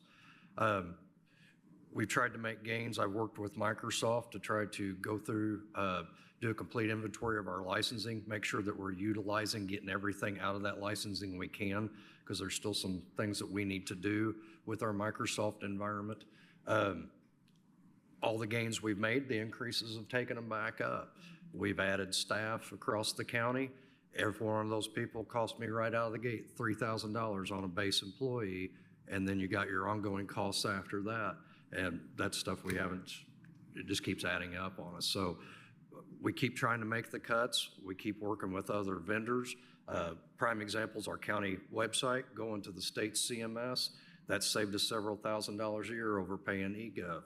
There's some back-end software that supports that we no longer have to pay for because that factors in with that state's contract. So everywhere we can, we're getting on state systems. We're adopting programs that they're putting out, that the Fed's pushing, that we can get on, and we're working with our vendors to cut costs the best we can. But unfortunately, it's just one of those. Okay, so don't go down. I appreciate all that, but what is the 1.5 million buying? Is it a Microsoft Teams instance, like an enterprise instance for the county? Like what are we buying for the software line? So Microsoft, your Microsoft 365 environment's one of your largest costs. It's $250,000. Then whenever you get into your other softwares for the jail, things like that, those all factor in. Your Adobe licensing for everybody that has to have Adobe Pro, that's a couple $100 per person. So I can give you the financial software. Exactly. Your Lao software is another $200,000 investment. So when you keep getting these big six-figure softwares, it doesn't take long to hit that mark. Okay. I can provide an itemized list of all of it. It's useful. Yeah, it's useful. But I guess really the follow-up question is what we're buying here, because I appreciate that the county commissioners have released at least the legal documentation around the cybersecurity incident last year. It doesn't address issues regarding why our workforce is no longer able to telework in the manner they were prior to the incident. If we're buying software that would allow for people to work from home remotely and restore that benefit in the county, that they had prior to the cyber incident, I'm interested in what that technology is buying us, because clearly people can use those resources at home. And I hate to drill into this line item here, but it's what we're buying with this technology, and since it is buried in the Q cap here, I think what I'm looking for maybe is, and Greg, this isn't you. This is more, this is above the pay grade about what software we're buying to restore that capability for our workforce. It's been over a year. I haven't heard much on it, other than we don't let people in the VPN anymore, and they can't do their work from home. And the real cost of that is the fact that when we have to close a government building and we're taking emergency leave instead of people working from home, we're losing productivity. And I'm pretty sure if we ran those numbers side by side, we'd see that the cost of not investing in the technology is against the cost of what we're losing in productivity is significant here. I would argue that you don't get hour for hour on anybody for working from home. So you can say it's an 8-hour workday, And I bet you'd be hard pressed to find somebody who's actually putting in a hard set. I've worked from home for hours. 13 years, so I have to take some umbrage of that comment. But I appreciate what you're saying, Greg. But this is the information. This is the policy behind the numbers here, which is important to pull out today. Okay. Thank you, Madam President. All right. I'm gonna look over here to my left to see if we have any more questions on this item. Councilor Beck. This is a real quick one. You can get back to me if you need to. When are we done paying on that parking garage? Oh, that's a long story. And we've talked about it. It comes up. Do you mind? I think, if I recall, and I can get back with you, but I believe in 2030, we need to reassess and try to avoid a balloon payment. Yes. Yeah, we've actually got two accounts out there. We talked about this not too long ago because Bree and myself and Jeff Cockrell met with the bank people to kind of get my head around it because it changes, so the rate changes. And I didn't have that information. So I know that we have it on our calendars to before, like a year before, if not, the minimum was 6 months. So I think I took it out even further to remind us to reach out to the bank. Current schedule has us going through, I believe, 2041 though. Currently, yeah, well, but it balloons before then. So it shows it going out, but we're not really, there's a balloon payment. Councilor Wiltz? Clear as mud. Please don't take this question the wrong way. It is late, and I have no, this is what's in my head. Would it be appropriate or helpful to have a member of council involved in that? Just knowing that that's a thing that's financed very differently than anything we typically do. Oh, yeah. And it might be just worth having someone who can go like, okay, yeah, let me, make sure, maybe it's council office or legal or I have no problem. somebody who can like kind of keep us in the loop on that one. That's sure. Yeah, no, I have no problem with that because truly it was one of those things where I was like, the expenses were more than what I had been requesting to be appropriated, and that's because my old sheet hadn't accounted for the change in the rate. So I can send the council, and I'll copy Commissioner's office on all the current documents we have. Well, thanks. Of course. All right, so without any other further question on this, may we please have a roll call vote? Counselor Crossley? Yes. Counselor Iverson? Yes. Counselor Deckard? Yes. Counselor Fidel? Yes. Counselor Wiltz? Yes. Counselor Henry? Yes. Motion passes 6-0. All right. Item H. Council, I move to open for discussion and review Fund 2502-0000, cable franchise user fees with the category requests of personnel 0, supplies 0, services at $535,226, capital at 0 for a total budget of $535,226. Second. I got kicked out of my Microsoft, so it's asking me to sign back in. Licensing problem. Didn't pay the bill. Secure than ever. Just kidding. I would not make that joke. That's awesome. So this particular fund is an interesting fund in that its revenues are decreasing. So we kind of throw in here some things that I think council has thrown in the past, some things that were in county general to kind of help county general on some items. But the biggest thing we have in here is probably our payment to community access television. We also give WFIU and WFHB the weather alert. There's funding for both of those entities. I think TSD's training and travel is in here. It's kind of a, you see what you get fund.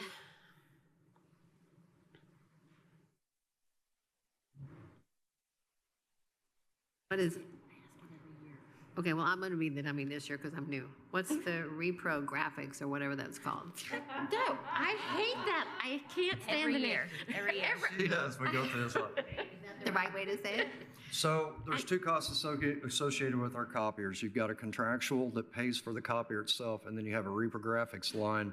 We pay for a maintenance and copy agreement for each one of those copiers. So that's the number of copies, and then they charge you for black and white and color Kind of like a separates. lease, right? Precisely. So the lease okay. itself comes out of contract, that comes to pay for the rest of it. I never remember what it is.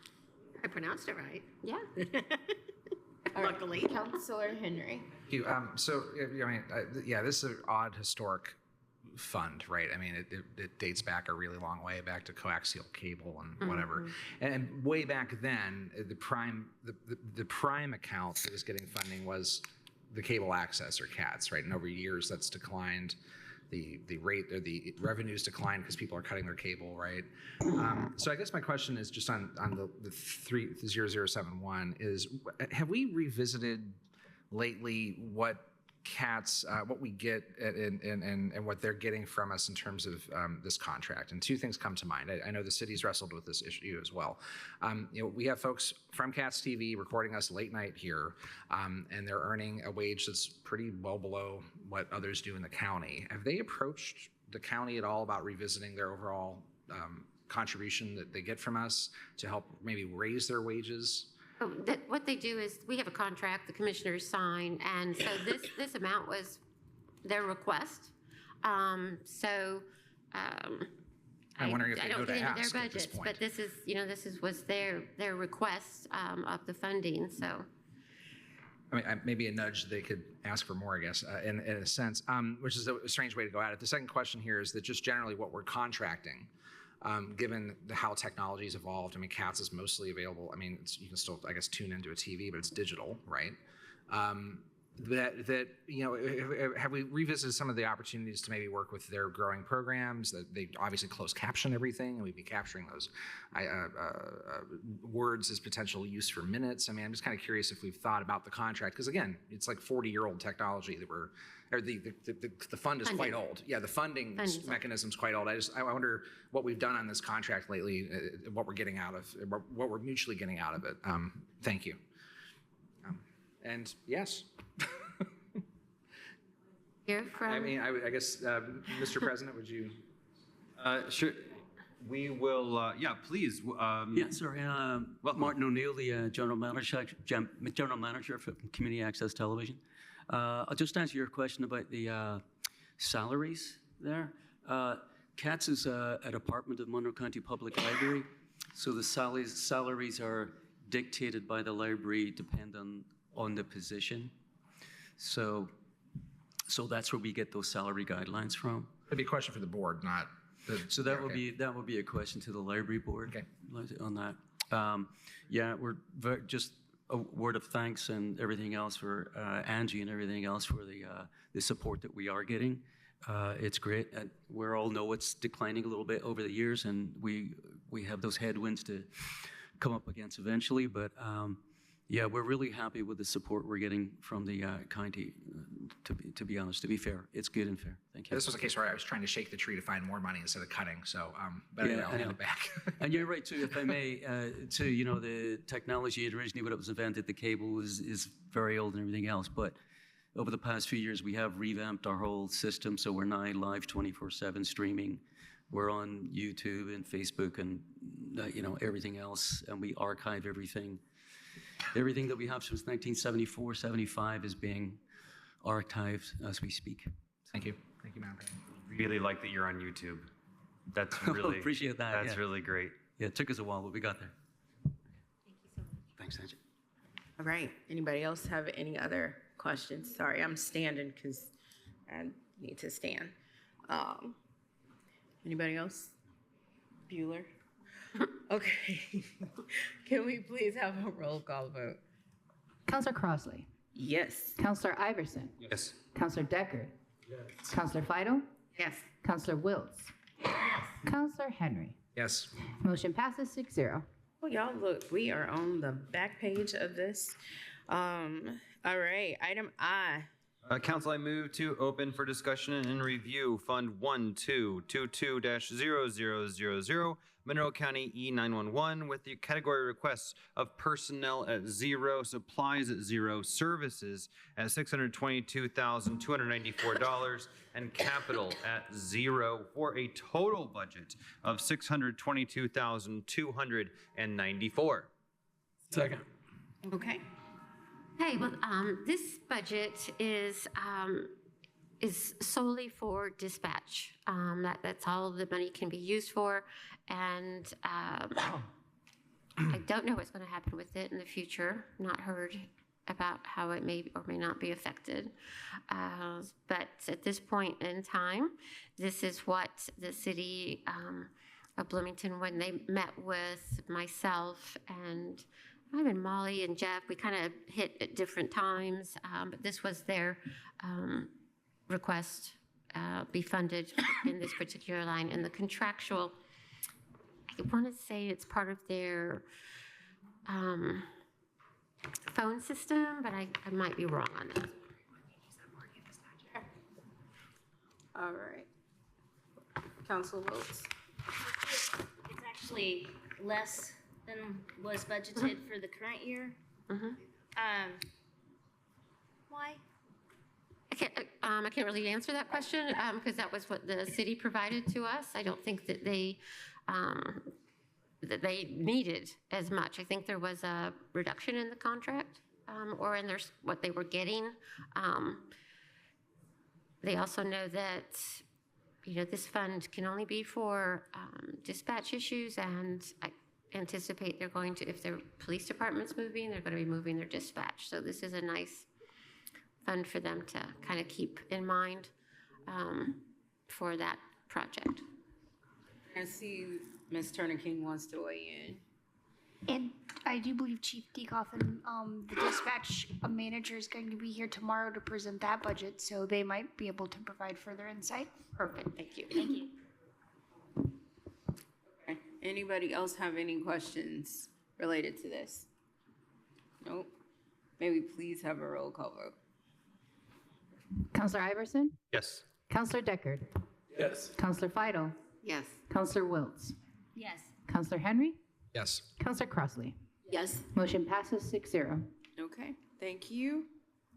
Next up is item J, PSEP lit.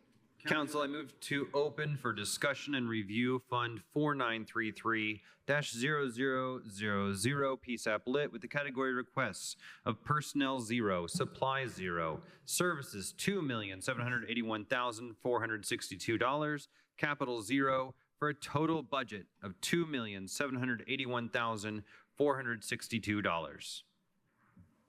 That's correct. So this is. Hold on, wait a second. Second, sorry. All right. And now you can go and sing. Yes, and I believe Chief Dekoff will be here tomorrow to speak more about this. But this, since the county receives all of the public safety answering point funds, and they actually deal with all of the budget side of it, this is the total amount that they're requesting as per the rate. My understanding is they are presenting a higher budget to the city than what this is going to bring in. However, as we have looked at in the past and based upon their actual expenditures, this is a number that will meet their needs, and they will probably still have, we both have monies that are kind of hanging over. So I don't remember off the top of my head. I think they have 2 million. We have like 2 million. Don't quote those numbers, but that's just off the top of my head from reversions. When things they don't expend at all. So just to let you know, this is based on a lit rate, the PSAP lit rate, and they agreed with this. Their overall budget will be higher. They have a lot of dispatchers that are not in play. I think they're like 13 down. So it all comes into a problem. I think it would be fabulous if they had all their dispatchers, because I think that the dispatchers they have now would then actually be able to have some time off and not be so burnt out, but that's where we are at this point. Great. Looking to my left, so over here, anybody with questions? Salute. Bless you. Bless you. Bless you.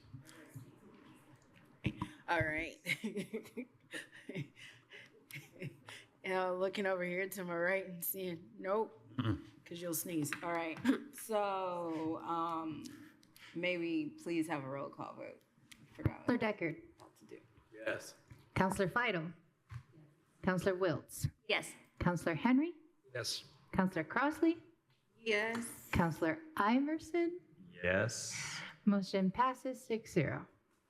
All right. Thank you. So close. One more. That's it. Nope. Are we pieced up? But we are done. That was it. I am so excited. Yeah, I'm we're so. All right.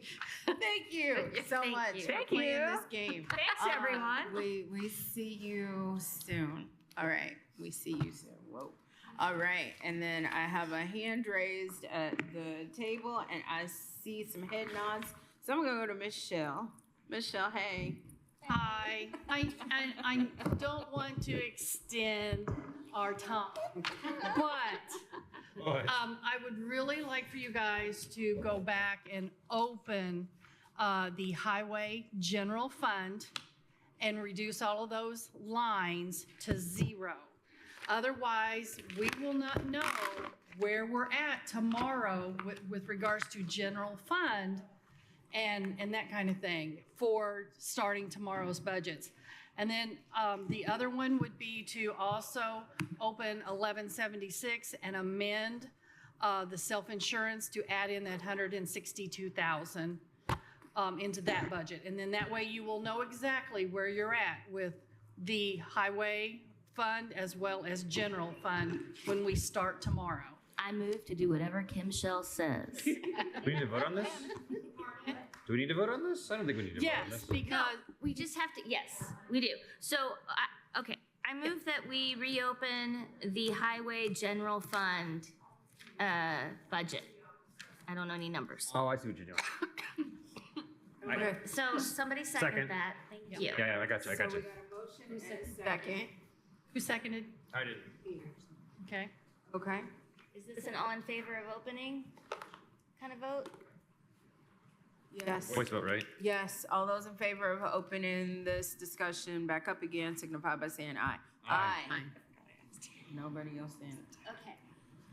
I move that we take all of the personnel lines that are double, Bituminous, Booked. supplies, services, and set them all to 0 is my In recommendation. the general fund. In the not general. bituminous, the Well, rest not of them. bituminous, but the, All of the personnel lines that were double booked, please put those to 0.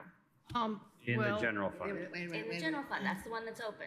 Wait a minute. Well, they also had $425,000 double budgeted as well. Do you want to keep that amount in the general fund? Look at me. Look, I think that we should make sure that it's what I said in the room earlier. I agree. And what I remember saying is just personnel. I knew Okay. I wasn't covering everything. I Okay. concur that you only did personnel into MVH.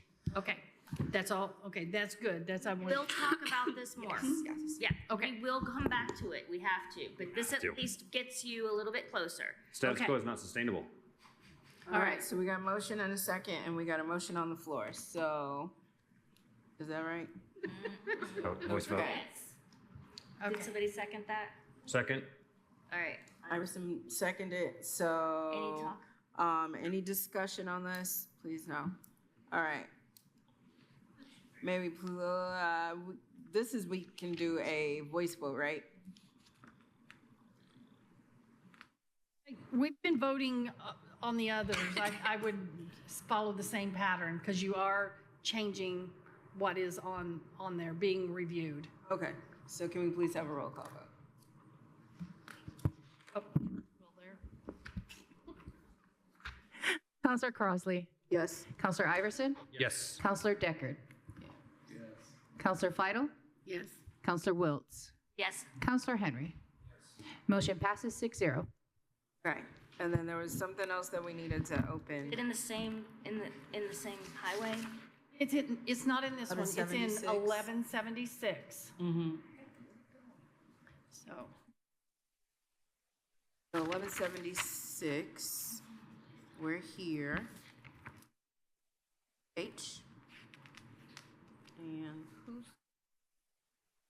I move that we open Fund 1176, which is Motor Vehicle Highway, and take another look at it. Second. Okay, so we got a motion and a second that we opened up 1176. Is there any additional comment? We need to change that number. We do. Let's see. That number needs to be amended to $756,000 in the self-insurance line. Yes, so we needed, we motion in a second. All those in favor of opening this 1176 signify by saying aye. Aye. Aye. All right, and so now we have to adjust this cost to 700. Council, I okay. move in line 18001, self-insurance, and set that to $756,000 in the Motor Vehicle Highway Fund. Second. All right, motion and a second. Any other discussion?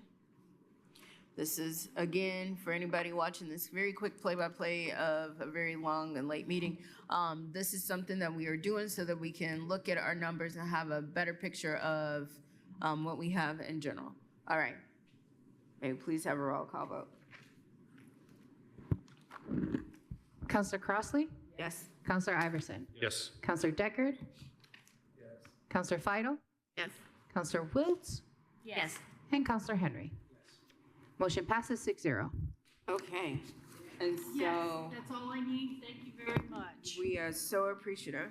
I will say we have another budget session, work session tomorrow. Council, I will say this, I don't know how many more times, but I'll say it again. Please make sure that we are sticking to the questions related to the actual budget items. And as a final reminder, but I probably will say it again throughout this season, 'tis the season, that we are not making any like big decisions. We are just pushing these discussions through. And as we progress and process through, these items can be open, which is what we just did. And those items can be changed. So I figure all of us, especially those of us that have been here longer than I've had gray hair, would know that and understand that. But moving forward, that's the name of the game. It's late. Thank y'all so much. And that's it. One last thing, I sent out an email to everyone just a little bit ago. I just totally forgot to do it. We updated the agenda and the packets for budget session 2 and budget session 3 because there was a request to move the sheriff and the jail to a different night. So you have a totally different agenda and packet that you should get in an email tonight. So. Got it. Yep. Okay, well, stay tuned because we are back for a day 2. So until then, we are recessed until tomorrow at 5 o'clock. Thank you.